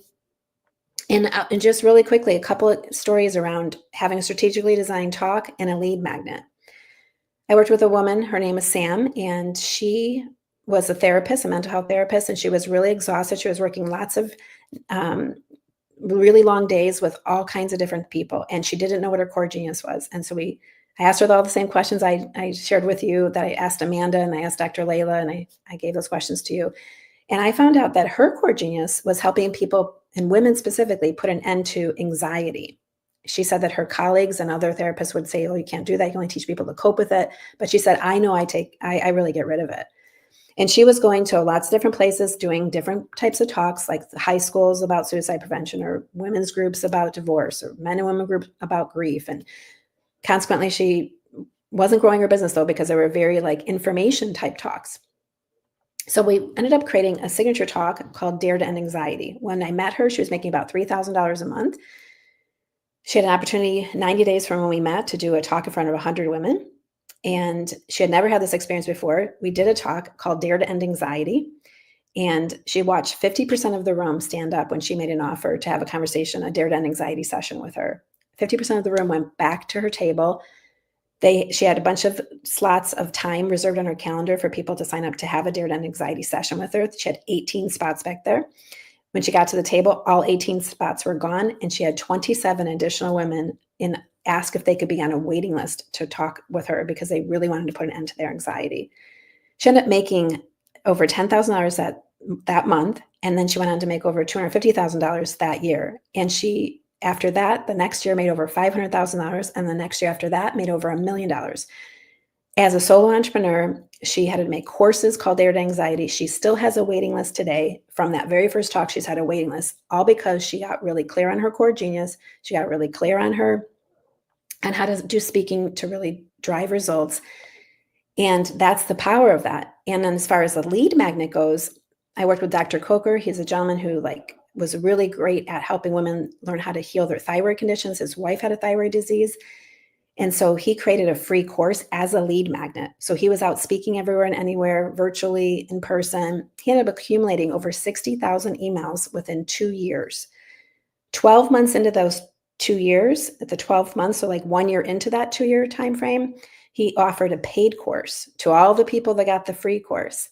And it was only $197, but he made over $1 million from that 12th to 24th month from the people that came into his business from a free lead magnet that he repurposed and remarketed to them a paid course, because the lead magnet was so good and so generous that the women that got it were like, if that's what I got for free, I want to see what I'm going to get when I pay for it. So that's the power of having a really great signature talk and a really great lead magnet. So my question for you is, do you have a really great signature talk? Do you have a great lead magnet for your business? Because if you don't, those are two things that could make a huge difference in your results. So I'd like to give some gifts, Jake, for the audience. And hi, Michael. And I would love to share I know a lot of times if you're interested in speaking, you're kind of wondering, like, where do I go to speak? And so I have actually a Rolodex of over 1,200 places that you can reach out to speak. And I have reach out scripts, which I've had people pay me $2,000 just for these scripts. So it's like exactly what to say when you're reaching out to people, meeting planners and top podcast hosts so that you can get booked to speak. And even if you're not planning to speak anytime very soon, it's a really great resource for you to have that you can use in the future when you are ready. And so if people would like that, or if they would like a Speak Your Way to Over 100K session with me, they can just email me. And I'll share my email. It's jen@jenloving.com. And you can just send me an email for either the reach out scripts or the Speak Your Way to Over 100K session. If you want that session, we can talk about your core genius. We could talk about the blueprint. We could talk about speaking, anything that you like to talk about. Be happy to help you with that. So thank you so much. I just want to end with one quick little quote, and then I'll let you guys take it away. One of my favorite quotes is from Mark Twain, which says, the two most important days in your life is the day that you were born and the day you find out why. And I really believe the day that you find out why is the day that you really learn what your core genius is, because it really, from my perspective as an entrepreneur, it changes everything. Jen Loving rocking a Mark Twain quote, and such a good quote too. The day you find out why. Thank you for that one. I'm like, all of it so good. I mean, I'm gifted because I've heard that one before, thank God. And yet I'm still like fervently writing notes as fast as I can and trying to do all the other things. At some point, I'm just going to record it and listen to it while I sleep, and then I'll absorb the whole thing, which would be great. But yeah, Jen, so good, and really appreciate it. You guys can get Jen at jenloving.com. Reach out. Amazing free gift for being able to really do that. And she said it. You have the ability, and she's got proof of the thing of you can speak your way to 6 figures even one day. So it is 100% possible, and it's based on your beliefs. So Jen, thank you so much for all you do for Thank you, us. Jen. Total Disruption. Huge fan. You're welcome, guys.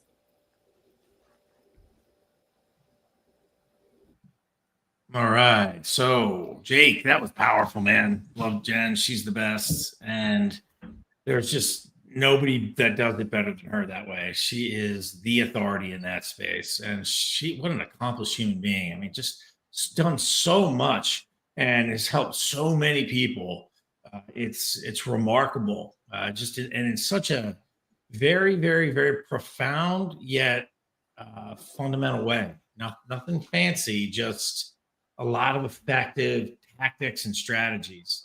I am so glad You totally heard it. You heard stuff that we hear all the time, right? And yet she says it because they work.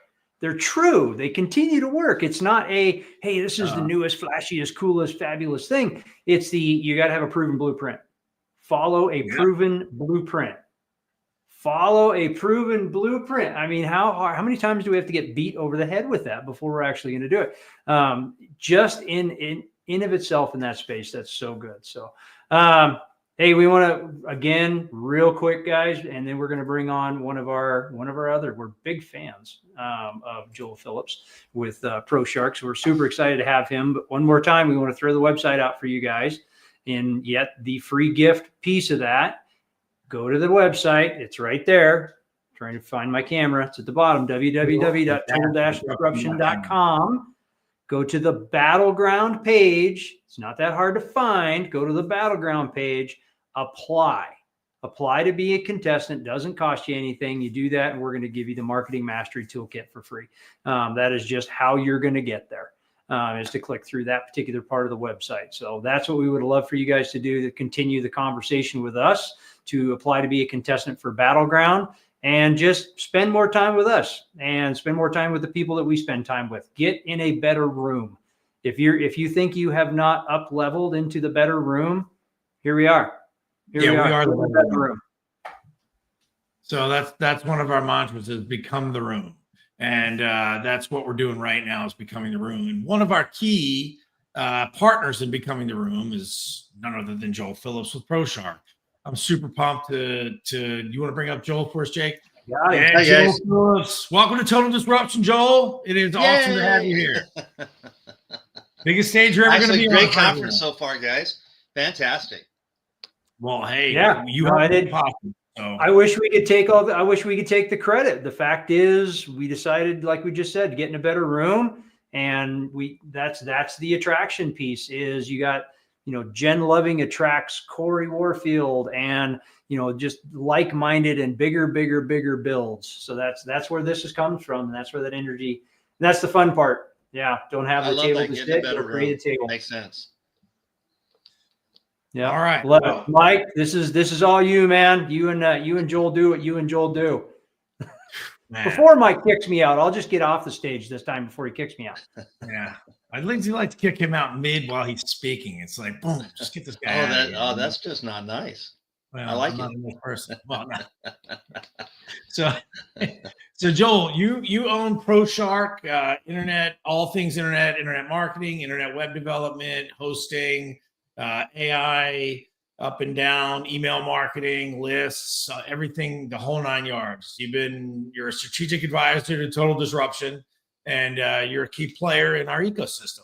And what we want to do is bring forward some of our behind the scenes people and allow the rest of the world to benefit from your knowledge and your many decades of experience in this field. The cool thing I like about you and ProShark, everything is very straightforward, simple, clean, honest, upfront, quick results, getting things readjusted quickly. Your team is super nice. I can't tell you how reasonable everything's been and how smooth, and we couldn't be more satisfied with the ProShark experience. So I'm trying to bring the ProShark experience to everybody else, right? So Joel, do me a little favor here before we start getting into our topics. Tell everybody like exactly what you do, because you can explain you better than I can. Yeah. So, well, first of all, thank you for having me here. Appreciate it. A lot of times people like to keep me behind the curtain. So there you go. There's that. ProShark, we've been around for a while. We're a development company at heart. So we do all kinds of development, whether it be software, mobile application, website. We're doing a lot of AI development now, and that includes huge data sets, small data sets, everything from small business up, because there's people, we're just hitting the tip of the iceberg on that segment. And we can go into that in just a few minutes, because AI is really powerful at increasing productivity when it's used properly. And I'm not talking about just the Chat GPT thing, but again, we'll discuss that in a few minutes. But then also what we do, we started off doing digital marketing for just our clients, because we didn't want to be a digital marketing agency, but out of demand, we've become a digital marketing agency. So we're a software development company, mobile application, websites, AI, and digital marketing. Where our primary focus is right now, because a lot of the social media companies are a little bit saturated, and there's a lot of messaging going out from a lot of people about a lot of companies, and you have to find a way to cut through the noise, and that's where we specialize. We specialize in cutting through the noise. And email marketing, we're currently doing about 1 million emails per day. Email marketing is per day, and we're actually expanding that, because when it's done correctly, and I've been doing that for a lot of years, when it's done correctly, it's really effective, both from a connection standpoint and from a cost standpoint. Email's still the most cost-effective method to reach somebody. Well, and that's what we do. That's what I want to get into. So let's work backwards a little real quick, right? Because you and I, we've had many strategic conversations. I mean, geez, some weeks I talk to you every day, 5 times a day, right? And when you had convinced that email marketing, counter to what you hear out there in the headlines of people who are marketing you, their whatever they're selling, email marketing's dead, email marketing's dead, email marketing's dead. Well, it's not. And no, it's not. Let's peel the curtain back on that a little bit. Let's set this up, right? So I have a business. I'm trying to get more people to either visit my business or buy from me, whether I have a service business or I have a manufacturing or a hybrid of the two, or some sort of consulting situation, right? I'm trying to get people to come through the door, and I may or may not have a budget, right? Or if I have an ad budget, that ad budget's got to be way up on socials, right? And then you're saying that direct mail, probably not the best, but email, however, is pretty powerful. So let's just walk through why each and every one of these modalities is relevant or irrelevant to most businesses right now. Let's start with paid ads on social media. Yeah, and let's back up a second. I don't want to say that they're irrelevant.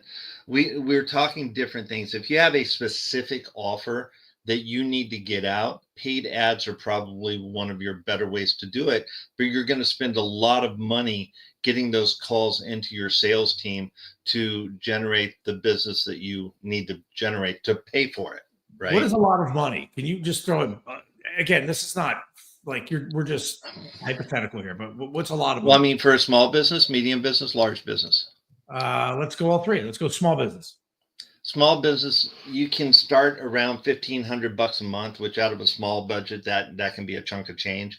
But $1,500 a month is not going to buy you a great deal of visibility. It'll buy you probably a few sales. And if that's what you're after, then you start around there. Most small businesses end up around $5,000 a month in spend. Wow, that's a lot.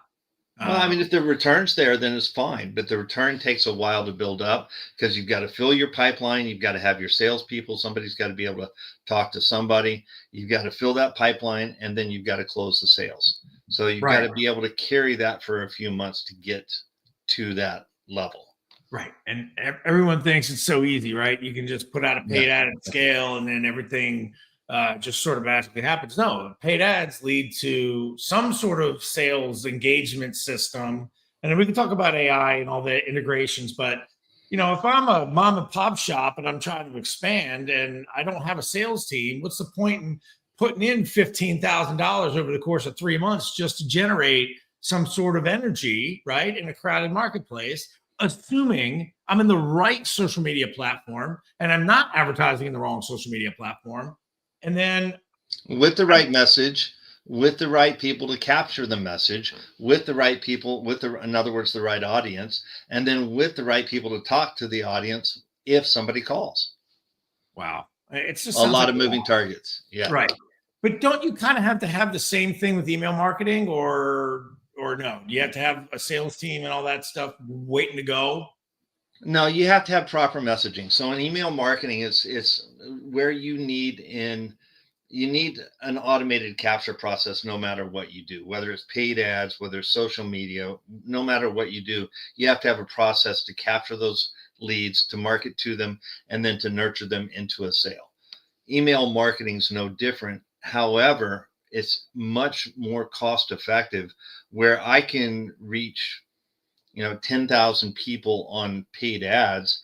I can reach 100,000 people in email, and then it becomes a numbers game. Right. So I can actually reach more than 100,000 if it's done properly, depending on the audience that you're going after and the type of campaign that you're doing. So if I reach a higher volume, I have 3 simple targets with email. I have an open rate, I have a click rate, and I have an open rate, click rate, then I have the conversion, right? It's that simple. Paid ads, much the same way, except now I introduce a sales call, because depending on the offer, I probably want to speak to somebody as opposed to just clicking a link. So then in paid ads, I've got a click, an open, either a sales call scheduling, and then a conversion. Okay. So it becomes a little less complicated to do it by email. But here's my side benefit from email. No matter what, even if I get people who aren't interested, I can get more traffic across my site with email campaigns. So no matter what, if somebody opens it and clicks it, they will get to my landing page, which gives me credit for SEO, which gives me credit for people seeing. So I have a side benefit from email that I don't necessarily get from paid ads or from any other form of marketing. Right, because you're not going to dump a paid ad to a website unless it's got some sort of unless it's a strategic target for them to put in an email address for the next result. Otherwise, without using that catalyst, you can't really track what the hell's going on with your email, with your paid ads. So, Correct. So let's talk about that, right? I mean, and I know this topic for a lot of people, we may be not losing some people, but I think people need to be tuning in for this, because I've had a couple of contestants on Battleground say they did paid ads, right? And they're not getting the results. They're spending money and it's going out, and the leads aren't what's called qualified, which essentially, right? You could have a beautiful campaign, which means that an outreach program, something that says, "Hey, come shop over here," right? That's your campaign. Get people in the door, but they're the wrong people, right? So. Right. With what we're talking about with email, let's talk about leveraging AI. Okay. Let's leverage AI and let's put together right now, live here in person, a little idea for people on how to use AI. And AI is not ChatGPT. No, well, I mean, ChatGPT is a driver of AI, and a lot of people integrate with ChatGPT. But it's ChatGPT is you ask a question, you get a response. And it does a great job. It increases productivity. But let's talk AI a little bit next level. So here's kind of what happens when typical small business owner has a website. They put up a website, great, fantastic. What now? And most people, they understand that they need visibility and they go with SEO campaigns. Well, we've migrated to an AI SEO campaign, and AI is going to be taking over the productivity movement for the next 10 years easily. There's no question. But let's peel back the onion just a little bit. When a small business owner has somebody do that click, either go to a website or a landing page, then what happens? It's passive. There's nothing that happens.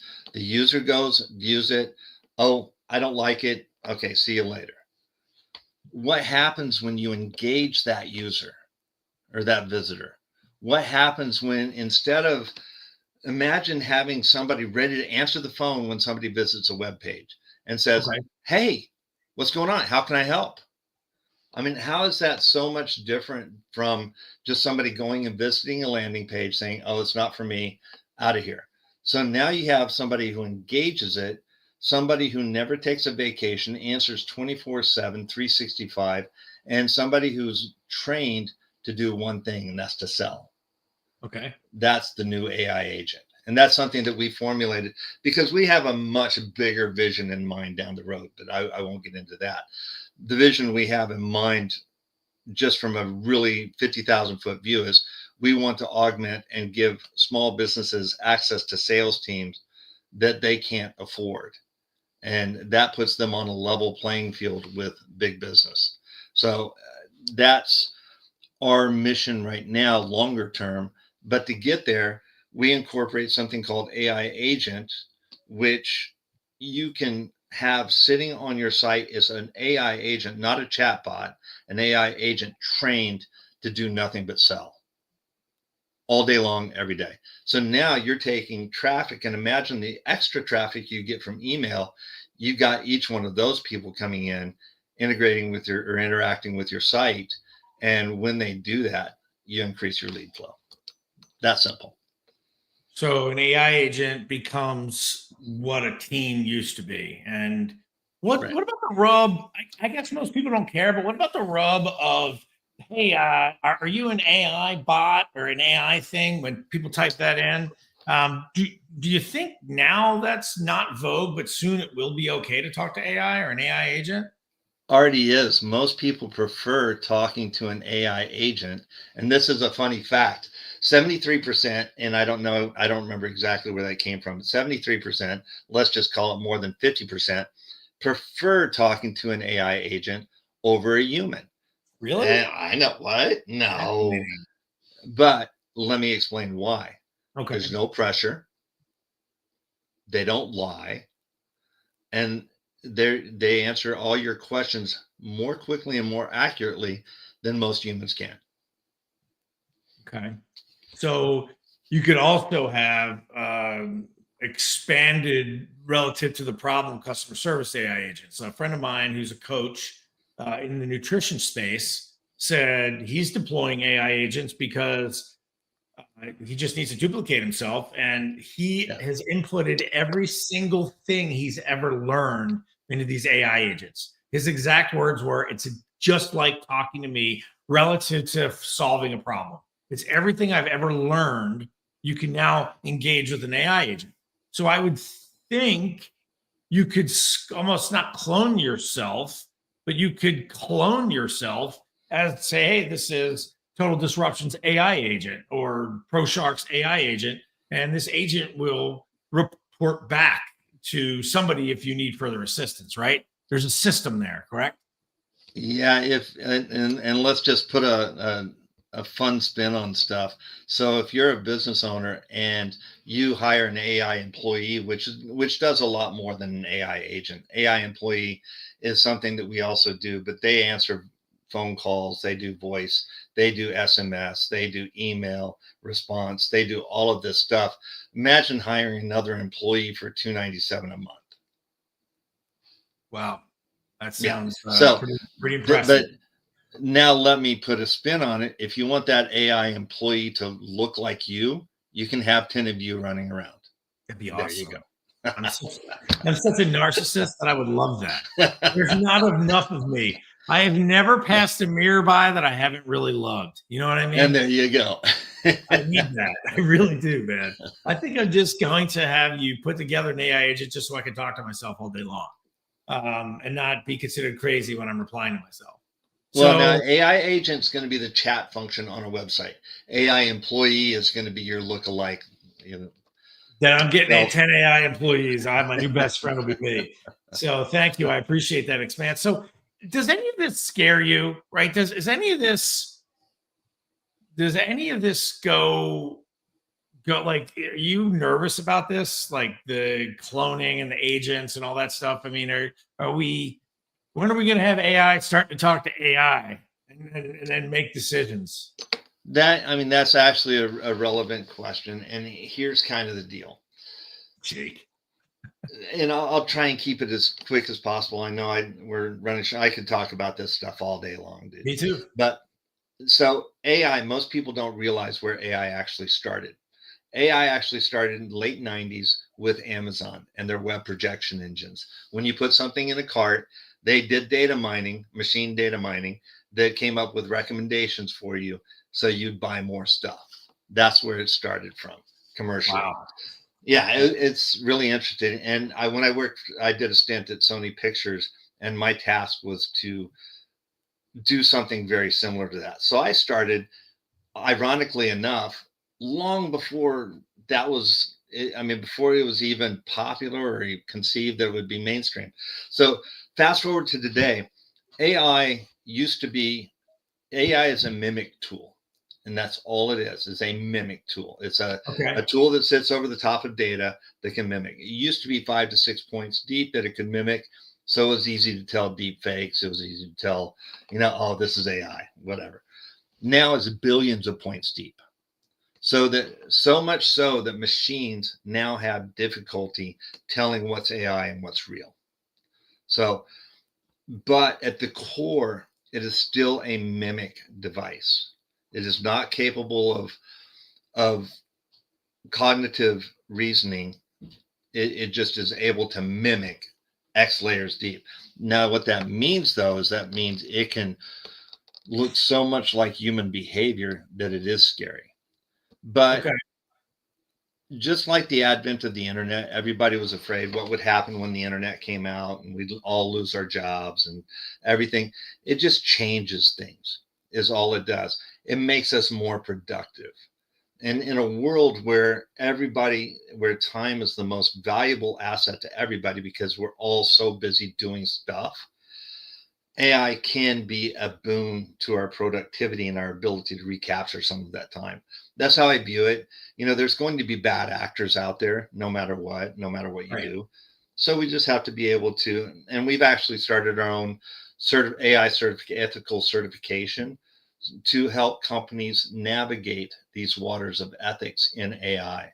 So that's one of the things we feel strongly about. And we want to help formulate a society that's built on ethical practice of AI. So, well, in Battleground, we heard from Corey Warfield earlier, installing the element of emotion of love into, AI's reasoning process. Like, wow. Mm-hmm. And yeah, that ethical certification is a brilliant idea when it comes to these trust triggers and programmer bias and all that, all these daunting things. So what about, and I know we're down the road here, but like, what about AI priming and AI, like if I want to start using AI in my business, I'm going to start sending out emails and have this AI employee / AI agent / AI, whatever the next word is after AI. How do I teach it, learn it? I know we're running out of time. I could go on with this. This is like, I love this.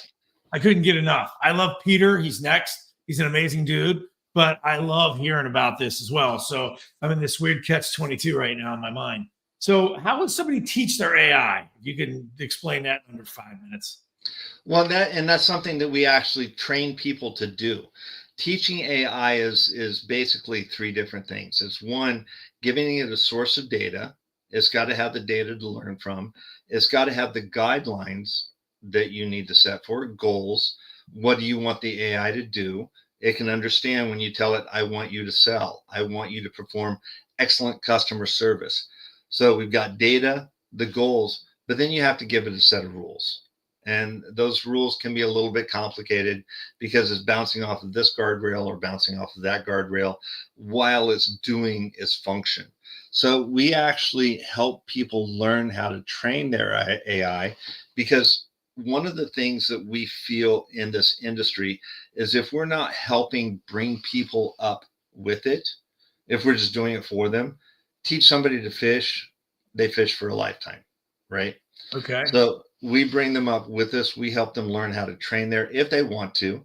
We help them learn how to train their AI bot to do exactly what they want it to do, or their AI employee. We work with them to get them started, and then we're always there if they need help. So, all right.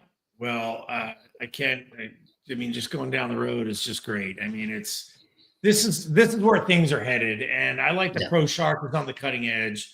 And for those people that want a little bit more information, so we got off topic a little bit on email marketing. So I'll bring that back around here in a second. But for those people that want to integrate some sort of AI process, how do I think about that? Okay, I send an email out. Come go here, check out my business. Does the AI generate the email, send it out, and then does the AI receive the inbound? Like, how would you work all this together? And I know we're running out of time, but just okay, well, I'll do it really, really fast. How's that? Sure. Outbound AI is still in process. And the reason I say that is because there's things like CCPA, GDPR, TCPA, the Telephone Privacy Act, where you can't have AIs doing outreach yet until we provide very specific guidelines for them to do the outreach. So right now they're primarily focused on inbound. That's all going to change probably before the end of this year, to where we have AIs that are capable, and this is where we're going with the platform that I didn't want to get into, is that we're going to have AI sit over the top of this massive data set that will go through, it will lead score people who are most likely to buy a product or service. Then that AI will nurture those leads to get them to the point of interest. Then it will actually communicate with those leads to get them to a point of almost purchase. Imagine coming in every single day as a small business owner and you have 20 warm leads on your desk ready to buy. Sign me up. Yeah. Sign me up. Well, so, for any kind of overview or digital, as part of the Total Disruption deal here, I'm sure you have some sort of consultation or giveaway. How do people get a hold of you, Joel? I mean, you're such a wealth of knowledge from, right to left on all this stuff. People should really be reaching out to you to get more education on the AI integrations, email marketing, websites, and everything else. Total Disruption is behind you 100% in terms of trust verification. You designed our website, full transparency. You handle a lot of our stuff. So how do people get a hold of you? Let me make it really hard. Joel at ProShark.com. Why ProShark? Why ProShark? It's just the name that we came up with probably 20 years ago. And we're in California, so there's a lot of sharks around. Yeah. Both on land and off land. So ProShark it just kind of hit the spot for us. Awesome. Well, thank you, Joel. For those of you that need to reach out, Joel at ProShark.com. I highly suggest you reach out to him, maybe in the subject line, put Total Disruption, and that'll be an easier spam filter and conversation starter for you. Joel is 100% worth the consultation and time. So, Joel, thank you very much for your time. We love you. Can I just one last thing really quickly? So what you said is true. We do. I can't. Okay, bye. No, we do everything when it comes to technology, for everything from digital transformation to digital assessment. We don't sit here and just give you one solution. Email me. We'll set up a call. I am happy to talk to you, and let's decide what's right for your business, because it's not about me just offering something for you to buy. It's about me finding out what your biggest problem is and solving that problem. Nice. And that's all I got. Well, thank you, Joel. We look forward to catching up with you soon, and we'll hear more from you. Have a great day. All right. Thanks, Joel. That was fascinating, man. I knew right away I was going to pick his brain about AI. I mean, it's a hot topic. I feel that was very interesting. I could just listen on and on and on, but I like he said a couple things there that were really important. I think the audience we need to really again, like ChatGPT is not AI necessarily. It has a specific purpose. A AI agent is one thing, an AI employee is another thing. So like AI we're almost using it as a blanket, all things, and it all does the same thing. No, that's not true. Each is a program that has a specific task, a specific road that it marches down. So I really appreciated that description from Joel and laying that out, because usually when you say, if you're just at, you're wherever you're going to be and somebody says AI, they immediately assume ChatGPT, or they assume Gemini, or they assume whatever, the assistant that comes with your phone is. That's what they automatically assume. And yet there are different variations of AI components that have a component in it that does a thing. So I thought that was a great descriptor that I've not heard a lot of people use. Super grateful for that. Well, that's why I went down that road with him today, because, with total disruption, we're always on the cutting edge of whatever's happening out there, and we're trying to disrupt. And I feel a lot of the people that are tuning into this use the ChatGPT word prompt AI, which is one version, right? But there's this other sphere that's very, very, very prevalent. It's there. It's just, you got to tap into it. We can just get our heads past, instead of saying, oh, we'll just Google it. Now you ask the AI, right? So there'll be a different layer to that. So totally agree with that. So from this point, man, let's talk. You can do the whole thing. I just want to warm the crowd up here for Peter, man. PKW Media. I love this guy. He's awesome in terms of just knowledge and accomplishments and energy. Always with a good message, highly competent skill set in his field, just an accomplished human being. He's our producer. This guy's going to bring a wealth of knowledge here. So I'm hoping you're going to guide the audience through a very, very good journey on production and some ideas. So why don't we do that, Peter? Absolutely. Yep. Yeah. Let's, we'll add Peter here. So yeah, Peter K. Weiner with PKW Media Solutions. It is. Hey guys, good to be here. So excited about Business Battleground. It's really all I want to talk about today. Amen to that. Well, I noticed that we asked for the questions to talk about Peter. All his questions are about us. So I actually texted him a few minutes ago. I'm like, you sure you want to talk about us? Like, and I know, like, well, I don't want to use the example. I'm okay with that. Well, I'm about delivering, and this show is something that we're all going to be delivering, and I'm extremely excited about it. We are breaking the mold. We are setting a new standard for programming on the platform that we're on. And Julianne's probably already talked about that a little bit, but there's going to be a lot of eyeballs on the show, and we want to make it something extremely, extremely worthwhile and entertaining, and that's going to really promote the businesses that are involved. And I'm just so excited about it. So shoot away on the questions, because I'm gonna step out. I'm gonna let you guys go back and forth, and I'm just gonna watch. So I'll catch up with you guys in about a half hour. Thanks, man.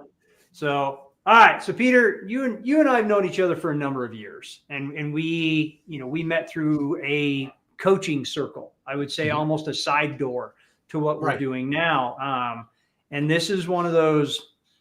I bring that up again because going back to where we started with Chris this morning, and we talked about it with Steve, and we've talked about everybody, is really up leveling into a different room, into a different space. So this relationship came from a different room altogether, entirely, but we've managed to maintain that relationship over the years. And now something, and we joke about it all the time because Peter and I talk a lot.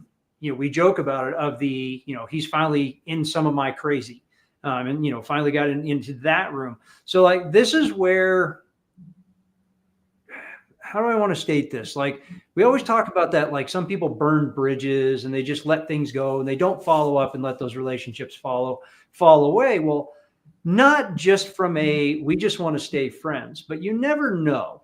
Like, you never know when a relationship's going to come to fruition. Like Joel was just talking about the follow-up process with clients and customers.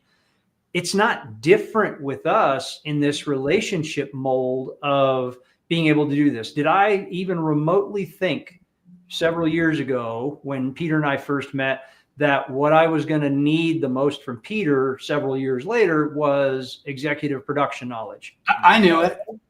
Not even remotely did I think that that was the thing. And yet that's where we are today. So I wanted to just kind of bring that like to light for our audience to just, you know, it isn't about where your business is today.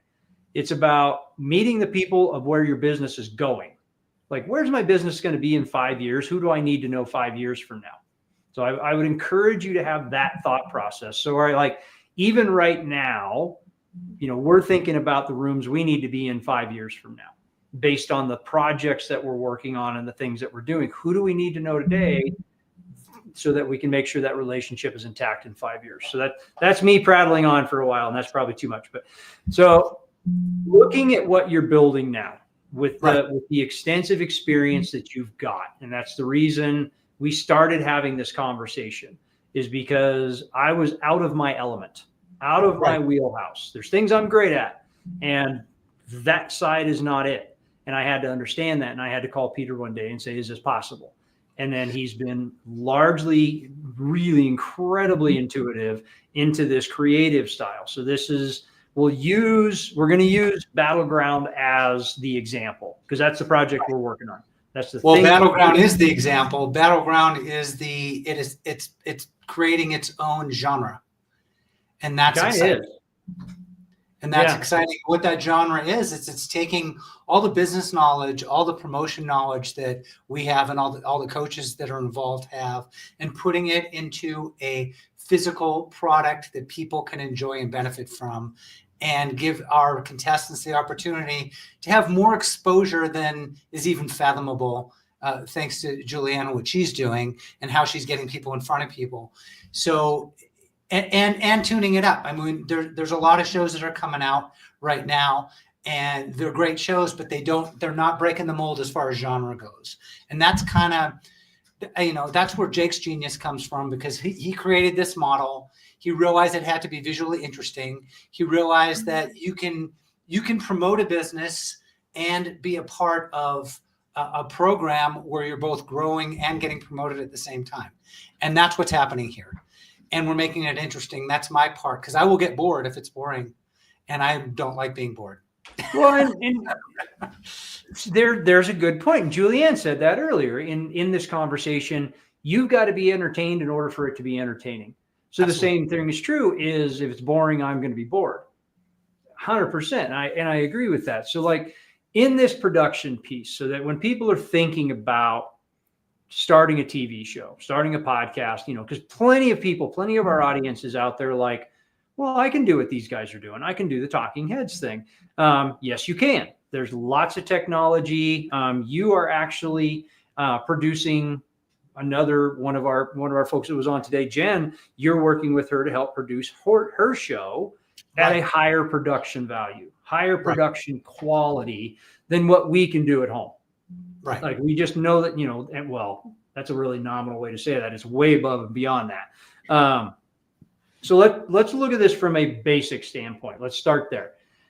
If somebody wants to start a show today, but they are not a producer, they're not a video editor, they're not a sound mixer, they're not a script writer, they don't have all those things. Like, what advice would you give them? Like starting they're not going to be able to take on the project we're taking on yet. You know, they're not there. They've got to what do they need to understand before they can step to there? Well, there's a few basic things. The first one is just, and I'm a terrible example of this today, but have really good lighting, really good sound, and make sure that you're well framed and that you're heard. That is the most basic thing in the world. Bad video is worse than no video. People aren't going to watch your show if you don't have those things. The other thing is you want to package it well. So you want to have a nice opening. You want to have some consistent graphics and some music and things like that require just a little bit of technical knowledge. Now, if you're just doing a talk show and it's fairly basic, and you can get in front of the camera and you can make it engaging and you can have your guests engaged, not hard to do that. But if you're working with a producer that can just make it look like television, and it's not as complicated as you might think, we're not doing Game of Thrones here.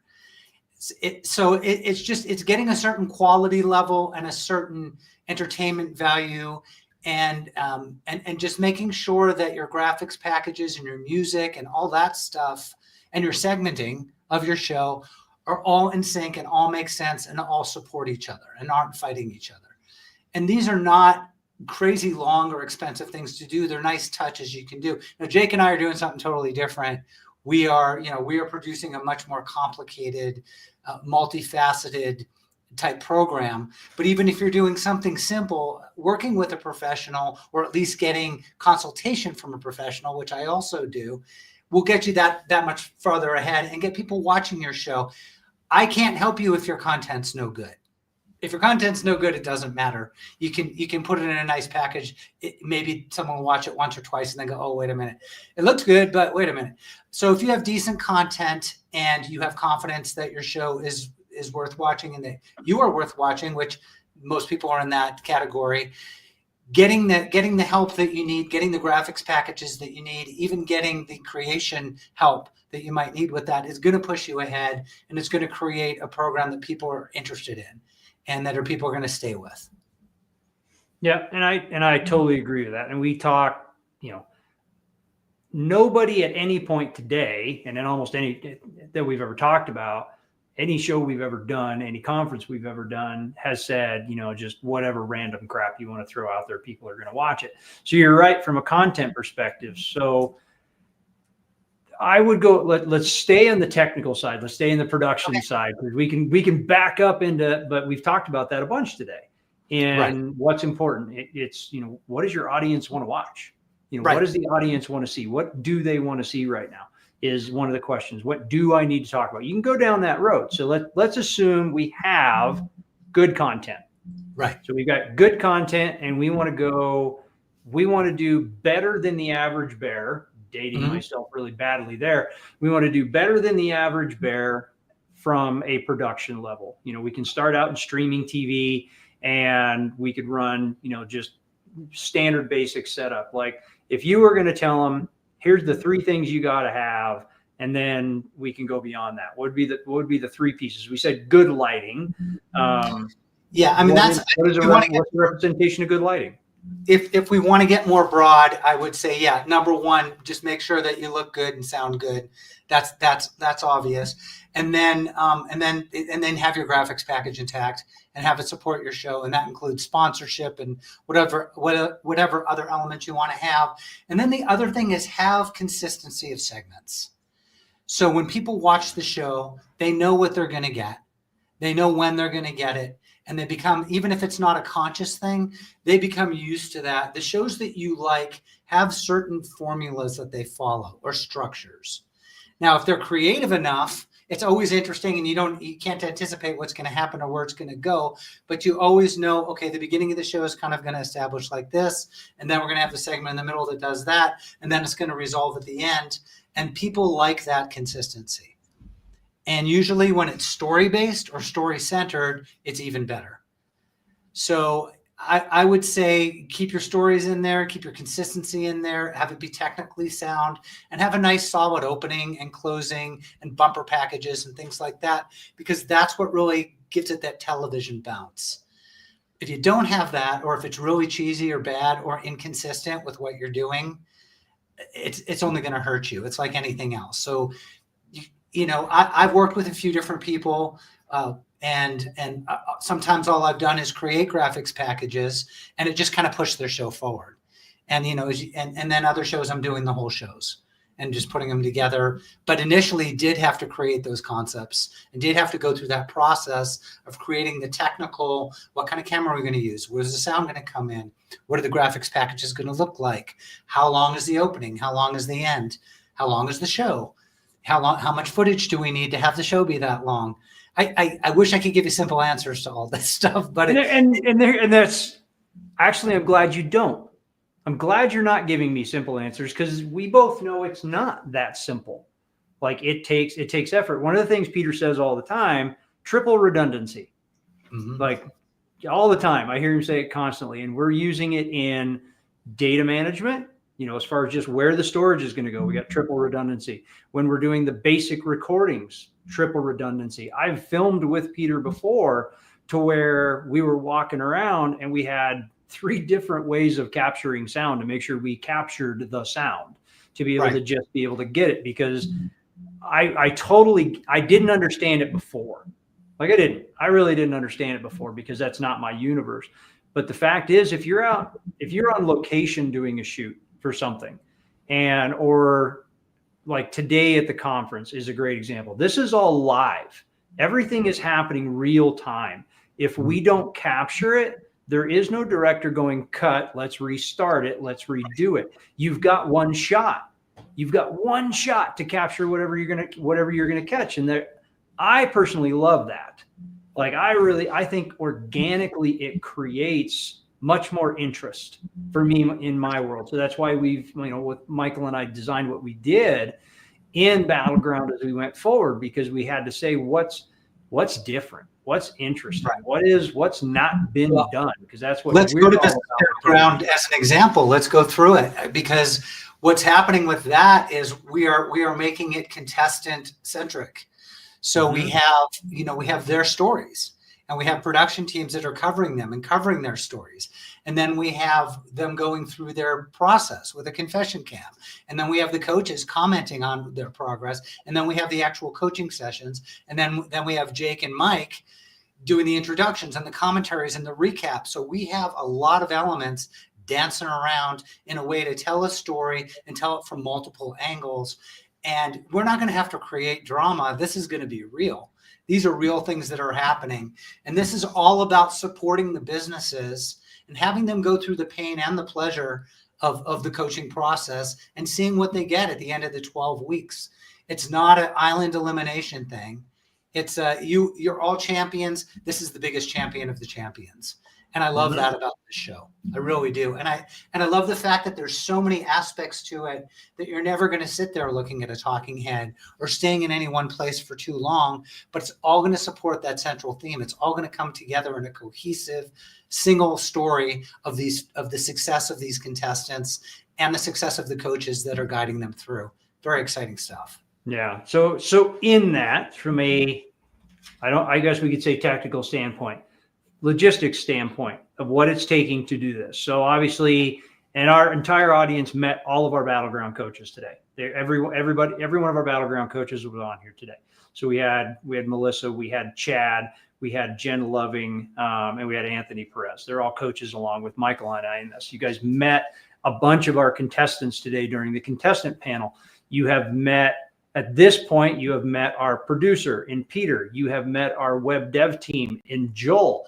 Probably the only person the only person today not involved in a technical standpoint is probably first thing this morning. We had one person, I think, today that it probably is not directly related to the show. So let's look at logistics of what this all took to put together. Like this is, and I've said it before, this is out of my wheelhouse to manage all of it. This is taking a team to put together at scale of what we're working on doing. And it's taking additional subcontractors. It isn't just being done in-house, because so this was one of those spaces. So Peter mentioned we've got the coaching sessions, right? So those look like this. That can be done in-house. We can manage that. We can take that data, we can put it in a Dropbox, which then requires a mountain of organization, because you've got different segments, different coaches, different spaces, different folders. I have a person that does that specifically. That's their job. And Peter has somebody that goes out and finds that. So then we have, as Peter said, confession cams, which you guys have all seen on every show, every reality TV show since Survivor did it all in the first place. Everybody has that 20-degree angle talking to the camera guy that doesn't actually exist, that's not there, answering of what they're going to do in the next thing. Every one of those angles exists. So that is a component. And that was something that we decided as a creative team to implement into the show because it's familiar. Right. The audience, like Peter talked about earlier, from a consistency standpoint, what is a consistency that all reality TV shows have? Confession cam, 20-degree angle. That's it right there. Right. So we had to put that in there. That requires organization. Whole Right. separate set of folders. And then we've got this, the But in-person. outside of the whole organization thing, it's really all about how it's pieced together in the end. And how, then, and that's, and so we're when not you're even watching there. it, you're not necessarily thinking this component, that component. It's all together, and it all makes Right. sense as a single And, story. I'm coming to that, right? That's and this is where I want people to understand. This is just not like, oh, I filmed it and I farmed it out and it got done. You know, we have a third component, which is the professional film crews that have to go on site all across the country. We have contestants actually have contestants all over the world, quite frankly. You guys saw Corey, he's in Rio de Janeiro, Brazil. See, I can't even say it. That's where Corey is. So we've got to film that there. We've got to then be able to aggregate all of those different professional filming pieces into a set of folders. So then now it's all in a big pile of folders, right? It's in this giant Dropbox of doom. Now somebody has to go through it. Somebody's got to get in there. So is that going to be me and Mike? No, it can't be me and Mike. So this is where, you know, the expertise of how to do it. They talk to the handler or the producer. Yeah, that's exactly it. So this is where we've got to have, now we've got additional leverage, additional help. And this is where PKW Media came into this. Well, they came into it through a lot of it, helped us build the organization of who's got to do what, all the pieces that got to be there. We helped us create what do the on-site film crews have to have from equipment standpoint? What do the shot lists look like? You know, let's be really clear that it's a very complex build, and you've got to have somebody that understands it. Like I'm great at 30,000 foot view. Like I'm really good at 30,000 foot view. That is my wheelhouse. And execution at the ground level, you've got to be able to have the leverage. And that's where we had to go to Peter and say, this is my vision. This is where we want to go. This is what Mike and I are thinking. This is what we want to build. Will this work? How does it work? What are the components? So we mentioned this morning. We've built the highway. But in order to build the highway, you had to strip back all the grass. You had to pull all the gravel. You had to truck a bunch of stuff in to build the interstate. We haven't even opened the dumb thing yet for cars to go down. You know, there's no lights, there's no paint, there's no striping. So, I mean, I would say it from the outside, it probably looks like a very messy project. And yet, how are we pulling it off? We're pulling it off with leverage. We're going to pull it all together because we've got the PKW Medias. We've got that producer that understands and could say, okay, this is how this is all going to go along. And then this is where the real magic of what Peter does. And this is what I feel is really undersold in this moment is Peter's superpower has always been to be able to tell a story we didn't know actually existed or needed told. Like he can see it. Like that's just one of those spaces. So from an executive producer standpoint, like, yes, there's a vision in my head what episode 1 looks like. I already know I'm going to be surprised of what it's actually going to look like, of what it's going to be. I mean, it's going to follow as a creator, right? And we're just having this conversation overall. As a creator, I have a vision. Yeah, Peter could tell a story you didn't know existed. It's absolutely true. As a creator, I've got a vision. This is what I think it looks like. It looks like Shark Tank meets Apprentice meets Wicked Tuna meets Survivor Nobody Gets Kicked Off the Island meets The Repair Shop meets Great British Baking Show, right? You can smash all these things together, and that's how I think the flow should go. Well, who does that make sense to? Peter. Like I could describe that to just about damn near anybody else, and they'd look at me like off his meds. But that's just how it would go. But this is the true superpower of working with somebody like Peter to be able to tell the story you really didn't know you needed to tell with the solutions in the background. So, I mean, how many, it's going to vary, but I mean, we're talking in order to produce. So here's not a trick question. How many hours of production to do what we're doing will it take to produce one 30-minute segment? Just on the back end, not including filming. Yeah. it'll take longer at the beginning. Well, And- sure. yeah. So the first couple episodes is unpredictable, but once you get into a flow and once you know what the show is and it's making sense, can probably post at least a show and a half per week once we have all the elements and we know what we're doing, something like that. So if you're ambitious as a host or as a show creator or whatever capacity you're in, just know that you probably, before you launch a show, you want to be at least maybe 4 weeks ahead, because there's a lot of anticipated stuff. You don't want the pressure of, we don't have the show that's airing next week ready. You are setting yourself up for some problems because there's unforeseen stuff. So it's like driving it's like leaving flat tire time when you drive to the airport. It's the exact same thing. So as far as how long it takes to do production, initially a long time, but then once all the packages are built, all the graphics packages, and we get the flow of the show, and we know how we're divvying it up, and we know how we're making our meals, it can happen pretty fast. Julianne. Yeah. And it's so like, we're not trying to tell you a horror story. That's not the goal of what this is. Like, the intention of what this conversation has been for me is that we want to show you pull back the curtain, because that's what Michael and I have been about since day one, is like, tell it like it really is, pull back the curtain, show the real, what's going on in the back. We do that in our standard podcast show. We did it all day today. It's why we do this live, so that you can see exactly what this is. We want to talk about the show front to back, of what the whole thing's going to look like.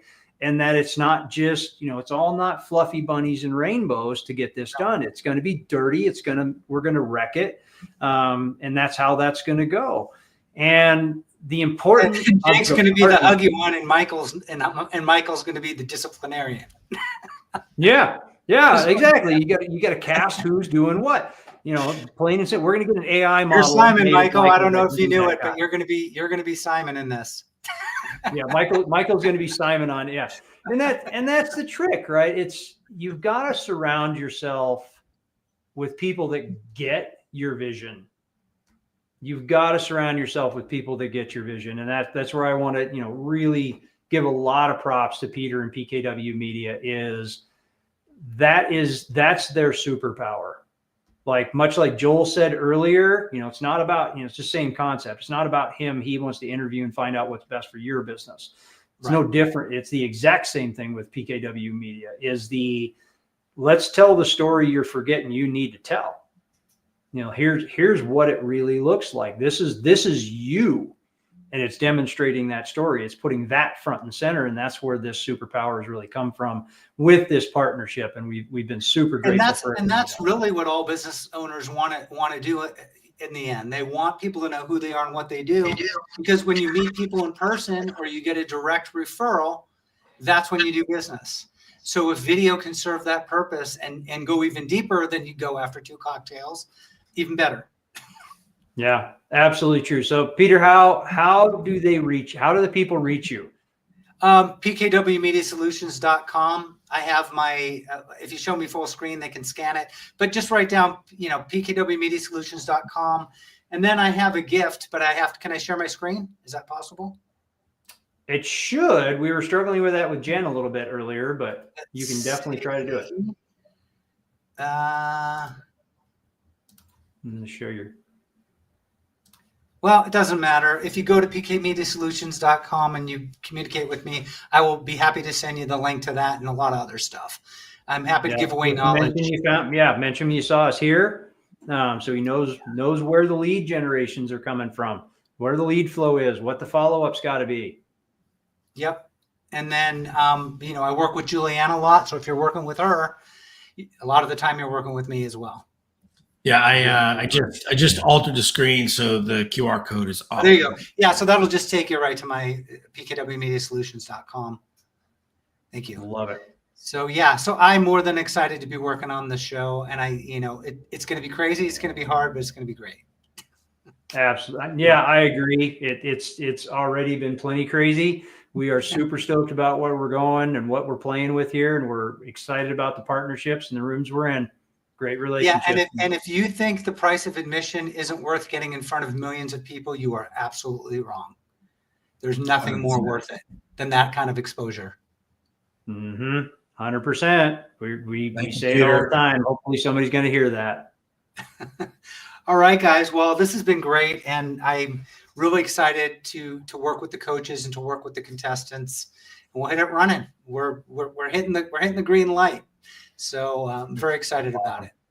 Awesome, Love Peter. it. Peter, thank so you much. as always. Appreciate you. Have an amazing rest of your day. You too. PKW Media, everybody. Thanks again, Peter. All right, Jake. Let's get into this full screen view here. We are. So Mike, there is another 5 hours back-to-back nonstop mic drops all day. Yeah, and I've been getting a ton of messages about just the content and the way things are happening. So thank you, everyone that contributed. Thanks, everybody, for tuning in and watching. Best way to just kind of get in our ecosystem, go to total-disruption.com, go to Battleground. Right in the middle tab, there's a three box thing on the website, and go there, apply to be a contestant. It doesn't cost to apply. It's just the best way to get in our ecosystem. Even if you don't want to be on that Battleground. way you're in the ecosystem. I mean, even if you don't want to be on the show, go and apply to be on the show. Like, go and nominate people to be on the show. We would love to have the conversations. Absolutely. Yeah, and we'll keep these give you the free conferences marketing coming. mastery toolkit for being it. Well, yeah, we'll give you the gift. We'll keep these conferences coming. We'll keep the information pumping in the business of personal development space. We'll help you become a success story, right? We'll help you transform from wherever you are to wherever you want to go, right? The crew here at Total Disruption gives you the recognition that you deserve. That's all we care about. That's our whole mission. And to put you in line with people like you met today that are basically super amazing human beings. And that's all we do business with. That's all we care about is further alignment with these amazing human beings that you met today. I am blown away by the level of talent and people and contributors from all over the globe we had today. I mean, it's just amazing. And thank you, Julianne. Appreciate you chiming in. Jake, I think that does it for us, buddy. Let's mic drop it and get out of here. That's the stuff, man. You guys were great. Thank you so much. Everybody that's watched it, keep sharing it, like it. It's going to pop back up after the live. Keep pumping it out, man. Get the more people that are going to watch it, the more people that are going to get to see it, the more we're going to get seen. That's what we're here to do, and we're here to make sure that all of our speakers get seen today. You'll notice that Mike and I's time is a lot smaller than everybody else on here because in the end, it's all about what's going on with them. All right. And you can catch our show Tuesday nights. What is it? 4:30 Eastern, 5 7:30? 5 Mountain Standard Time, 4 o'clock So Pacific it's gotta be Standard Time, 6 4 o'clock Eastern. I don't know. It's 5 o'clock. It's 5 o'clock Mountain. 7 7 o'clock Eastern Standard Time. There you go. On e360tv.com. Go into the Arion TV network and look up Total Disruption. You'll catch Jake and I. And head over to our social media channels, get the replays. We love you all. Thank you so much. It's your turn to disrupt. See you on the other side, guys. All right.